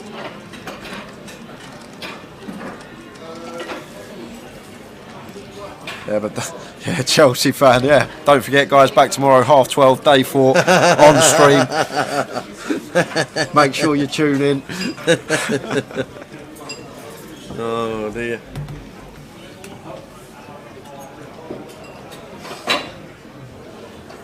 The worst thing about today is that after everybody's calmed down and we've celebrated the champion, for the first time in 3 weeks we've got a 2-hour set down. forgot about that bit. Andy, what time are you coming? I forgot about that, Tower. Oh. I was enjoying my day up until then. Oh, sorry about that. It's the end of the year. It's the end of the year. If anyone wants to come in and earn 100 quid, if you want to earn 100 quid, take the set down for me when we finish. The offer's there.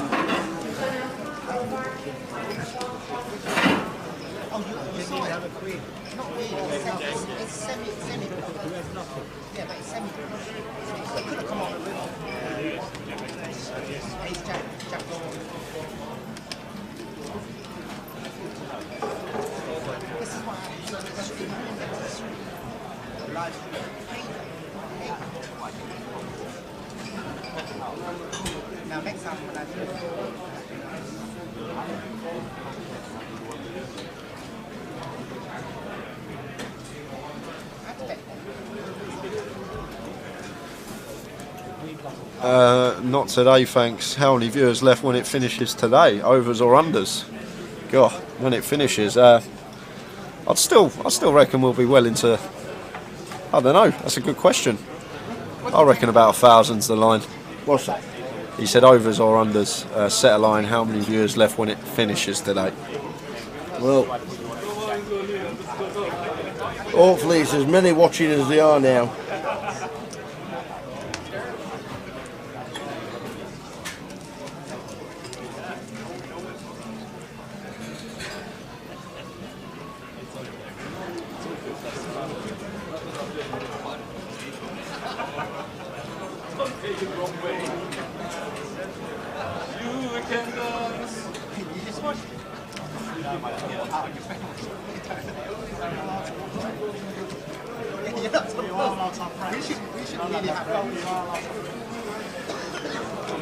Let's go on the Mad Turk. Now he's doubled up and still in the mix.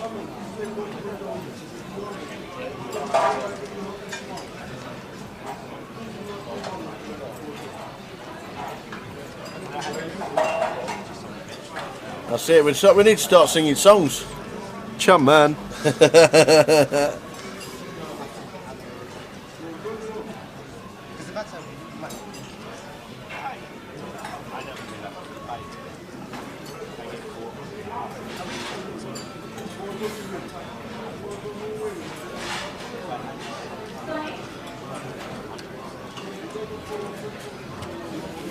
So open from Connor, raises to 100k, and Maurizio here with 10 big blinds and ace jack in the cutoff. This should just be a triangle in front of him, Tower.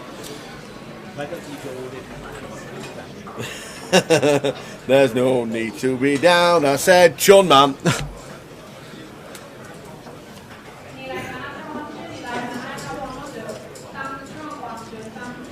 Maurizio, Ace, Jack. Are they all in? They are. Maurizio.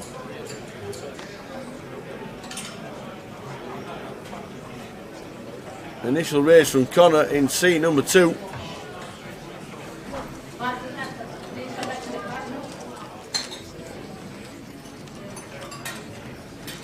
And that one gets through for Maurizio. Nice.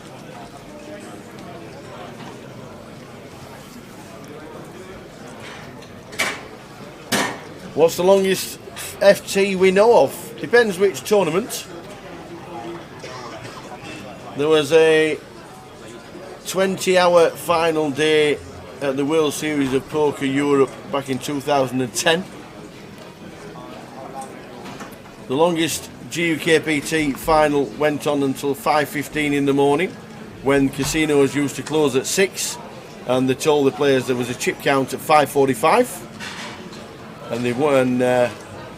Masnawa, no, yeah, was it Mas? No, I think Masnawa won it. We're still on 9, Chris. Chris, we're on 9. This is the final table. We're on 9. We've had 6 short stack double ups.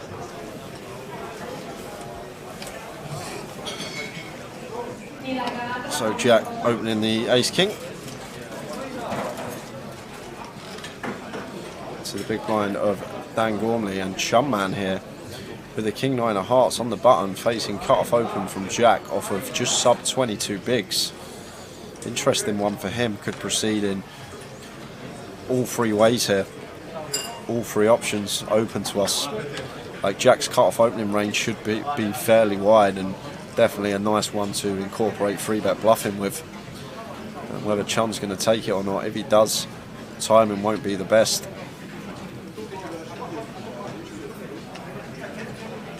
There plays around Manchester a lot. Chun in seat number 8. Opts for the one option I weren't expecting him to opt for, and Dan Gormley here finally picks up a hand after about 3 hours, and he's in a dominated situation, and against Jack's cut-off open, makes the call. Flop time. Jack Hardcastle 9-2-7. So backdoor spades for Jack, 2 overcards to the board. Dan playing in flow, checking it over to him. Jack chooses to check behind. Turn is the 6 of hearts. And is going to be a lot better board here for Dan Gormley's range, and checks it once more over to Jack, who probably just happy to get to showdown now of his Ace King in this particular scenario. Check, check. The river is the 7 of spades, and once more, just think this is always going to be check, check situation. And the Ace King of Jack is good. Indeed it is. Nicola Griffiths, so we're on the final table. You've been out. Well, you've been out, you come back, and we are on a final table, and we still have 9 players.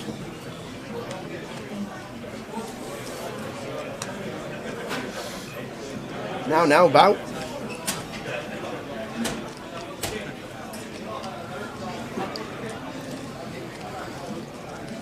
I've only had chicken for my tea, there's no need for that.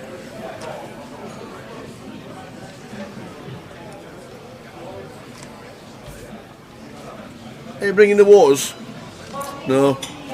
Oh, I'll go in a minute.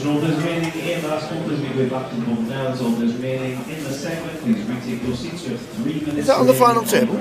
Beside of it? Could be. It started at 2. It's been going 7 hours.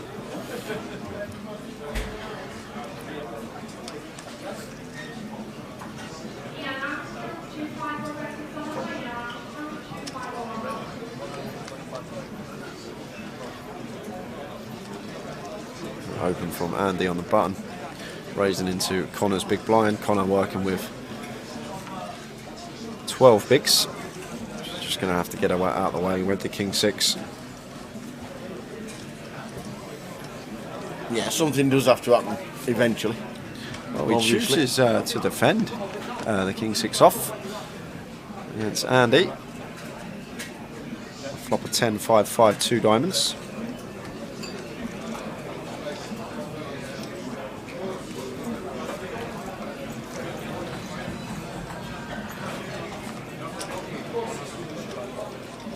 $125,000.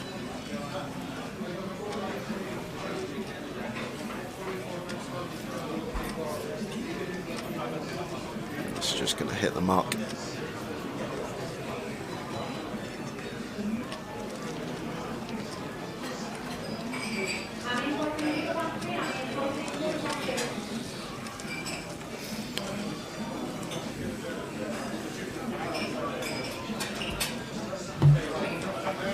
This is the final table that we started at 5:30 p.m.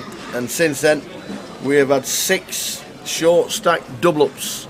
Nobody wants out of the biggest GUKPT in history.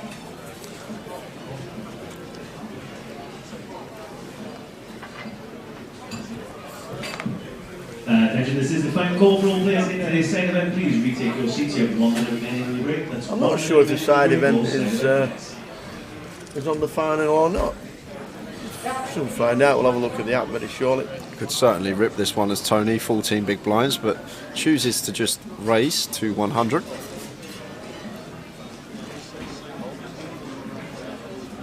Yeah, I think something relative normality. I think something definitely will happen. Well, it has to. And obviously they're playing for absolute chunks today. Yeah, there's so much up top. Over $250,000 first prize.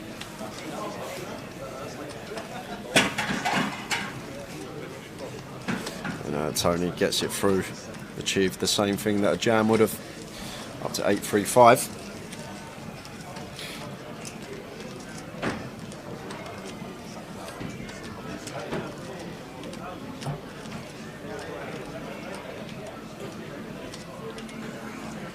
But no one wants out, as you said, Tower.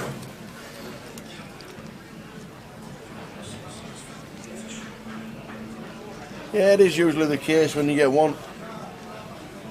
You will sometimes get 2, 5 stacks at 20 bigs.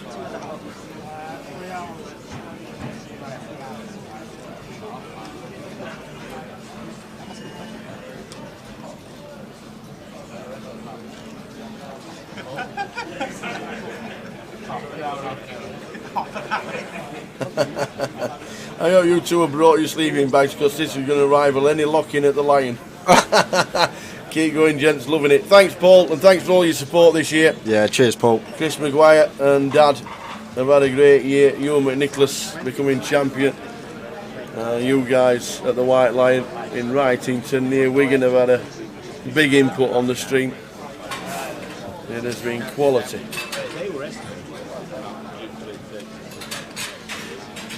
Well, Andy with ace queen, and Danny just snap folds the pocket tens. Wow. Snap fold the pocket tens. Yeah, Connor's sitting there short tower. Danny not wanting to bust before, but definitely could have ripped that one versus Andy's open. Yep. What's the thinking behind the part lockdown in Ireland, Bo? Is it being looked at again? Has it got any worse?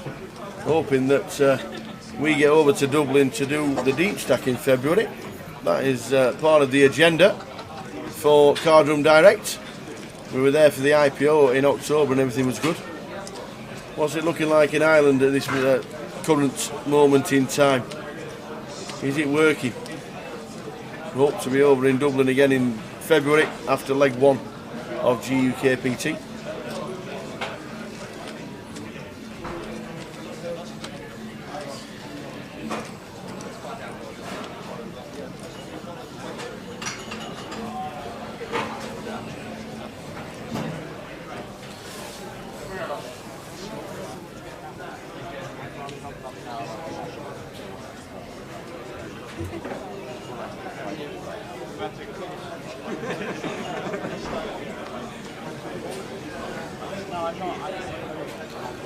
So Chun with the ace-10.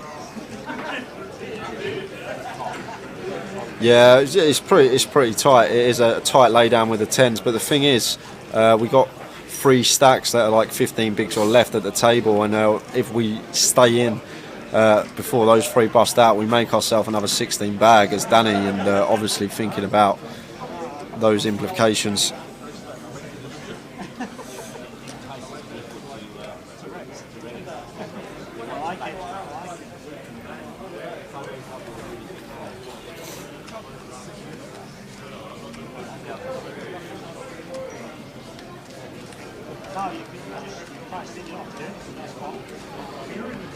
Going to be raise and take for Chunman. Oh no, defend. Oh no, you just take the 50k out of his sack and throw it to him.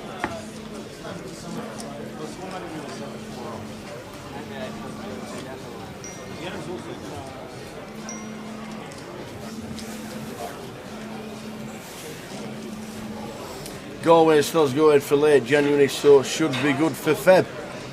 Fingers crossed. We were over in Dublin for the IPO at the end of October and was class.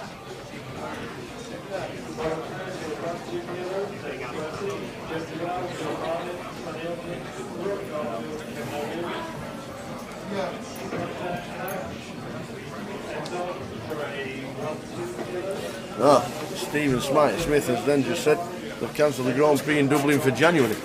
Ouch. Ouch, ouch, ouch.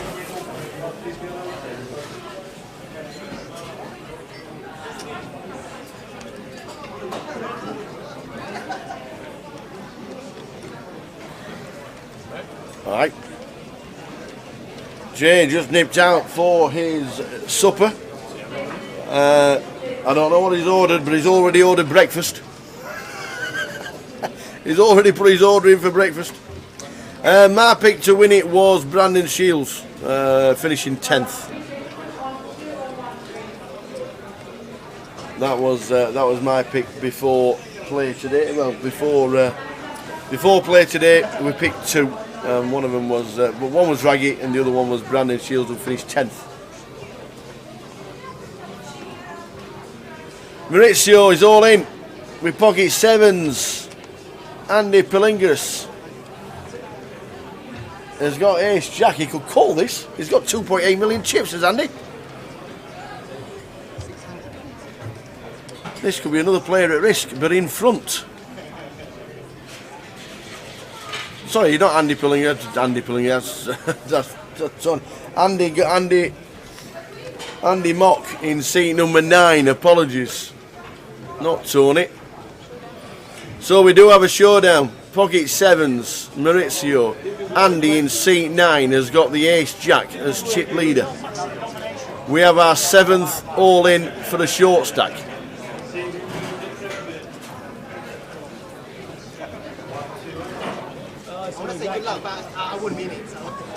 Andy Mock says I'd say good luck, but I don't mean it. King 2-6. Oh, a jack on the turn means we might be losing Maurizio pace. And it's a 3 on the river. We have lost our first player for a fantastic GUKPT. He fist bumps absolutely everybody at the table. Maurizio Pace has just finished 9th for £16,050. First player out, Maurizio.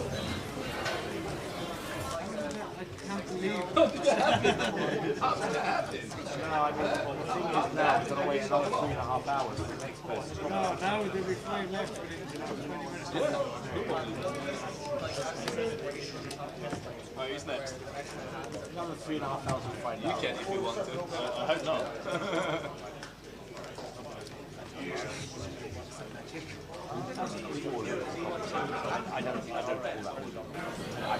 That was a great effort from Maurizio, but we have had our first elimination on the final table. Maurizio Pace out in 9th.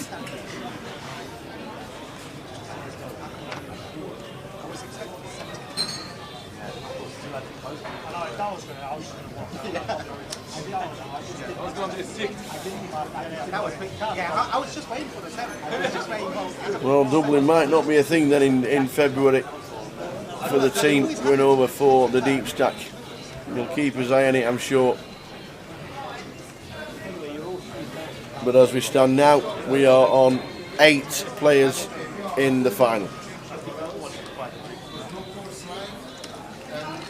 Maurizio Ferreira in the chat, the frown says it all. Look at Andy's stack now. Andy Mock in seat number 9. It's 3.8 million.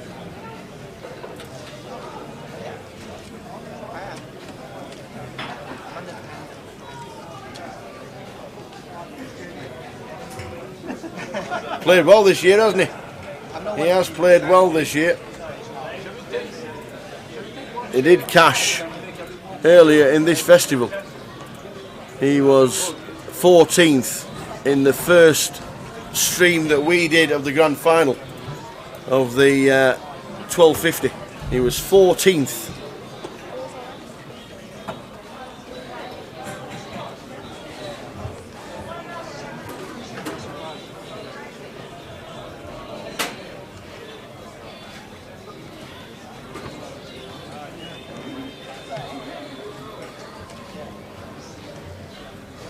So what a game.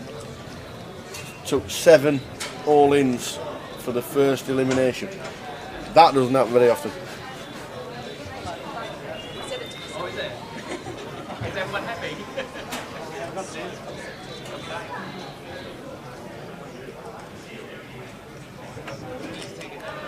Well done, Maurizio.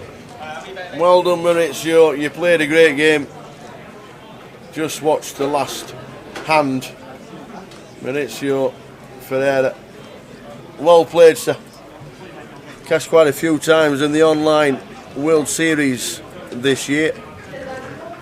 And 2 cashes have both been in London in 2021. The first event back in 2021, Maurizio finished in the money for a small min cash, but 20 cashes in the World Series. So plays a lot online and obviously very good at it as well. Well done to Maurizio. I'm sure we'll see more of you, and back in leg 1 in 2022, fingers crossed, because you're playing well and it's good to see you.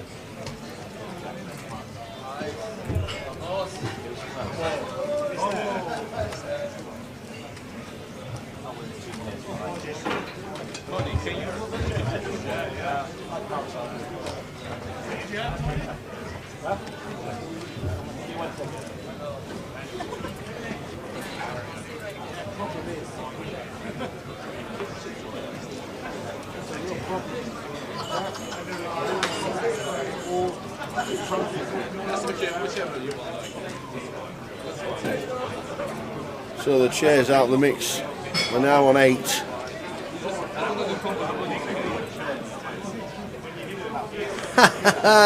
Ian Roberts looks like he's taking down the free roll. Well done, Ian, and everybody else that cashed in it, and also everybody else that played it as well.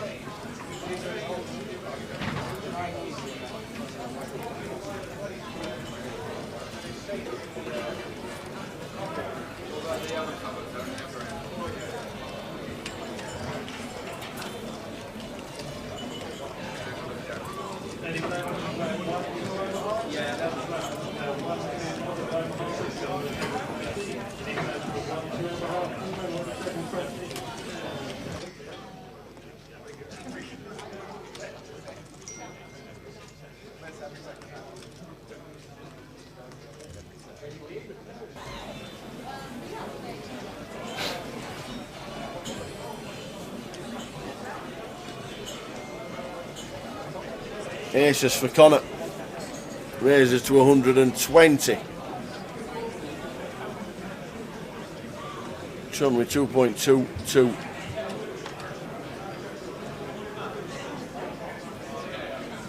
Sometimes there's no need to defend. I think this is one of them with 10-6.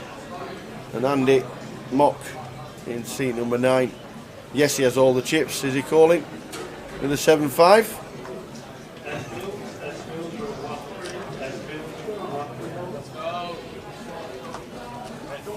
No. Next leg is the first leg of 2022. There it is. Full schedule being announced in the last hour. There's a midi, there's a mini, there's a main, there's a high roller, there's 2 Omaha events again, there's a seniors, there's a bounty. There is plenty going on for the first event of 2022.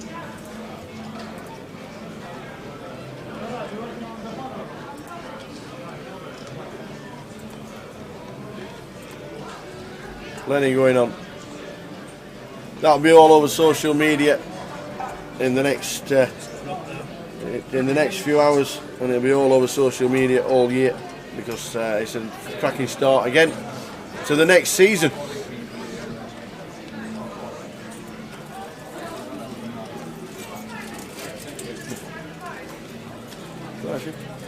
Oh.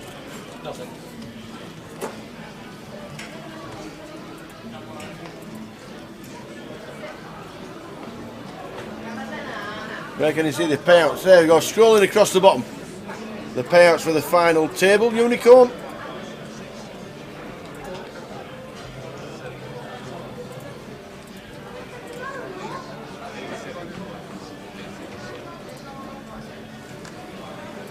The age restriction on the seniors is 50.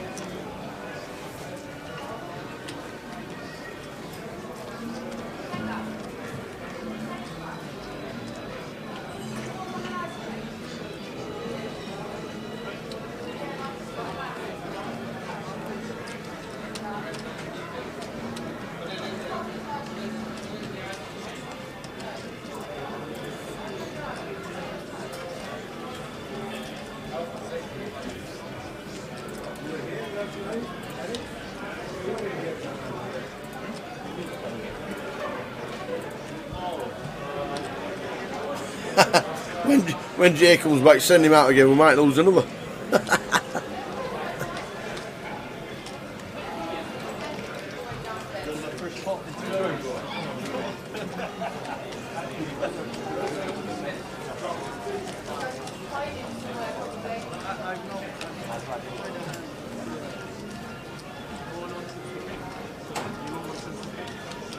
Plans for the next live cash game stream? Yes, on the Wednesday. On the Wednesday, as we get to London for, as we get down here again. That's the plan.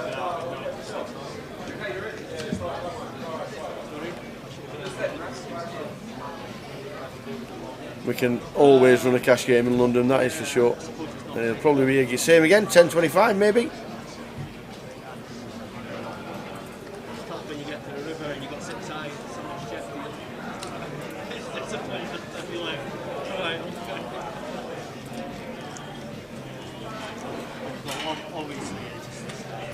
We'll do the Wednesday for the cash game, and then Thursday, Friday, Saturday, Sunday of the main. That's what we'll do.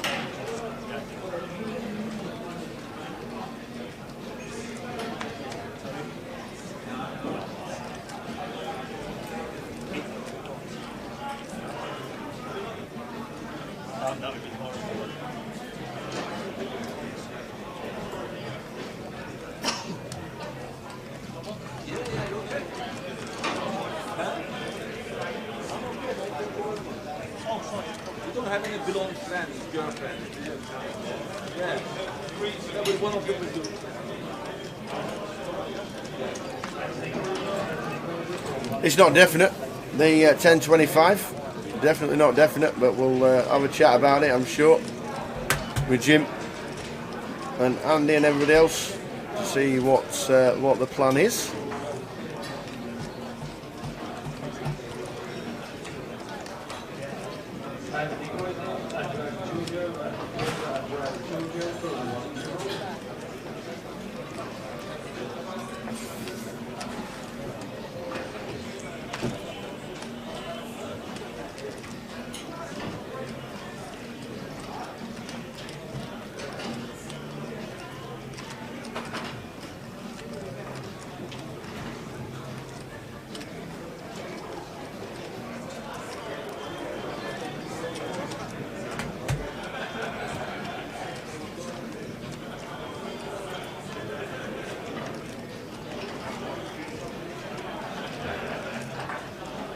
king to ace, flush draw for Chun.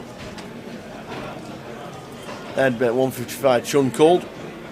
4 of hearts on the turn, head checks. Won't surprise me, Chun led the turn as well. And that'll be it for the end of the hand.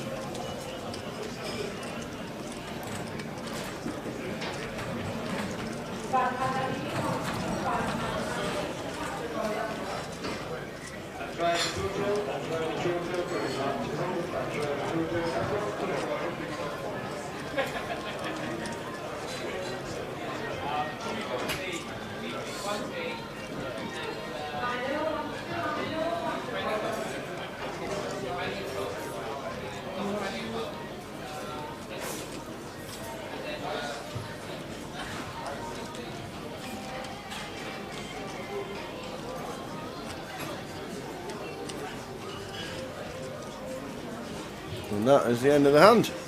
It only took 14 years.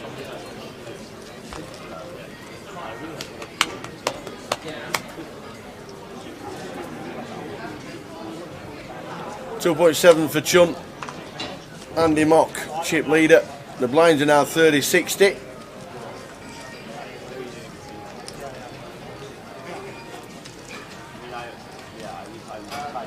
You're just tuning in, this is the final table.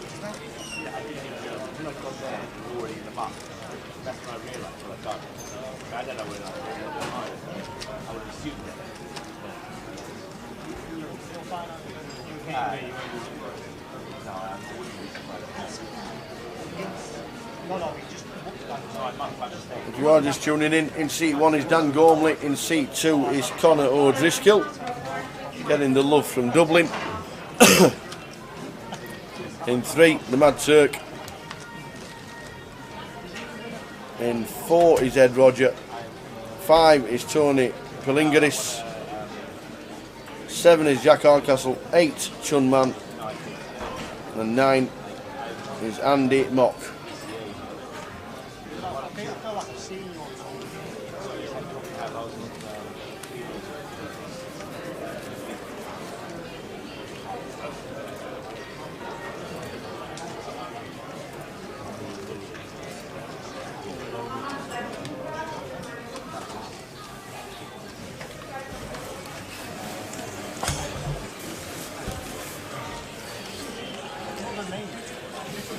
How was dinner? It was nice. I've just heard that you ordered breakfast for 7:30. Yeah, yes, breakfast on the go as well. Got to think ahead. What did you have? The same as you, buffalo chicken. Oh, it's nice. The chicken's lovely, really nice. I don't know about them mushy peas with them things on top, whatever they are. What, avocado? Yeah, avocado. Smashed avocado with pomegranate seeds on top. Yeah.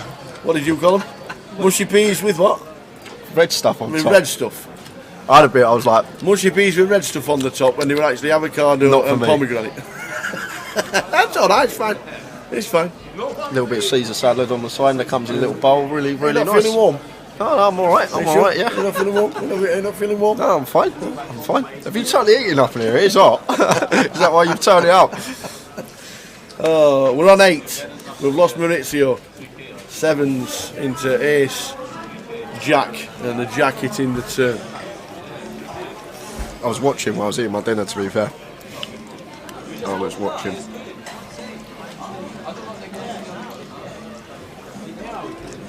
But it's groovy.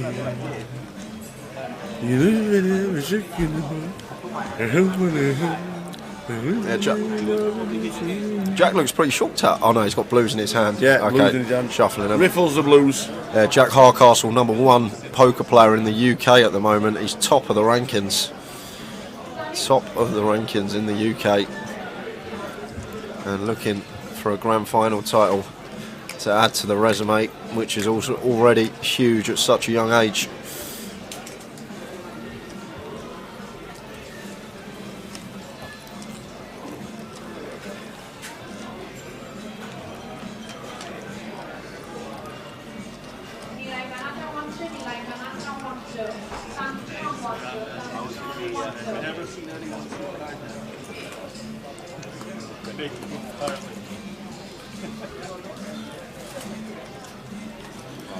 Yeah, Chef, Jack. That is Jack.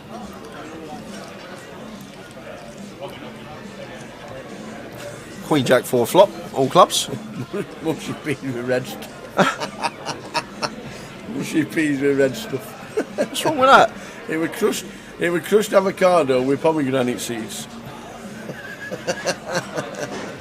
If your mushy peas, when you put them on your fish, taste like that, I don't have mushy peas ever. I've never had mushy peas in my life. I've never even seen anyone eat mushy peas in my life. I've words with your chippy.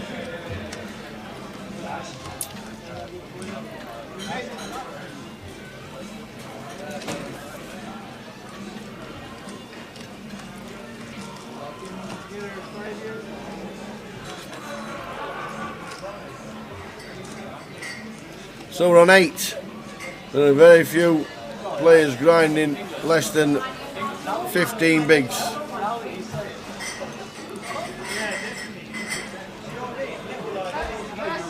We lost Maurizio Pius. The Yarko Gravy on Twitch. Maurizio Pius was our 9th place finisher. Everyone's locked 19 bag, I believe now. Let's have a look.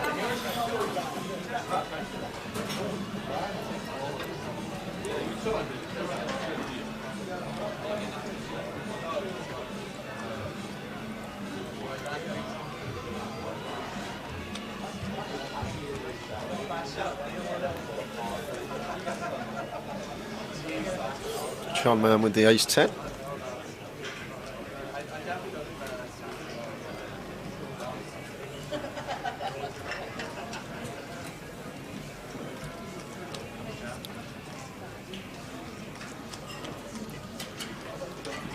Chun with the ace 10 raised up to 125. Chun and Andy, seats 8 and 9, have got all the chips. They've got that 6 million between them. Tony's sub 10 bigs here with the ace 8 and the big blind facing the open from the chip leader. Happy to make the defend off of his sub 10 big stack. This comes ace high, it could be trouble. Jack 9-4 the flop. Chun snap checking this one behind. 10 on the turn gives Chun second pair, top kicker, but up and down a straight draw for the ace 8 and a jack on the river, gonna mean that Chun will be value betting this spot once checking back turn.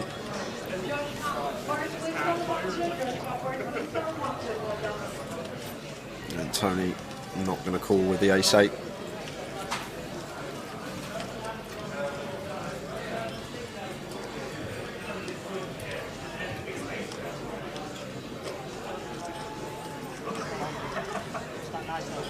Wow, he's heroed with ace high. Heroed with the ace high. And that's going to leave Tony. It's like got spider senses. That's phenomenal. That's going to leave Tony short. Tony's called there. He's shorter than what it says. Slight action tracker error. Phenomenal.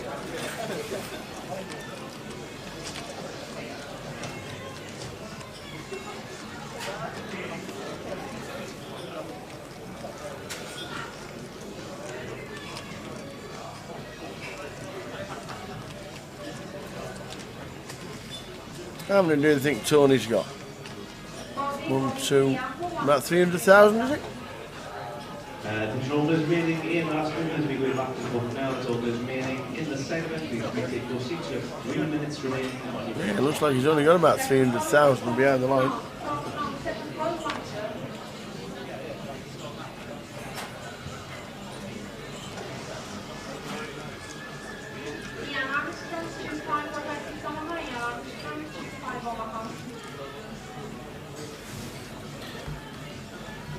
Chip leader on chip leader action. Andy with jacks here. And counting out 3 betting chips.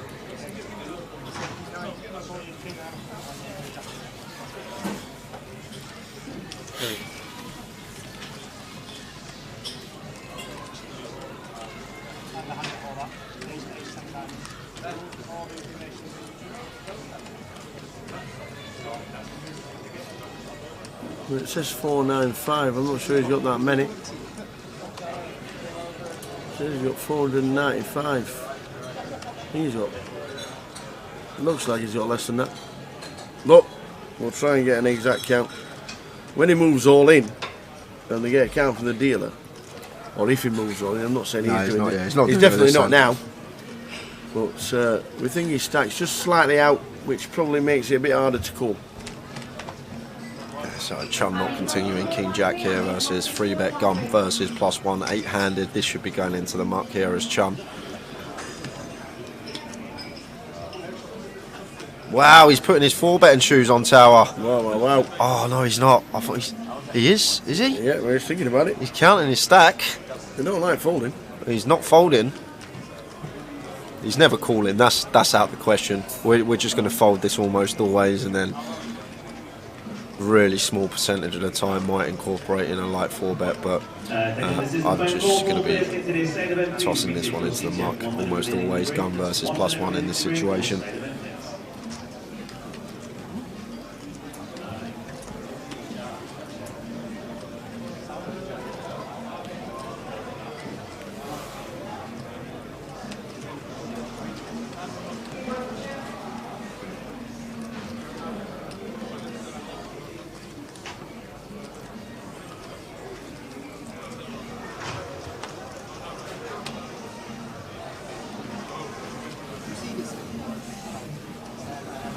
And eventually does come to the quick decision to let the King Jack go.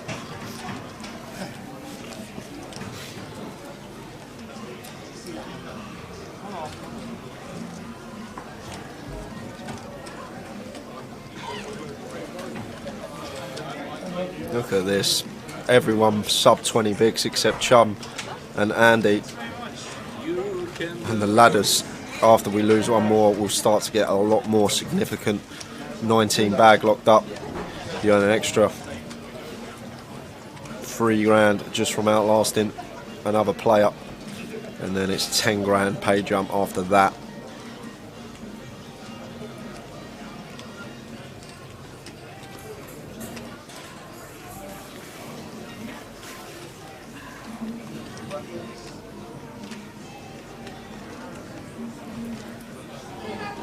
So 8 on the final table. Lost one player. We had 6 short stack double ups before the 7th succumbed, and that was Maurizio Ferreira, who bust and then watched it on YouTube and then typed in the chat box, "I'll be back."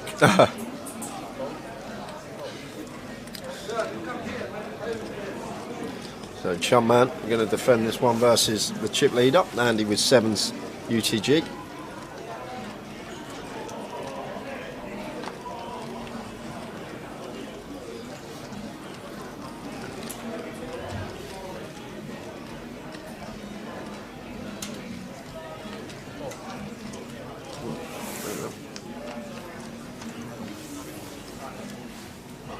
King 10-10, 2 diamond flop. So Chun flopping up and down. Andy decides to check the 7s. I'm not sure if Chun's going to lead this spot. Like, he'll be aware that this deep with Andy, Andy will be checking back most of his King X in this situation. So probably not going to fire with the Queen Jack up and down and 3 of clubs on the end. So it does give Andy the check mark in this scenario. And probably same applies here. I'm not sure if Chun is going to fire. Like, if Andy's open like a 9-8 suited or something like that, you expect him to continue this board with near bottom range. Like, a lot of the time he's going to have a hand that can show down, and now actually going to come in for value with his pocket 7s, and Chun will just make a quick fold with a queen high.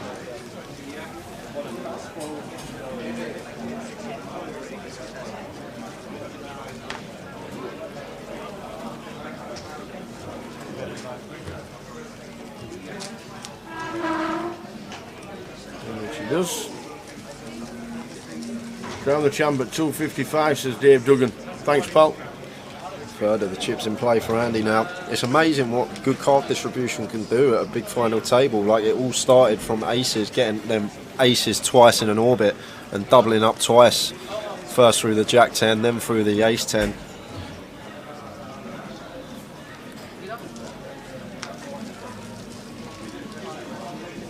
Alright, ice cream time. Anybody fancy a lolly?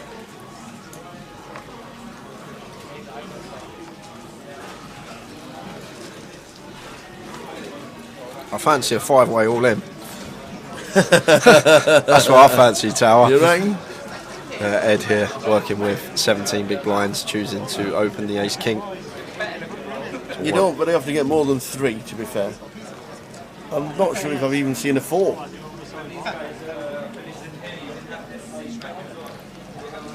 Canada Cup years ago, I think it was about 4 or 5 years ago. There was four-handed, and there was a 4-way all in, and the person that had all 3 players covered won the hand. Oh. And that was a streamed event. That was wow. Defend from Andy with the 7-6 suited. £19,250 next out. 9-9 ace. Really nice one for us to check here as Ed. Same situation applies. It's just a scenario where we're either way in front or way behind with our ace king, and in this scenario we are way in front, although some backdoor equity has come in for Andy with his up and down, and this is where we probably want to try and start getting value from our hand, but checks it once more. And now going to be value betting the ace king on the river, and Andy just never calling in a million years, Tower.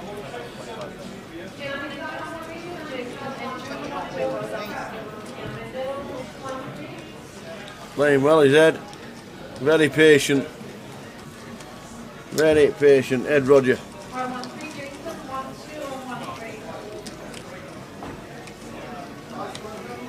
Yeah, CJ Poker, I think he was. I don't think he was that far behind. I think he had like 2 overs, or like it was like ace-10, ace-queen versus 8s, or ace-jack, ace-queen versus 8s and 10s or something like that. And I think he had the ace-queen or something along those lines, and hit top pair and managed the scoop.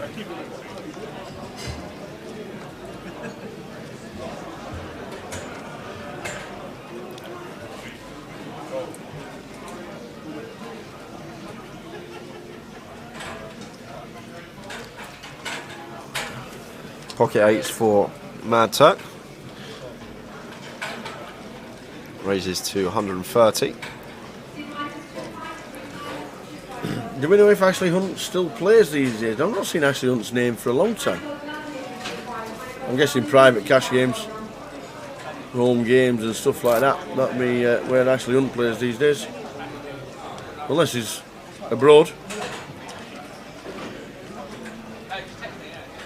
Don't think there's any action coming in from Dan. No, there isn't. Turk takes another. Poker player, I'm assuming, yeah. Yeah. I know Ashley. Yeah. I don't know him, but yeah, I played with him when he played Reading that year. Come 3rd in Reading, I believe. But hasn't had any real cashes since then. Where is it? There it is. 3rd in Reading. Ali Malou. That was Ali Malou's when he beat Barry Cobb. Look at that up top. £35,000 up top. 35,000 is about 60, yeah. Isn't it?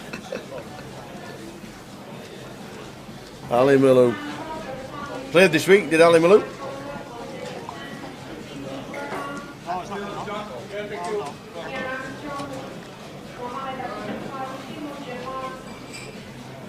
He's into climbing now. Top lad. He went back to uni apparently.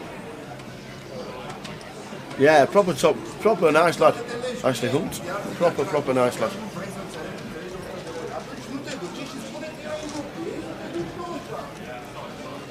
Pocket 8s for Danny. Blind on blind here. Just going to move all in versus Connor. And Connor with ace-9 will be calling, Tower. And we're off to the races. This is a massive flip for both players. Sure it is. Connor O'Driscoll with the ace-9. Danny with the 8s. Danny Gormley sat patiently, never had a hand. Got himself the 8s. And Connor O'Driscoll has him at risk. This is a massive flip for both players. It is. No, sorry, my bad. Danny is not at risk. Oh, the ace on the flop means Connor O'Driscoll is favourite for the hand. There's no graphics, which means both 8s must have been dead. Must be dead. Both 8s in the muck. Yeah, both 8s in the muck. So, chip stacks more or less swap round. 1.2 to 510 for Danny.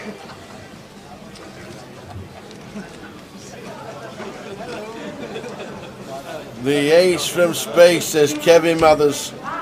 Good to have you on board, Kevin. And Conor O'Driscoll and Danny Gormley more or less swap stacks. Tony and Danny down to 8 bigs and still 4 stacks above that on 20 bigs or less, including Jack, who's on 16 bigs.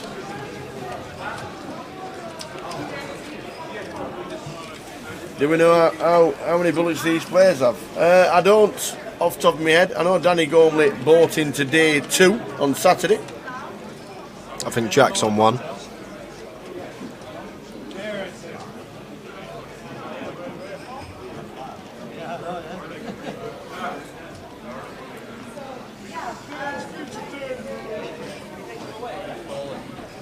Now Tony is all in with the ace-9 for his last 8 big blinds.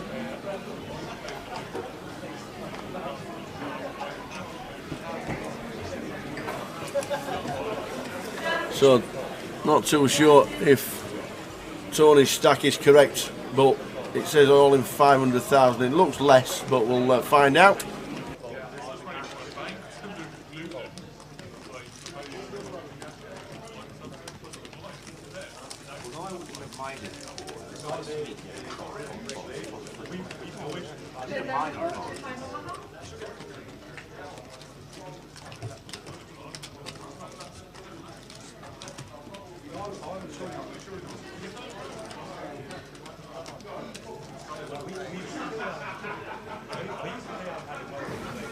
So we're on 8. We started the final table at 5:30 if you're just tuning in. We lost 1 player after 6 all-in double-ups for the short stacks. Chung, Queen Jack of clubs here. Should be opening this one once folded to him.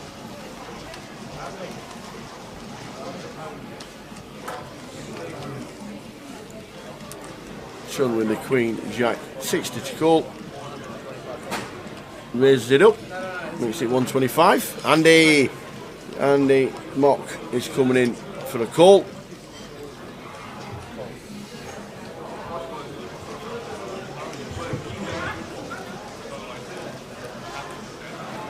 Colin might just fold this one here on the button tower with these 2 big stacks that both got him covered, and we've got now Danny and Tony both sitting there really short. If we ladder 2 spots, it's worth an extra 16 grand to us, I think. Well, 13 grand, sorry, as we're down to 8. Oh yeah, James. Final table started at 5:30 p.m. exactly.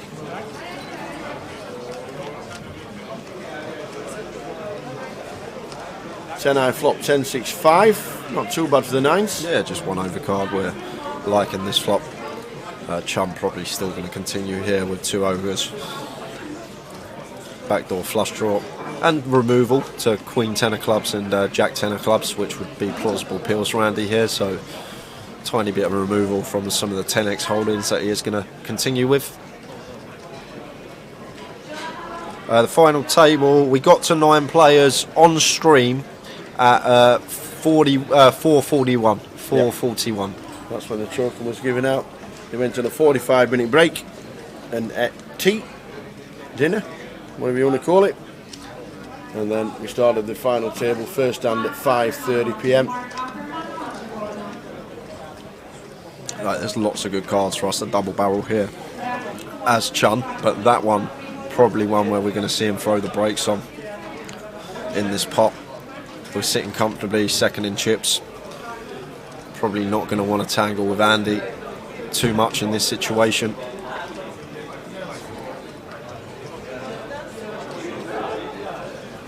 So just chooses to check, and Andy might fire small here now, tower, like around third pot, just for equity denial purposes, not wanting Connor to, Chun to realise equity with 2 overcards, and King of Diamonds on the river, interesting.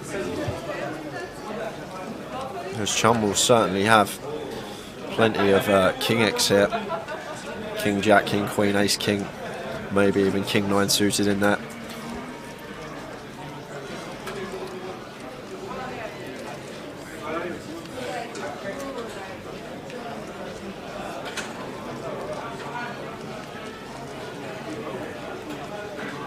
he's thinking about it.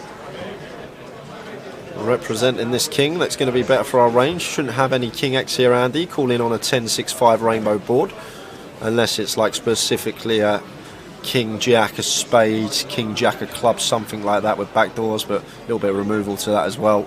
So it is going to fire.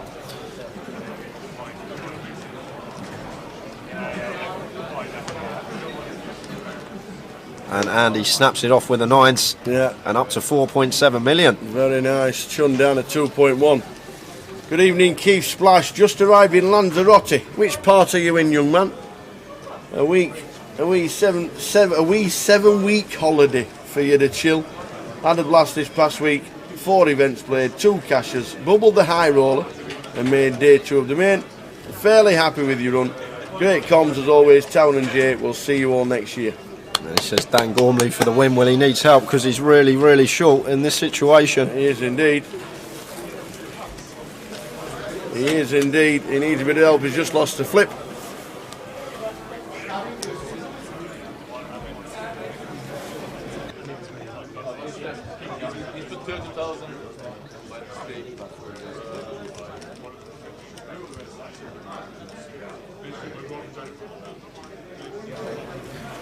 So the blind's 30-60.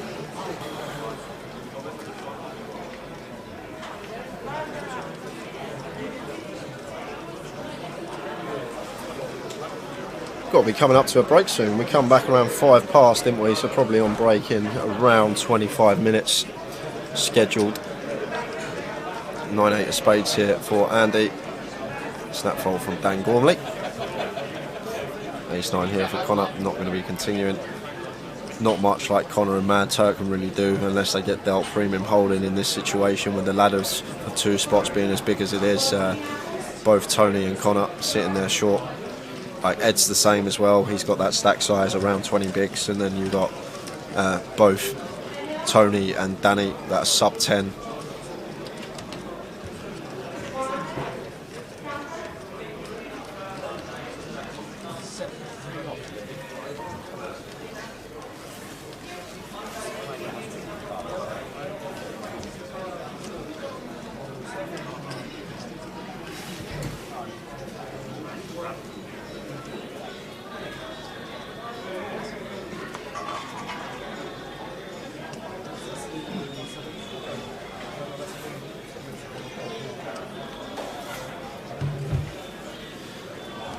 Andy, he's got the chips and he's got the goods.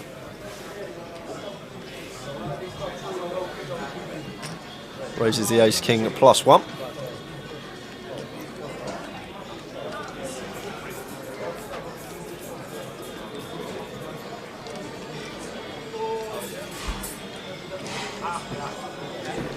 Just raise and take there for Andy with the ace-king.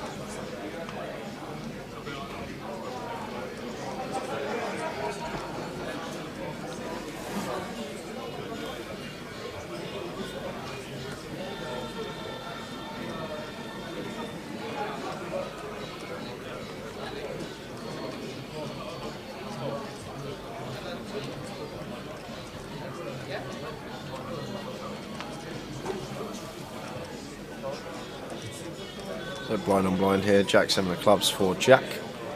Jack working with 14 big blinds.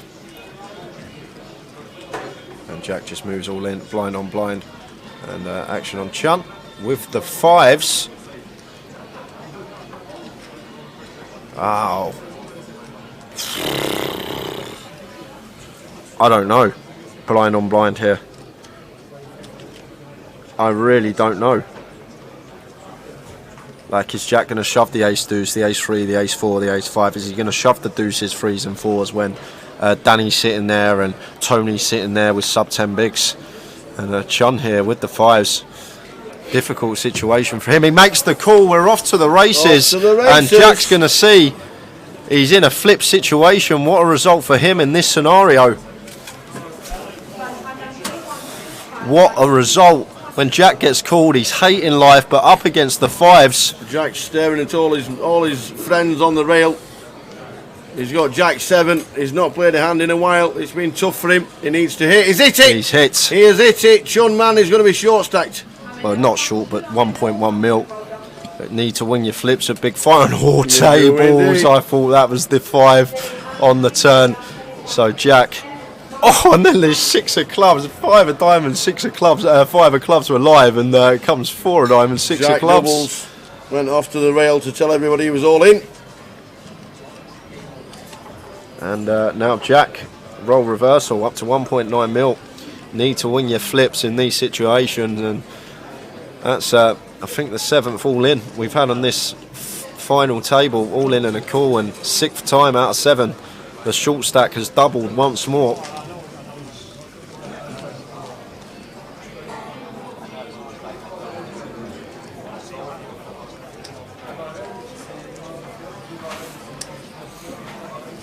Goes to second in chips.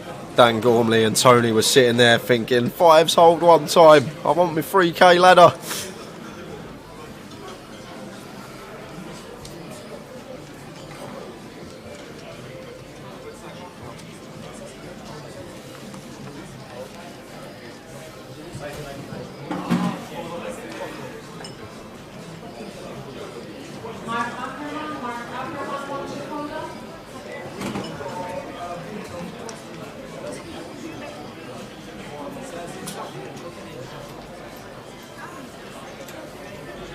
Turk finds the ace king, shoves it in,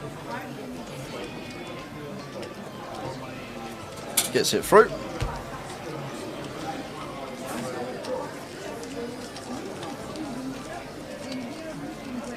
Yeah, Jack 7's been the hand for Jack today. Yeah, I forgot about the Jack 7 bluff. Start of the day versus Midi.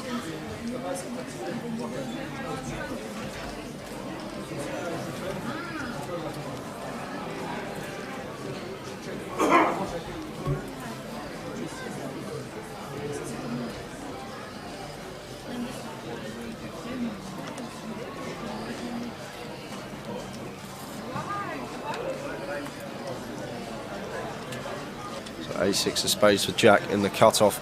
Danny's sitting there short. Ask him how much he's got.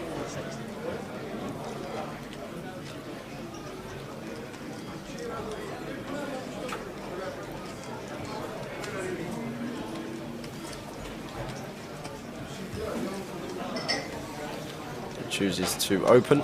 So Jack back in the game with 2 mil. Raises to 120.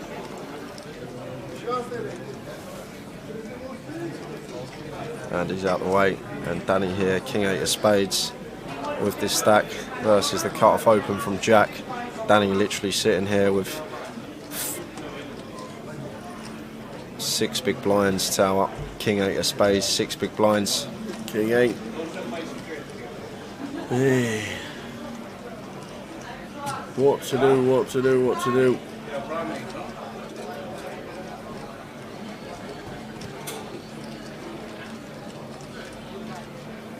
Only 5 bigs as well, to be fair, isn't it? Paul Fletcher, there is an ante in play. There's an ante in play from level 2 of the tournament. And Danny chooses to call, see if he can catch a piece to go with. Looking for a king or an 8 on this flop. 3, 5, 6 is the flop.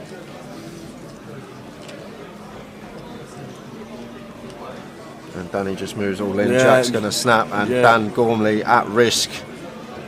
So in 2 hands, Jack can be second in chips and favourite again to win it. You sit there all nice and patiently, don't play a hand for 3 hours, and then you get a car crash and you get 2 at once, and you get back up to 2.5 mil. So Dan needing a king or an 8 to survive. We need a king and an 8 to survive, or Dan Gormley is out. And it's a 7 of clubs. Well played, Mr. Dan Gormley. What an effort, finishing in 8th. Yeah, lost a crucial flip tower. The 8s versus the ace-9. It's a completely different tournament if we win that one. But price ticker scrolling across the bottom. The biggest GUKPT ever, with over $1 million in prize money. And finishing in 8th is Mr. Dan Gormley, with the blinds at 30,000, 60,000. We're down to 7. What a good effort.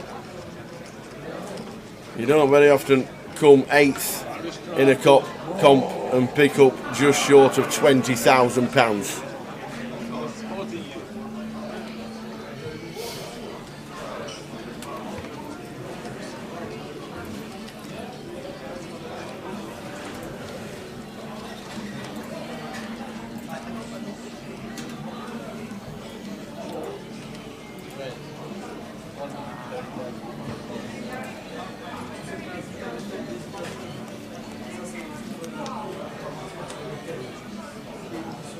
Good to hear the voices are holding up. We're not doing bad actually, Karen. We're not doing bad at all. Plenty of strepsils, plenty of honey and lemon. In fact, honey and lemon, that sounds like a plan. Honey and lemon, anybody? Tea, coffee, pop, Pepsi, well, we're on break in 10 minutes. I'll hold on. I'll hold on. Are we holding on till then, are we? We've just been without one for 3 hours. Did they break in 10? Yeah, break in 10. Is that what it is? 15-minute break in 10 minutes? Or 20-minute? 20-minute break still. Great.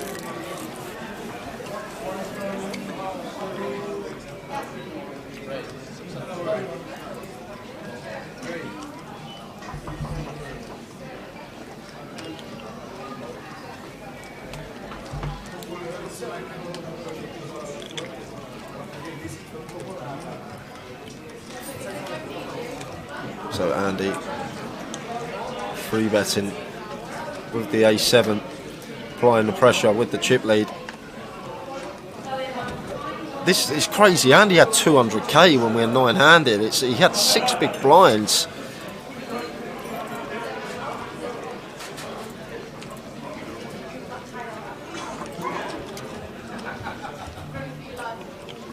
Great pressure there from the chip leader.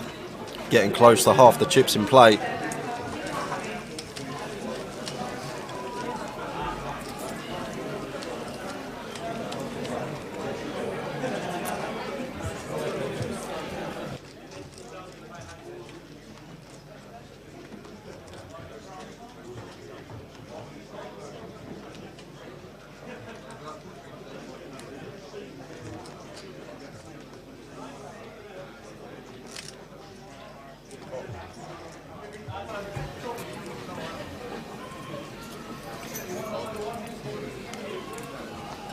Full chip counts and exact chip counts on the way.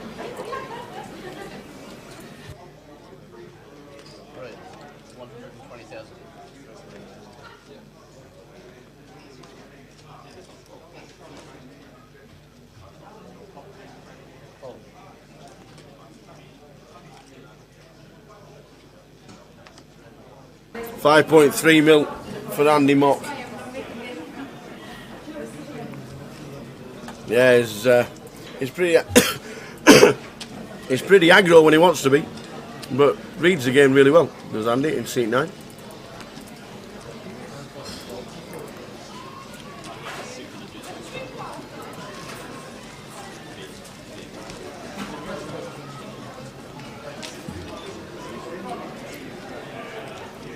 Well, he was one of the favourites because he was one of the chip leaders. He was 8-1. Andy Mock. He was one of the chip leaders. He was 8-1. So 22.5 next out.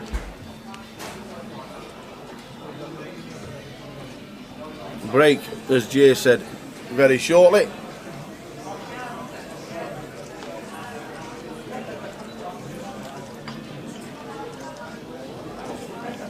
Less than 10 minutes.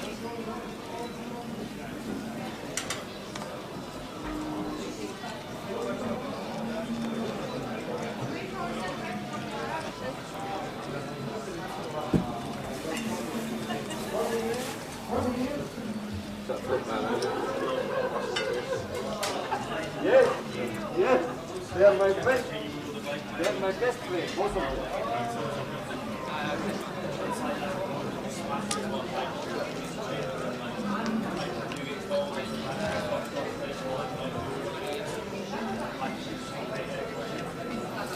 Make the mods back from the home game. Well, we were watching the live stream at the home game in the pub.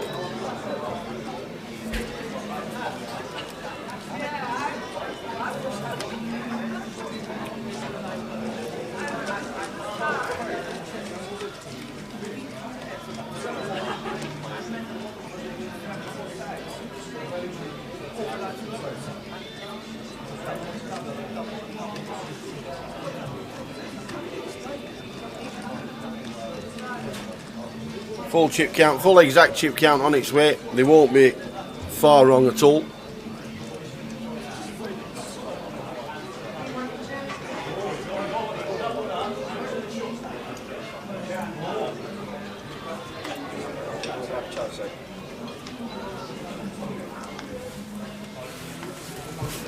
Under 10 minutes to go until the end of this session.